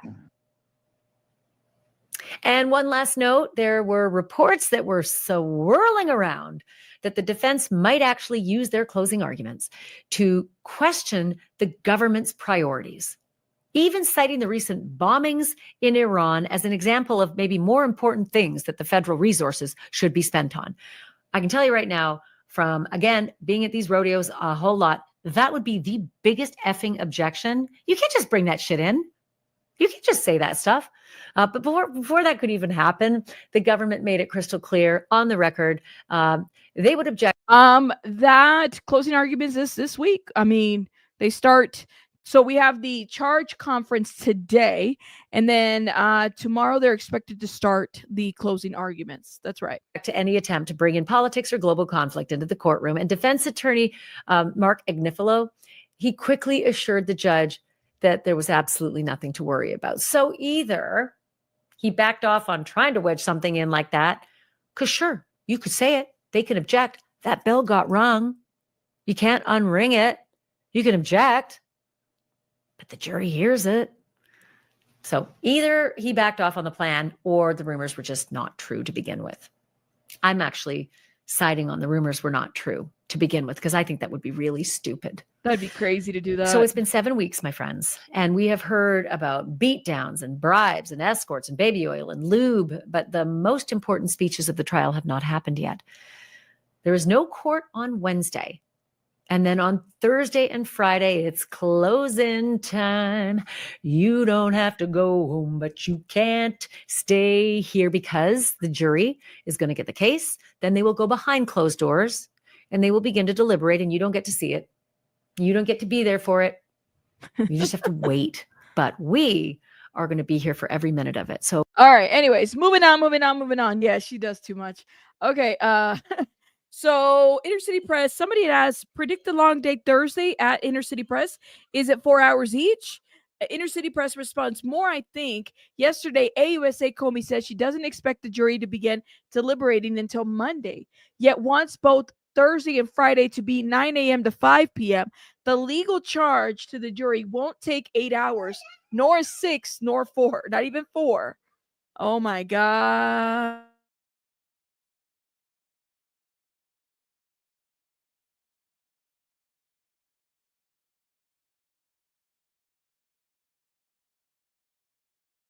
Markers. Okay. Markers. Okay. Let's see. So we have an update. Somebody asked, rumors are going around that all charges were dropped. I'm assuming this isn't true then. Inner City Press says, no, not all charges were not dropped. From the letter, USA has removed instructions on attempted kidnapping under California NY law, attempted arson CA law, and aiding and abetting S trafficking. US no longer plans to proceed on these theories of liability. There you go. There you go. Nothing has been dropped. Again, for the lady that was in here, sweetheart, baby face, baby doll girl. Like, don't do that. That's like somebody pulling my hair and then saying that they're not pulling my hair. She could carry a tune in a bucket as my circuit dances piece say. We need to pray. The jury has the right discern. That's what it comes down to. What is the discernment of the jury? We're not there, guys. We're there. Whatever comes out of this outcome, that's what it is. You know, people have said different things and whatnot. Let's see. It's like she was hinting for the Punisher to call her later.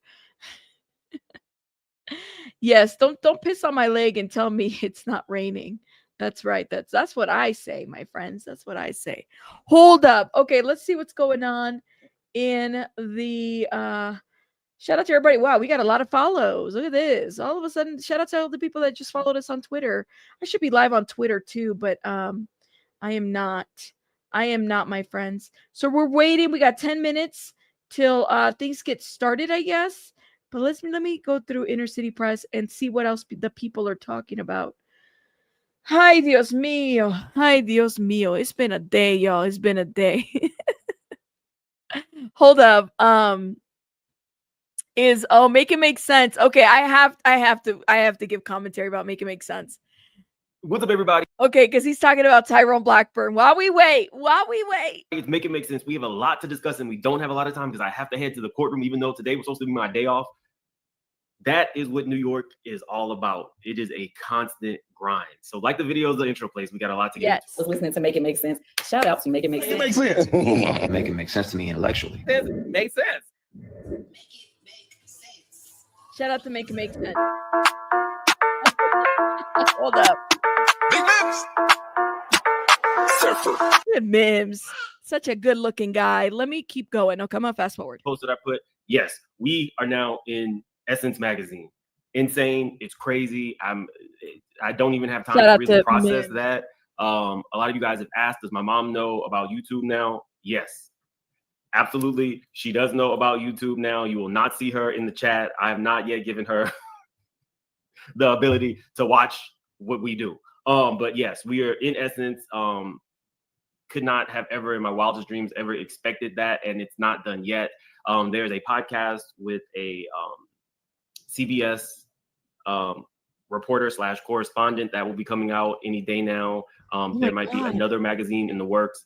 Oh my God. Congratulations, Mims, if you're listening, which I'm pretty sure you're probably busy. But shout out to Mims. He's heading to the courtroom. You guys make sure you check him out. Oh my God, that's amazing. Shout out to Mims. He works really hard for his content, and he's truly like a level-headed type of personality. Really respect him because, you know, he stays out of crap and definitely role models a lot for a lot of content creators here on YouTube. Shout out to him. It's a lot. It's not like today was supposed to be my rest day, my mental health day, but literally I'm leaving here, going to see about my press pass, and then heading into court. This is New York. New York is a constant grind, but I'm so appreciative. I'm so happy. Shout out to James and Eureka. You'll be seeing more stuff with me and James and Jerica very soon. Jerica being from CBS, James being from Essence, and multiple other publications. It's a lot. I was not in any way, shape, or form expecting this. Tyrone Blackburn, he's somebody that I know. I met him at the courthouse. He seems like a nice enough guy, but this is not good, guys. It says lawyers suing Fat Joe arrested for allegedly mowing down Joe's process server. More drama in the Fat Joe civil case. His attorney, Tyrone Blackburn, just got arrested for allegedly mowing down a process server with his car in NYC. We just read this article, y'all. Again, I think we're all reacting to it. You might have seen this guy in videos. I know he is, I believe he's been in other content creators' videos. A rep for the New York Police Department tells us Blackburn was taken into custody Wednesday morning and booked for assault. Actually, right here is Armand. And that's Little Rod. And these were the two people he... Oh my God, that is Armand. Because that's when Armand was asking him, hey, is it true that you're only after you only pick up cases for clout? Showed up to court with. Not sure who they were. But yes. It says cops say it all started on the night of May 12th when Blackburn got into his vehicle as a 66-year-old messenger was serving him a complaint in the Fat Joe case. Blackburn allegedly slammed his car into reverse and backed up, hitting the process server in the leg and causing a minor injury. The victim reported the incident to police. Blackburn's arrest stems from a messy legal matter involving Fat Joe and the rapper's powerhouse attorney, Joe Tacopina, whatever. Tacopina tells us Blackburn sent a demand letter on behalf of Terrence Dixon to Fat Joe requesting $3 million for allegedly co-writing music with the hip-hop star. Tacopina says they blew off the letter, but Blackburn followed up with another demand letter claiming that Fat Joe was messing around with minors.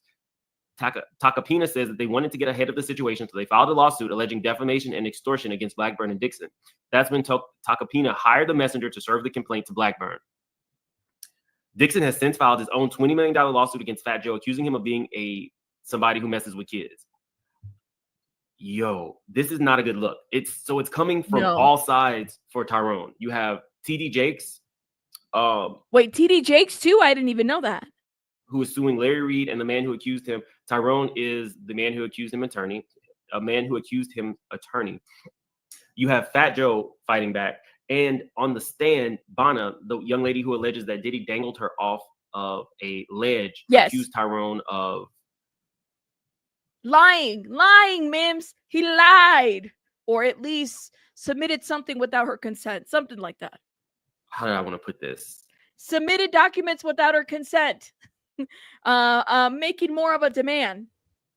She felt on the stand that Tyrone had lied. So all of these things are coming all at once for Tyrone. And like I said, he seems like a nice enough guy. I haven't even read the Fat Joe complaint. I know a lot of you guys wanted me to. It's an extensive complaint and there's a back and forth. So I have not had the... Naldito. Tyrone has been forced to lean back.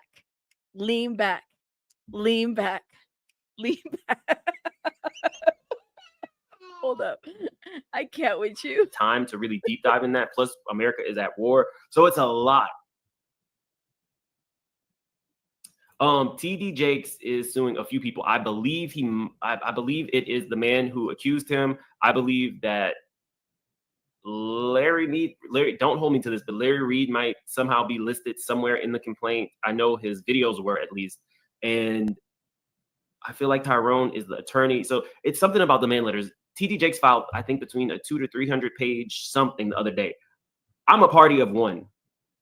I can't literally go through every court case. I will be able to start giving you guys some updates on some major cases as soon as the Diddy trial is over. Yep. Congratulations, Mims. Happy to catch your live. Thank you, Kimberly, and thanks for being a member for 5 months. Shout out to Mims. Okay, I want to go. Apparently, Inner City Press has done a video giving us an update. So, charge conference, here we go. Okay, here we are. Matthew Russell Lee, Inner City Press, here at the Southern District of New York Courthouse. Today, Wednesday, June 25th, 2025. Now, we're heading in for what would be day 30 of the U.S. versus Sean Combs trial. The only thing is it's not going to have any witnesses. It's going to be the charge conference at noon, and we will be covering it. Then there'll be the closing arguments Thursday and Friday, it appears, and the jury's supposed to get the case on Monday. This is all according to U.S. Attorney Maureen Comey yesterday. But we covered it yesterday. Yesterday started slow with the meandering cross-examination, but then it picked up. There was Combs sort of ingratiated himself, or tried to Judge Subramanian, telling me he's doing an excellent job. Whether this quote could be used if he has to appeal, I don't think so. It was just, I guess he was just polite, but it was very energetic. Then Alexander Shapiro did a Rule 29 motion, which pretty much previewed what would be said in closing and on appeal. And one of the points is a constitutional argument that a statute that makes it a federal crime to undermine sex trafficking prosecutions could, for example, apply in the case of Gina. That's what she said in a letter that we put up. You can find that on Patreon. There was also a civil case, one of the many civil cases against Combs, a John Doe who claimed sexual assault at a Ciroc vodka event. He's been told to give his name in 7 days or have the case dismissed. We've also put that up. So Combs, we are all over it. But here in New York City, the big news, Zohran Mamdani. Now, he's bested an Andrew. I think we've already, is this, I thought this was a new video. Maybe it's not. Okay. I think this is the one that we watched in the morning, y'all. Sorry. No, it's different. Because this was 20. Oh, yeah. It's the same one, y'all. My bad. Don't get mad at me. Okay, let me see what else. Sean Diddy Combs, prosecutors drop. See, there's another one. Here it is. Prosecutors are streamlining their case against Sean Diddy Combs. Oh, Lord. As the rap mogul's federal trial completes its 7th week in session, the prosecution submits a letter to the court amending parts of their theories of attempted arson and kidnapping. Stating in the letter obtained by E! News June 25th, the government is no longer planning to proceed on these It's the same. I was, these AI voices, that's an AI voice, isn't it? That's what it sounds like. theories of liability, so instructions are no longer necessary. In addition to dropping parts of their argument of the first charge, 1 count of racketeering conspiracy, the letter then seeks to clarify Combs's 2 counts of transportation to engage in prostitution. When discussing the charges in closing statements this week, the letter notes that it is, quote, imperative the jury understands that earlier consent is not determinative of whether a victim was sex trafficked, adding that the same is true of forced labor, which is part of Combs's sex trafficking counts. Additionally, the letter requests that, quote, the court instruct the jury that sex trafficking/labor and payment to the victim for that conduct are not mutually exclusive. Combs currently faces charges of sex trafficking, racketeering, and transportation to engage in prostitution in his federal trial, all of which he has pleaded not guilty. Oh my God. All right, cute. I wanted to bring up some link that I saw, and I thought it was important for us to talk about. Again, this is Google, so this is not like a legal source. Keep that in mind. Okay, so what are we expecting at a charge conference? See if you guys can hear this. Let's see if Snoop Dogg can read it for us. Come on, Snoop. Can you read this for us? Here we go. Maybe? No text detected? There you go.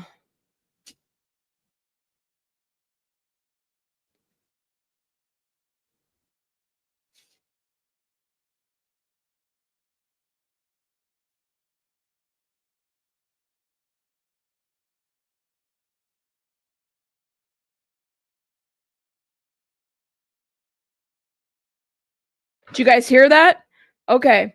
Let's see. Give me one second. Did you guys hear that? Let me know. I don't see the chat moving. Hopefully you guys heard that. I'm not really sure if you did. Let me know if you hear it. Hold up. Let's navigate.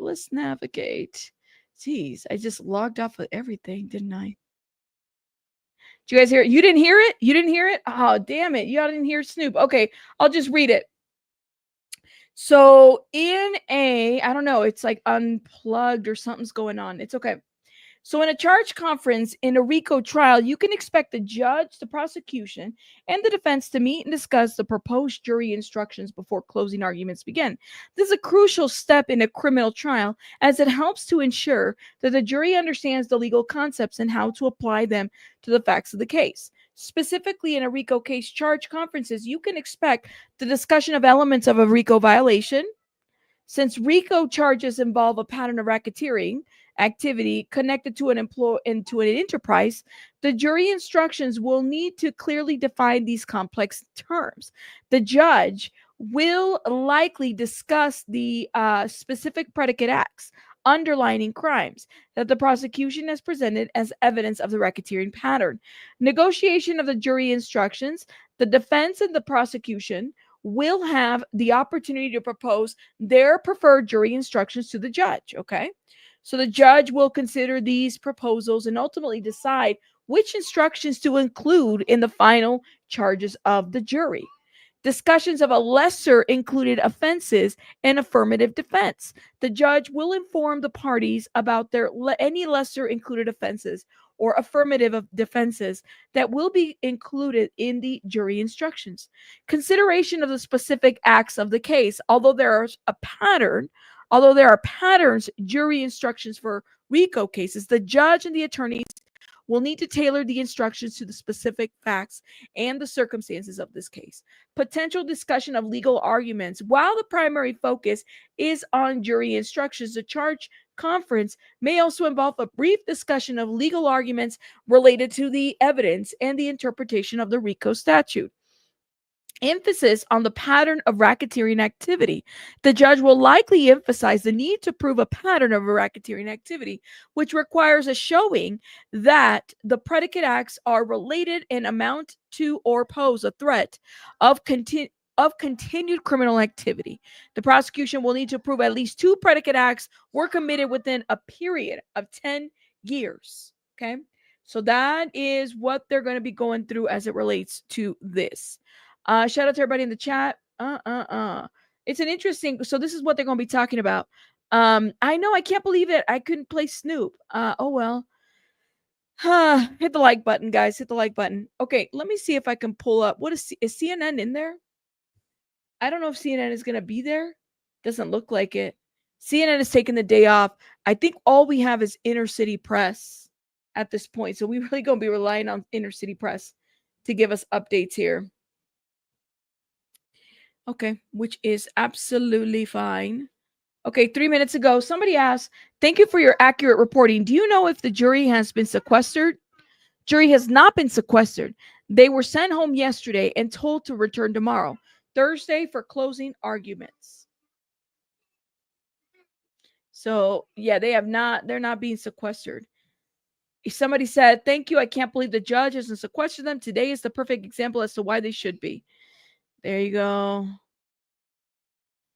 I mean, I guess we're like, what, 80%, if not 85 to 90% almost done with this trial. So I don't know, sequestering them is going to really help out at all at this point. Let's see if we have any more updates. Diddy trial, charging conference updates. Do we have anybody in there? So US Today, that was 17 minutes ago. I think we have some updates here. Let me see. Where are the updates? Okay. In June 2024 court filing, the prosecutors indicated that they are, I didn't say dropping charges. Here we go. Specifically, they no longer want jurors to consider allegations that Combs engaged in criminal racketeering by attempted kidnapping in California and New York. Okay, we read this. That doesn't necessarily mean Combs is clear of all related allegations. That's an important sentence. Okay, I'm trying to see if we have any updates because I don't see any updates here. Is News Nation reporting on this? Nope, no updates here.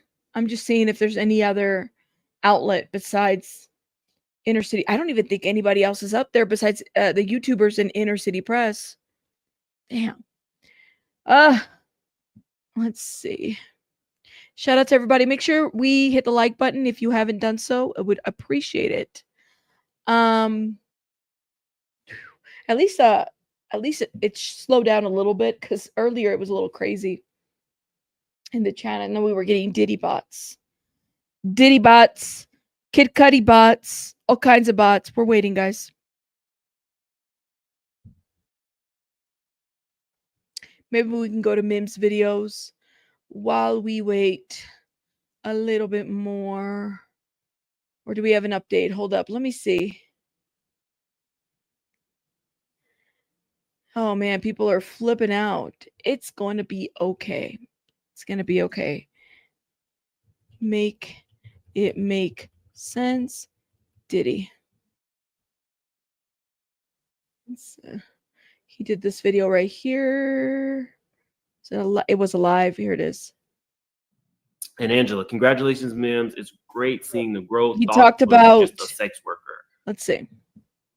I While believe we he wait. coerced her, but if we're just being honest, some of them seem weak. So they have not dropped all charges. The reason I'm heading into court as soon as I get off this live is because the defense and the prosecution are going to be arguing these things. So the prosecution voluntarily decided to drop some of the charges, but not all. What they are doing is they are technically keeping the charges that they know that they have proven but beyond a reasonable doubt, and anything else they are not necessarily willing to argue that at this point. I get it. But it's not what I've been seeing, and everybody's been texting me the charges are dropped. No, it's just a few of the charges, but the ones that they feel are the strongest. Yep, they have charges have not been dropped. Thank you, TMZ, for all of that. Thank you. They are keeping. The government is no longer, remember, the government filed this. The government is no longer planning to proceed on theories of attempted arson, alleged incidents of attempted kidnapping in California and New York, and the aiding and abetting of sex trafficking when giving charging instructions to the jury. Combs is still facing separate counts of sex trafficking, his ex-girlfriends Cassandra Cassie Ventura and a woman using the pseudonym Jane, as well as 2 counts of transportation to engage in prostitution for allegedly paying for male escorts to fly across the country to have sex with his girlfriends while he watched. In addition, there are still core predicate acts, including in the racketeering conspiracy count, including bribery, witness tampering, forced labor, and the possession and distribution of drugs. However, the firebombing of Kid Cudi's car and the alleged kidnapping of Combs' assistant Capricorn Clark, which I thought was extremely strong, but it is just based on Capricorn's testimony, who claimed she was threatened and given a lie detector test over 5 consecutive days in a locked office building, were among the most bombshell allegations from the case. So I literally, guys, I am heading back. I'm heading back to court on what was supposed to be my day off. I thought I was going to start fresh tomorrow, but that's not the case, which means we should be back tonight. We have a lot to discuss, and we're not just discussing Diddy. We're discussing Shannon Sharp. We are discussing so many more things. So just get ready, because it's a lot of mess. When I was there yesterday in the courtroom and Diddy stood up and literally thanked the judge for the great job he's doing, you have a whole person who made us sit through 2 to 3 hours of, was it like Rule 29, explaining why these charges were allegedly bogus. And Shapiro, who I have told you, in my opinion, is just there for the appeal. Yeah. Her whole job is that. Her and this guy, this hotshot named Driscoll, they are there for case law. Scott Driscoll. So he's not really been featured there. I think there's been, I mean, the lady is filing all these things. I think, she's doing her job, there's a lot of moving parts to this whole thing. The appeal and any chance that they can to declare a mistrial. That's all that they were there for. They are waiting for Diddy to be found guilty so she can start her work on the appeal. Diddy has an insane team. Why would you get your black ass up there and say that the judge has done a fair job? That's even more for them to argue. If the judge is doing a fair job and you already know that you're working on an appeal, that doesn't make sense. It doesn't even make sense. I can't make it make sense. But guys, thank you so much. There's so much. So be on the lookout. My Instagram is Make It Make Sense now. I'll be dropping links and the different collaborations that I do there. I found out that it is okay for me to drop safe links on YouTube. So shout out to Mims. I'm laughing because I'm just like, in my mind, I'm like, well, okay, whatever. Yeah, TMZ is doing the most. He's making it make sense. He's funny. I like him. He's funny. All right, guys, we're waiting. No, court is not done. It's not over. We're waiting. Okay. I think we're all waiting to see what's going on. Let me see. I don't know why. Let's see what else. Shout out to everybody in the chat.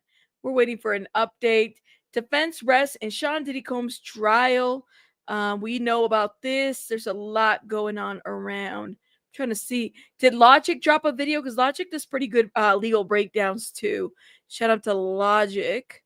Let's see, video. This was yesterday's. Let me see.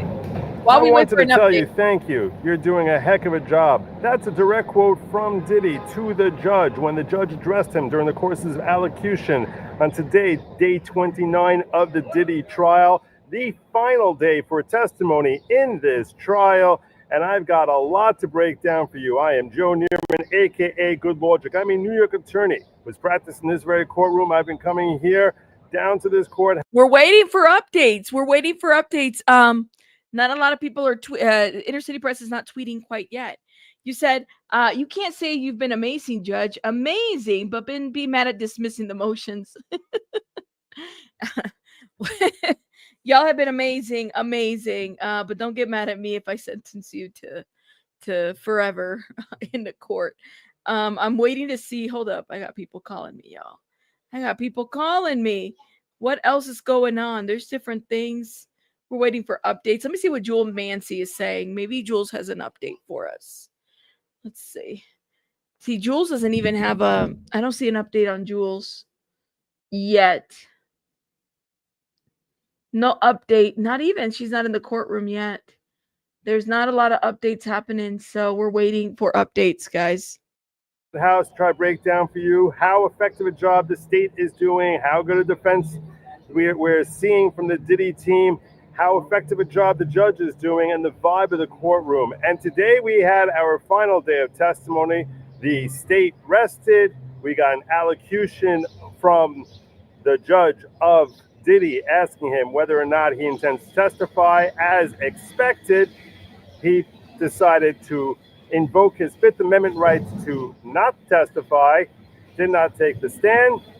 And in fact, we saw no witnesses from the defense. In lieu thereof, they presented exhibits. This is on and it's stipulated together with the state that certain exhibits will come in. I'll get into the nature of those exhibits. To me, what was the most interesting thing that came out of today, we started the day with the cross-examination and then a brief redirect of the summary. Let me show you guys something. Hold up. Something just caught my attention. Look at how Court TV is literally talking about this. Trafficking trial, prosecutors moved to streamline instructions. They didn't say charges drop. This was 30 minutes ago. Court TV is actually saying what they were doing. Look. Welcome back to Court TV Live. I'm Julie. Arguments. Here we go. Hold up. Now with Court TV's legal correspondent. Oh, sorry. Was outside of the New York federal courthouse right now. And Kelly, a lot has happened today. It seems that the case against Sean Combs is changing ahead of closing arguments. A lot going on. Good afternoon to you, Julia. So behind me, the federal courthouse, things were supposed to get started here at 12 Eastern time. So that was going to be the charge conference. The jury is not here today, so they had the day off. They will be back tomorrow for closing arguments. But we started hearing early this morning that things were getting pushed back, as well as the prosecutors were streamlining their case against Sean Diddy Combs. So we're going to hear more once court gets underway at 2 p.m. Eastern. So the charge conference was moved from beginning at 12 Eastern to 2 p.m. Eastern. So we'll get more details as to the charges and how that charge conference will go. But important because the judge had told the federal prosecutors that he really wants them to streamline their case. So the prosecutors wrote a letter to the judge saying that they have now streamlined their case. And what are they doing? They are pulling back on some of those charges. The attempted kidnapping. This is in relation to Capricorn Clark, who said that she was kidnapped by Sean Combs and his buddies to go over to Kid Cudi's home.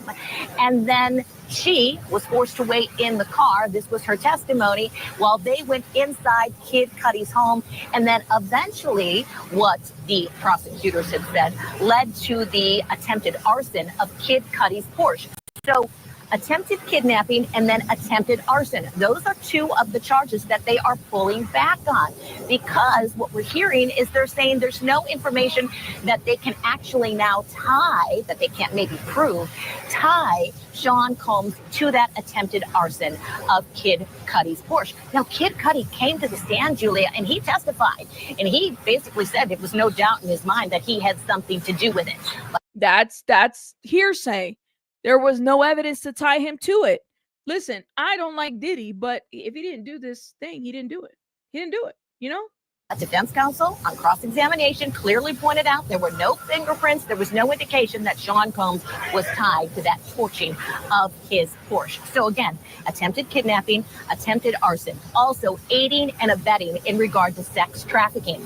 So again, prosecutors are framing this as we've needed to streamline our case. The judge has asked us to do so. That's what we're doing here. Now, some on the streets are just saying, well, they just didn't have enough to prove those charges. So again, we're going to hear more at that charge conference. Kelly, did you get yelled at? I'm sorry. So Kelly says, LOL, I just got told I'm wrong for saying case is streamlined. Then a whole new video about dumb people saying charges haven't been dropped. Julia. It's a fair question, Kelly, because this is coming after they brought those witnesses into the courthouse. Kid Cudi's only purpose, and correct me if I'm wrong, was to testify about this arson. So you have this celebrity witness come in, and to now, on the eve of closing arguments, to say, oh, we're no longer going forward with it because we're streamlining things for the jury, it just doesn't quite make sense. But tell us about what's coming up, because I understand the judge at one point had not yet ruled on the motion for a judgment of acquittal that happened yesterday, and normally judges answer that pretty quickly. Julia, so sometimes in regard to appeals, they do reserve their judgment. It doesn't happen all the time, as you know, as you just mentioned. Usually we hear a ruling from the judge denying those motions all the time, because most of the time those are denied right away. Here, I think just because this case is so huge, so many charges. You can't hear. You might need to exit in and out of the app. All right, guys, we getting started. Oh, man, for however much time I have left, we going to do this. Okay, so today is June 25th, Wednesday. It is now, depending on what side of the world, 2 p.m. Eastern. This is where everybody's at. Everybody's gathering to the court. Everybody's ready. And we are doing a charge conference. The jury is off, guys. The jury is off. They're not here. Okay, so it's the day off. A lot of people are going to take the day off, which I don't blame them for taking the day off. But there's different arguments happening. And so it sounds like Mims, he's like, I got to go back to the court. Other people are back in the court. Shout out to Infamous Sylvia. She's out there. So many different people are there. But let's get it together, guys, because I think we're about to get started on these arguments. Man, oh man, I feel like we're in the long stretch now. And so this is what Inner City Press has posted. Now I'm going to also see if we have CNN updates, but this is again the charge conference after U.S. letter said some theories of liability are no longer being pursuant. Inner City Press is covering. We'll live tweet the thread. Okay, so we're live tweeting, and make sure you guys are supporting Inner City Press. Let's see. Ooh.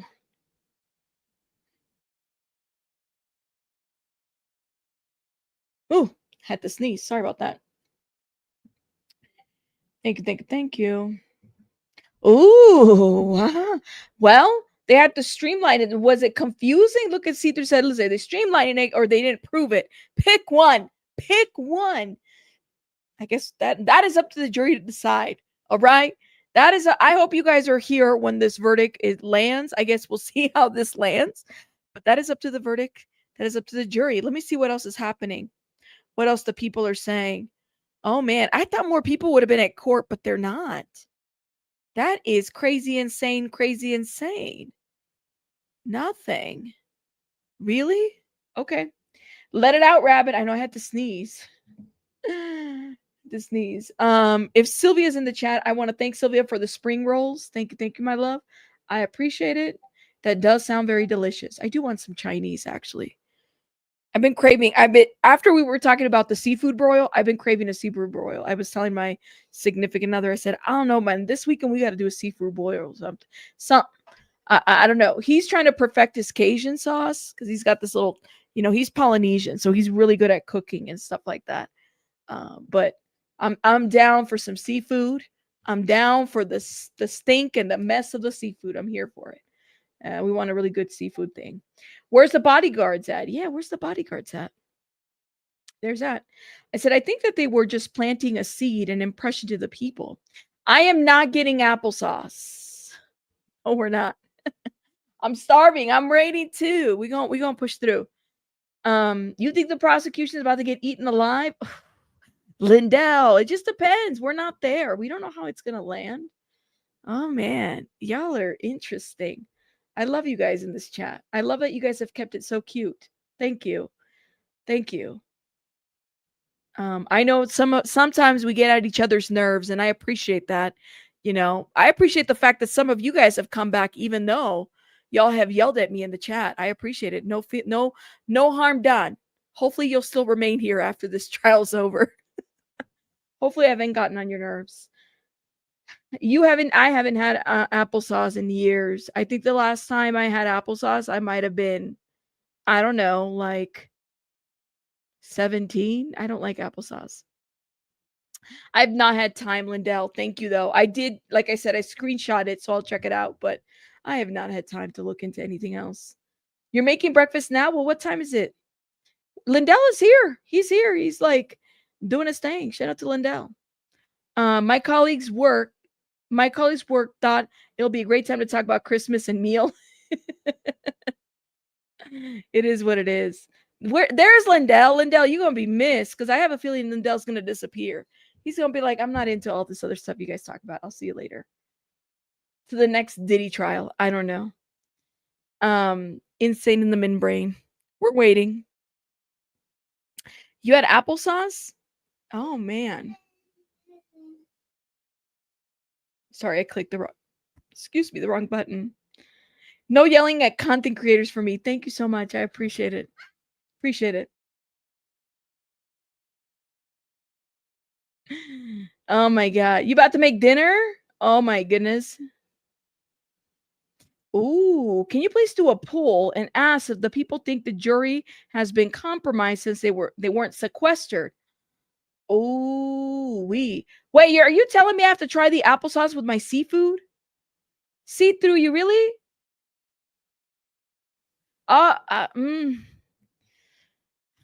Why? Why am I like, is that a thing? Do people eat applesauce and seafood? Is that really a thing? I mean, I don't know. Are you you being funny? Never heard of that. Okay, let me go ahead and do a poll because I think this might be a good poll. But let me mute myself while I do it. We're waiting for updates, okay?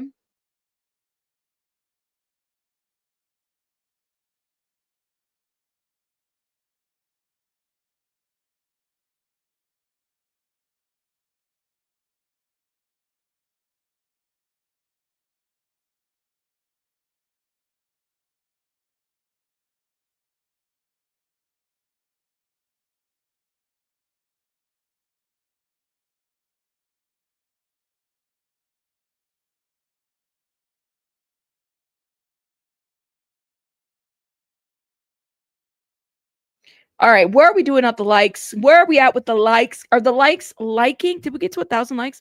Guys, we're like 15 or what, 20, 15 away from 1,000 likes. If you're watching, don't be a hater on your life and hit the likes. It thickens the sauce. Really? Applesauce does? Do people put applesauce in everything? I don't do raisins on my potato salad. That is assault. That is assault. That's like an assault. How? And why would you do that? That's like it. You want me to die? No. Raisins in mashed potatoes or in potato salad? That's an insult, y'all. Now, one thing we do cook a lot with is beer. We put beer in our birria, in our like meals and stuff like that. I mean, beer's a given. Beer's can be an ingredient to a lot of foods in the Mexican dishes. So we do a lot of beer. That's an insult. You said there's a Gloria Estefan recommendation on the list. She lives right next. Well, she did. I think she moved, Lindell. I don't think Gloria Estefan lives there anymore. She did an interview recently. Are you joking? I thought you were serious. Only logical people place for applesauce is the pork chops. I heard about pork chops and applesauce and never did it. But who does the raisins on the potato salad? That is an insult. I'm sorry. What?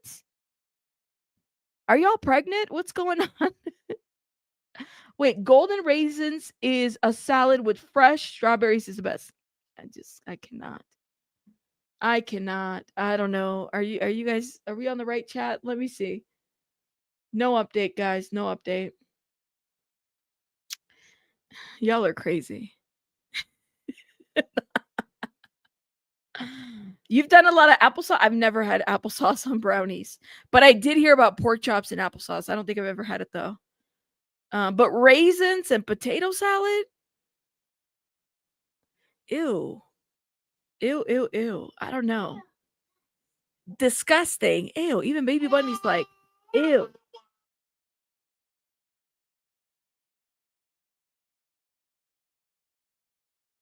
Raisins in potato salad sounds interesting.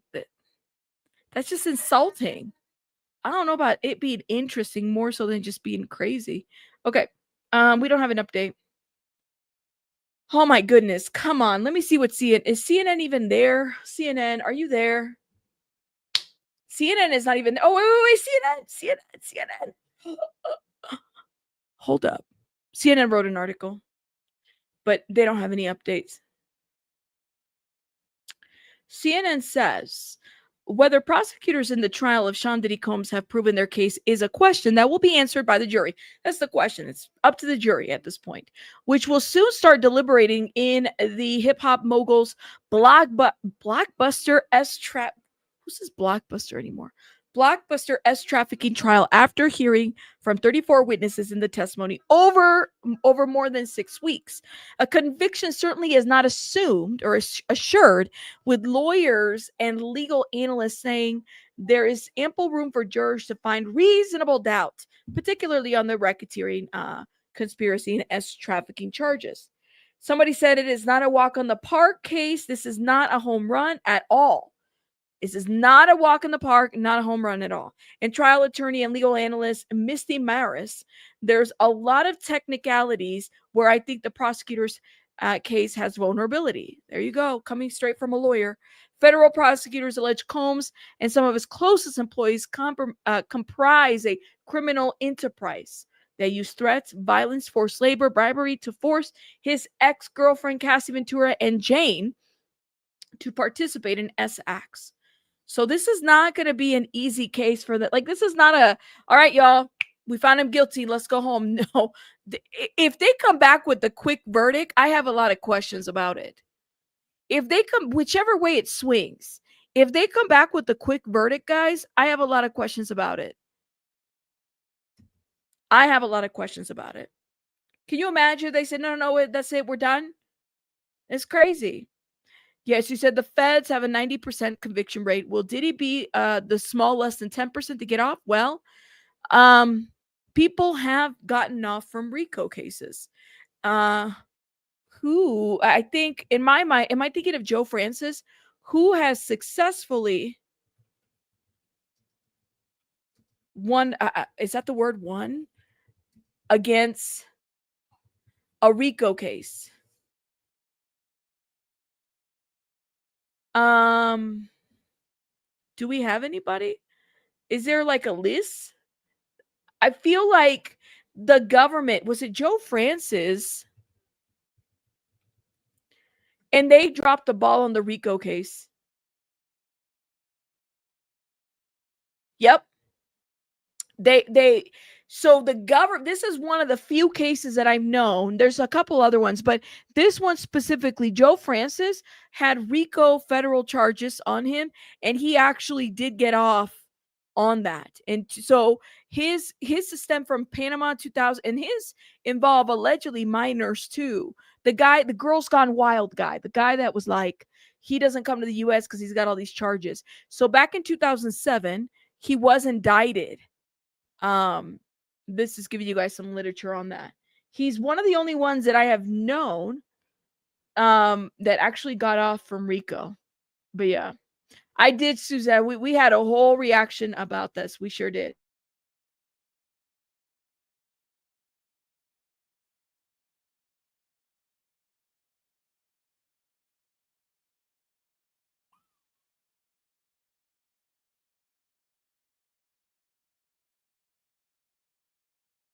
Gambino family? Well, there's the mobs too. Did Bitcoin Rodney? I don't know. We're waiting for an update, guys. Okay, hold up. I think we might have one. Let's go, Matthew. He says, I'd like to go, but there's nothing to report right now. Just Sean Combs sitting, lawyers Brian Steele and Xavier Donaldson looking at computer. I'm considering going back to check on another case. There's nothing else. How long are we were supposed to get started at 2? I object to this waste of time. What are we doing? What are we doing, court? It's not Matthew's fault. What are we doing? I object to the waste of time. Thank you. See, Franny Law says hell no to the raisins. Thank you. Young Thug, thank you. Another one. Thank you. Sorry. That one escapes me for whatever reason. I think maybe because Joe Francis was somebody. I haven't really talked about Young Thug like that. But Joe Francis was another one that I talked about. He did the y'all remember those Girls Gone Wild infomercials? He had a RICO. He did, and he actually he didn't get any charges from it. So he actually got away from it. And that man is like legit disgusting. He was filming allegedly, even though these charges never stuck. But he did like a whole Girls Gone Wild thing, and some of these girls, I guess, had misinformed about their age. I'm not really sure how the story goes with this, but they were filming minor children for Girls Gone Wild. That was a thing. That guy's gross. And so he's in Mexico. Did you hear about Florida found 60 missing kids? No, Miss Jams. Where was this? No idea. Yeah, and then Francis also invited the Kardashians over. And they did. This is back when the Kardashians first started. Well, they used Joe Francis to negotiate the S tapes. You know, Kris Jenner was the head of this. She acted like, oh my God, my daughter, guys, my daughter. We couldn't. She would never. We're gonna get the FBI involved. Yada yada yada. They would never do something like that. No, they set that whole thing up. They set that whole thing up. Okay, Ray J told it all. Even though I don't really like Ray J, he was a part of that setup. Yeah. Yep. Girls Gone Wild was a huge one. He's in Mexico. And the reason why he's in Mexico is because he don't want to face charges here for other things. So he's out there. I mean, he can get extradited, but he's been a nuisance in Mexico. The Mexicanos don't like you, Joe. They think you're trash. They don't like you. They don't like the way you talk to them. They don't. That's what I have to say about that. Gambino was finally convicted of RICO. Gotti beat all the cases until they brought RICO charges, I believe. There's that. There's that. I mean, there's a lot of people that have successfully beat the RICO stuff, but, you know, keep that in mind. Okay. Inner City Press says is that there's nothing going on. Damn. Y'all, we got to hurry up and get this going because, I don't know, oh my God, Diddy Docket, what are you posting? Diddy Docket is posting a screenshot of Tyrone Blackburn. What is this? Previously, I'm sorry, Tyrone Blackburn is not. I've been calling this out years ago. I feel like it's like, I don't know what it is. If it's like I have intuition on people or certain things where I'm like, you're gonna start shit with people and it's gonna go bad. When the Tiny and T.I. situation happened, do y'all remember that? Let me know if you ever followed that. I did a whole playlist on that. Actually, it's what got my channel monetized, was talking about Tiny and T.I. Now, I'm not necessarily, back in the day, maybe I had a little girl crush on T.I., not so much anymore. I was definitely a fan of T.I. And yeah, I'm gonna say that I was a fan of T.I. So when all this broke, we kind of knew that Tiny and T.I. were freaks. Like, you know, they're unapologetic about the stuff that they're into. You know what I mean? So Sabrina Peterson, one of the accusers, who happened to be a woman that was also doing the threesomes with Tiny and T.I., she got mad at Tiny and decided to out Tiny, and then started gathering all these women that said that they had been victimized by Tiny and T.I. And then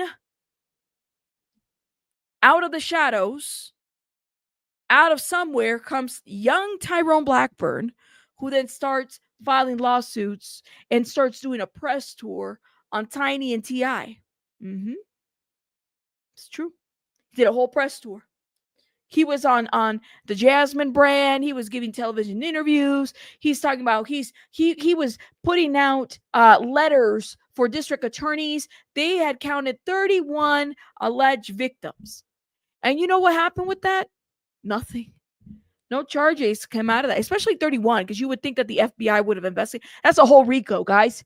You got women put in these situations. I mean, the details of these assaults were pretty graphic. One specific one that stands out to me was that T.I. had put his whole toe in a woman's thing. You know what I mean?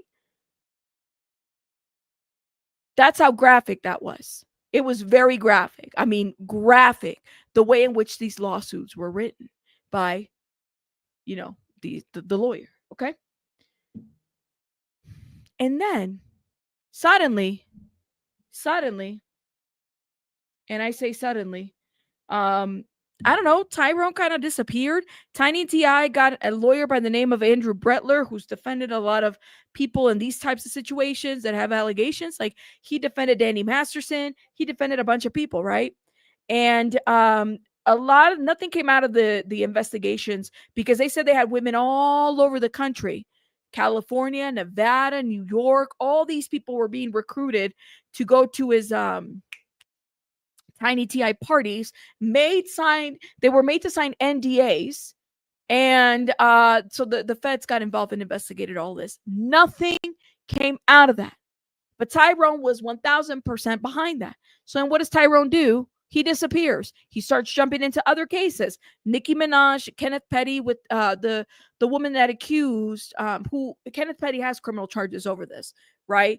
But the other woman made allegations and accusations against Nicki Minaj. Where did that lawsuit go? I don't know. Tyrone Blackburn inserts himself in these lawsuits to make a name out of himself, and then there's nothing that comes out of that. And I called this in the Tiny and T.I. case. I said, wait a minute. Hold up. You're doing a bunch of press, but where is the follow-up with these people that you're representing? Where are we at? And so ever since then, it just rubbed me the wrong way. I mean, I've had communication with the man because he had some typos on a press letter. It was really weird. So we have communication with each other, whether he remembers it or not. This is really weird, the way he was doing these filings. It was just solely to get the name out of his firm. It wasn't anything about bringing justice. And so I think that this is twofold, right? You're going to have people that make allegations, and then you're going to have the lawyers that represent them, right? I think that the lawyers, for the purposes of really being behind their client, which in my mind, these lawyers are doing their due diligence, or are they? Or are people just filing things without actually doing investigative work about the allegations that their client is making? Because then we have a situation where a lot of this is happening, and then things fall down the wayside, and it's like, well, did this happen to you or not?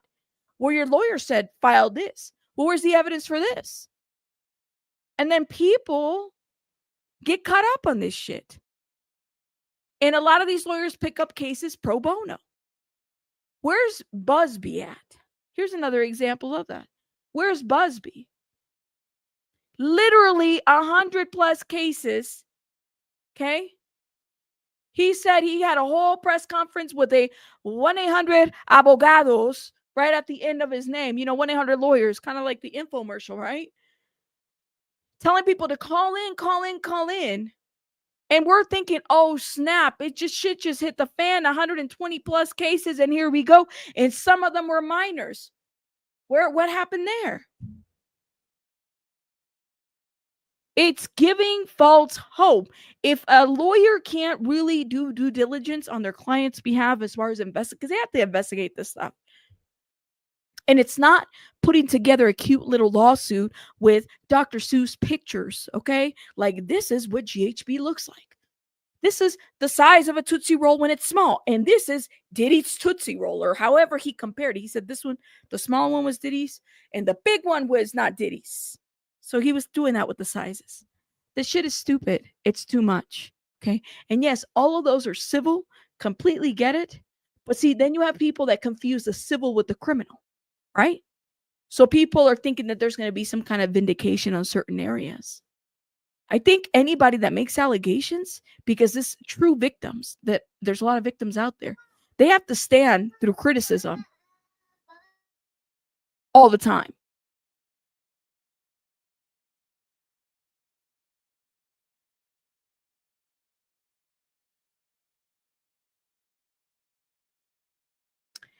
Everybody has to, if you're a victim and you're bringing forward charges, that's the thing about being, like, especially publicly, people are not going to be careful with your feelings. They're going to tear up your story. And I think victims kind of know that this is the thing that will happen, given the situation. If you know what I mean, like, literally, it's just something that people have to stand up to all the time. All right. Are we not going to get, what's going on, man? What a slow day today. But let me know what you guys think. You agree? You said objection. Yeah. And it's not that it didn't happen. It's just lawyers need to do their due diligence when it comes to investigating their clients. They have to. There's some stuff that just won't get proved. It just won't.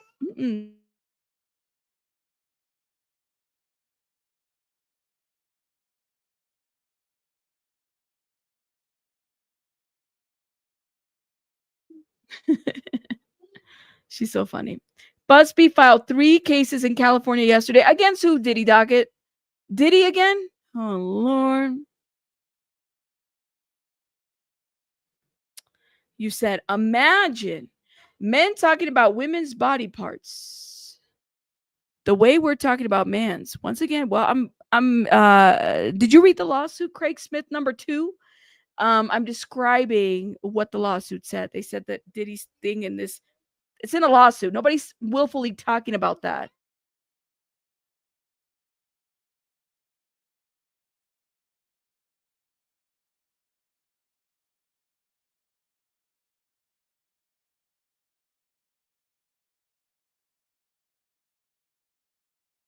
Nobody's willfully talking about that. So anyways, yeah, thank you. And the double standard, you're absolutely right. To a certain degree, I agree with you, but we're talking about a lawsuit. So again, that's not like it's just a lawsuit we're talking about. Nobody's willfully talking about his body parts just to talk about it. But thank you. Yeah, get over yourself. Let's see. I found your channel by accident and love the way you report, so I subscribed. Thank you, Marianne. Appreciate it. Thank you. Appreciate it. That's really means a lot. I don't know what's going on, guys. Are we gonna be here all day? Let me know.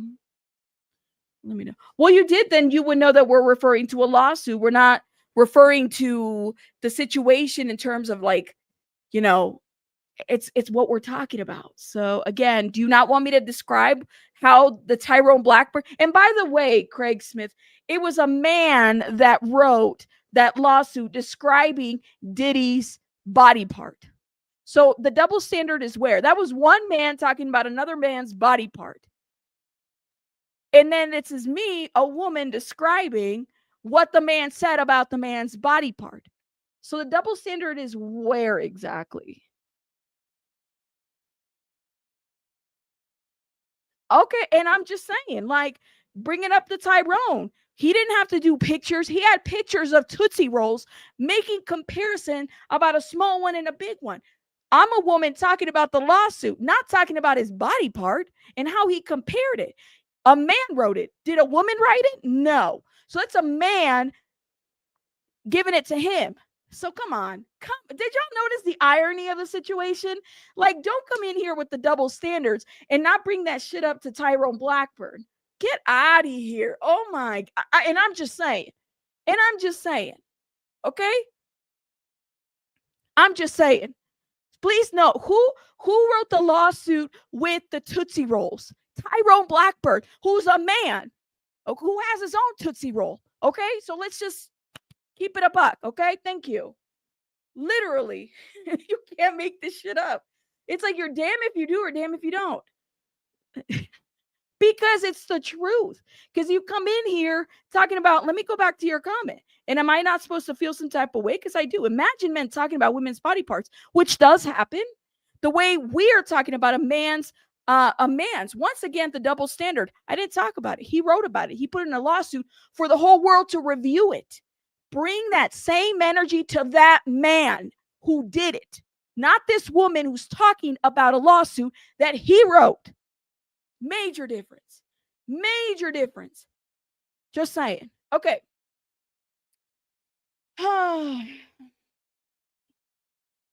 Sorry, y'all. What time is that? Can we started?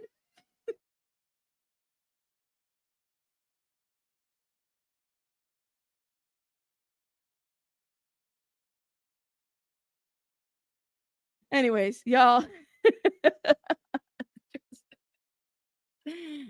Yeah, I think so too. Period. I just thought that was funny. It just hit me. I was like, what? What are we doing?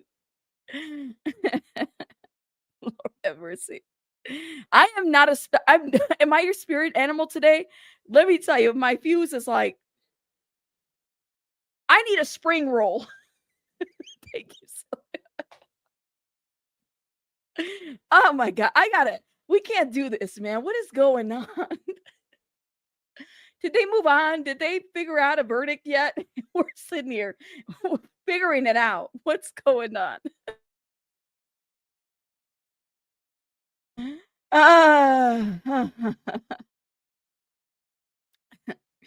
You said Tyrone can be a liar and Diddy can have a Tootsie Roll. Two things can be right at the same time.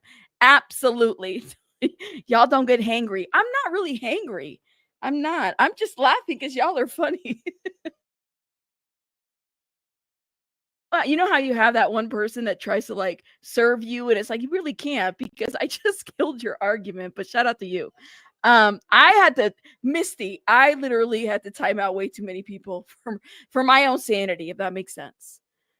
That's right. That's right. We try to move on. Oh my God. You said, okay, Measurement says, shout out to Measurement. Maybe Craig is 50-50 because I believe the double standards is them releasing the S worker victim. Had they been women, they would have never released those faces. See, you know why? Like, at least Measurement is giving me some substance to this. Shout out to Measurement. Thank you for the $10. Maybe Craig is 50-50 because I believe the double standard is them releasing the S worker victims. Had they been women, they would have never released those faces. That's different. That I completely get what you're saying this with this Measurement. And shout out to you. See, we can agree. We can agree on there. Okay. Y'all, where are we at? Are we? I know. Shout out to Measurement. Shout out to Measurement. I think I'm ready. I think I'm. Are we gonna get started? What's going on?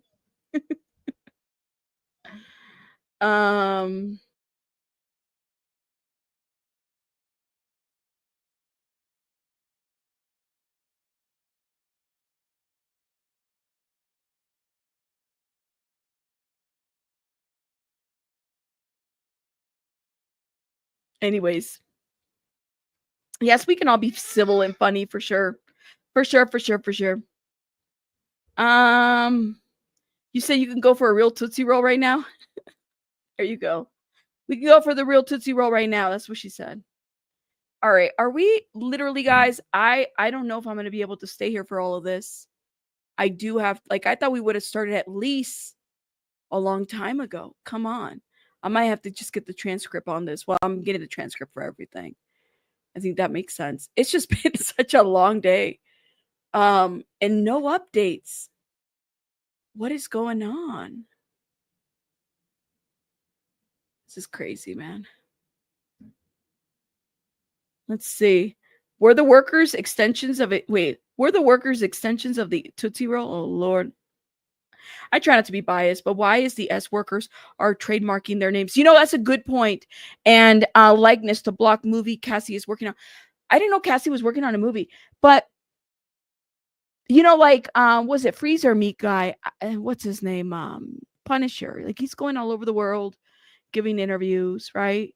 Which is fine. It's his prerogative. That's what he wants to do, his experience. But literally, I said this earlier, was it in another video? I said, you know, when it comes to these S workers or even these alleged victims, okay, if, you know, depending on where you land with the situation, we're doing a better job at preserving the other people's identity. What I mean by that is, like, what about the traffickers, or excuse me, the rug mules, the one-stops, the baby girls? What about them? The government doesn't want to release their information. Why not? Have they formally been charged, or they also seek some type of agreement with the government? I have a lot of questions about that. There's so much information here that if I'm a juror, and I don't know, there's a lot of sealed documents. So maybe, you know, they have access to that. We're not seeing, we don't know, right? So it's very easy, I think, for the lack of information, we're going to build some biases on a certain thing. A lot of things. So I don't know. You said TMZ release every S worker and the majority lost their endorsements. Really? What if they were undercover all along? Maybe the rug people were undercover all the time. What was unclear to me is when the government decided to investigate Diddy. Was it it sounded like it was right when Cassie filed her lawsuit. What tipped them off? Did the lawyer for Cassie say, Douglas Windor, I'm going to call, you know, the lawyers and let them know about because, you know, some of these, you're mandated reporters, right? There's no children involved in this situation, so it's a little bit different. But are they mandated to report what sounds to be criminal activity? I wonder about this. You know, yep. You said those rug dealers are probably going beyond the statute of limitations time. Maybe. But why didn't they want to release their information? Or was it a setup? It's a lot. I think they have been looking at Diddy since that club incident. Since New York? It's a lot, you guys. I don't know, man. Some people think that it's a setup. Some people think it's like from like Diageo. I don't know. At the end of the day, Diddy's not my favorite guy. Should he? I think that, and I don't think anybody's opposed to this. We want to make sure that he goes in for the right reasons, if that makes sense. Whether guilty or not of anything, like we just want to make sure that he's in for the right reasons, and you know that they stick. Guys, literally no updates. It is. What time is it over there? Isn't it 3:00 already? 12:55 p.m. 2:55 over there. No updates. A lot of people in my chat don't necessarily like Diddy. They don't. You know, but they want to make sure that the charges stick so that way in an appeal it's not like, well, he got off, guys. He got off. You know? I think it's fair to say that. I don't think he's a good guy. I think he really did harm. In my opinion, I think he's very guilty of what happened to Cassie. I don't know about everybody else. I don't know about the Jane Doe. I have a lot of questions about that. I think that the government, in my opinion, I guess we'll see how this goes. But I don't want to be stretching the truth to try to fit my narrative just because I'm team Diddy or team this or team, non-Diddy. Like, I'm like, listen, at the end of the day, I think a lot of us just want the truth, right? We just want the truth of the matter. We just want to make sure we understand the gravity of what's going on. Like, none of us want that shit, if you know what I mean. No, he did not. Not yet. That's not what's being said. I think a lot of us are, hashtag team truth. That's what we want, right? We want to know the truth. We want to know what happened. Who was this? Because at the end of the day, whether you liked him or not, he was a cultural icon. This is music that a lot of us, myself included, listened to growing up. You know, not necessarily the best guy to idolize, but he was somebody that a lot of people idolize and still do. Is it crazy that all of our lives has been a bit of a joke when it came to this industry? And what about BlackRock? We just want the truth and justice. And if it's found that he's victimized these victims, he needs to be held accountable for that, right? I think a lot of us feel that way. I don't think anybody would deny that. That's all we want. That's why I tell you guys, you don't have to lie about Diddy. You don't need the Courtney Burgesses or all these other people that say to have Diddy tapes. You don't need them because they're not truthful. Not one of these mother effers went to the stand to testify. Not one of them. Where are they at? Where are the children? Where are the other celebrities? Does anybody not like? I get outraged with this because maybe I see it from a perspective of a YouTuber where it's like, yo, like we're really competing with misinformation about stuff that never effing happened.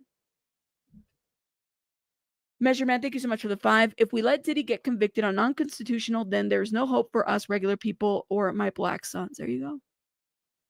We have to be mindful. So my hope is that if he is guilty, if the jury feels like, and I'm going to trust it, the jury feels like he's guilty. Yeah. Like, let's go for it. He's guilty. I mean, there'll be an appeal, I'm sure, but look at Harvey Weinstein, and his was not a RICO. Right? People should be upset. I don't know, like how people are, especially if you're a subscriber of any of these quote unquote truth tellers, people should be upset about the fact that people ran narratives here. It's one thing to do a conspiracy theory. It's completely different to do a narrative. I have a lot of questions about that. That's what I have. You said, why is it that YouTubers will get shut down? Well, hold up. Let me see where we at, because y'all, if we're not going to go tonight, I got stuff to do. Why is it that YouTubers will get shut down for the smallest details, but media outlets can go on and spread misinformation without any recourse, and all others just get picked up and run with as a fact? Curly Lucy, first of all, you're a cutie. Shout out to you. That's a great point. YouTube's guidelines are very imbalanced when it comes to things like that, in my opinion.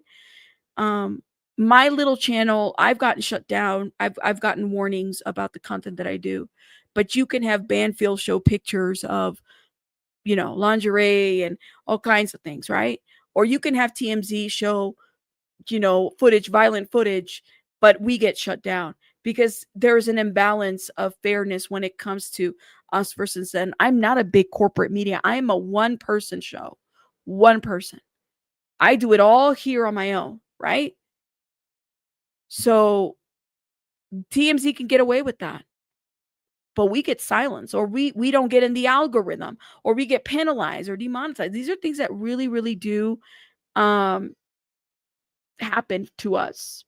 They do. It's bigger networks. They have more money in their pockets. It's said that FOs are two things: those tiny private essays and big parties where the exploitation happened in the back when those kids were put into bed. Oof. So a lot of people have said different things, but we just don't know how much of it is fact. You know what I mean? So we don't know. All right, guys. Okay, where are we at? Guys, I am going to call it a day because I can't be here all day, y'all. We have no notifications. I'm going to redirect you to BJ Investigates or That Surprise Witness because I got to go. Y'all, I've been up here for like 5 hours. Nothing has happened. We were here ready for 12. 12 came and went. We were here ready for 2. 2 came and went. I mean, it's 3:01 at this point. So I got to go tend to baby bunny, and I got to take her out. Okay. Because she likes to go out. I really appreciate you guys joining me. You don't have to be here, but you are. And I really appreciate that. Just know that when you support me, you're supporting me and my family, and you're supporting everybody. You ready to go? Okay. Keep 5. Oh, I have to go buy those? Okay, I'll go get some of those. You guys have a great one. I'll see you. I'm going to redirect you to BJ Investigates. You guys can go check out the channel over there. Or excuse me, that surprise witness. She will be there. I'll see you guys tomorrow. We will be up and ready. Look at my hair, y'all. I can't believe my eyeliner lasted this long. Bye, guys. Thank you for supporting the channel. Bye, guys.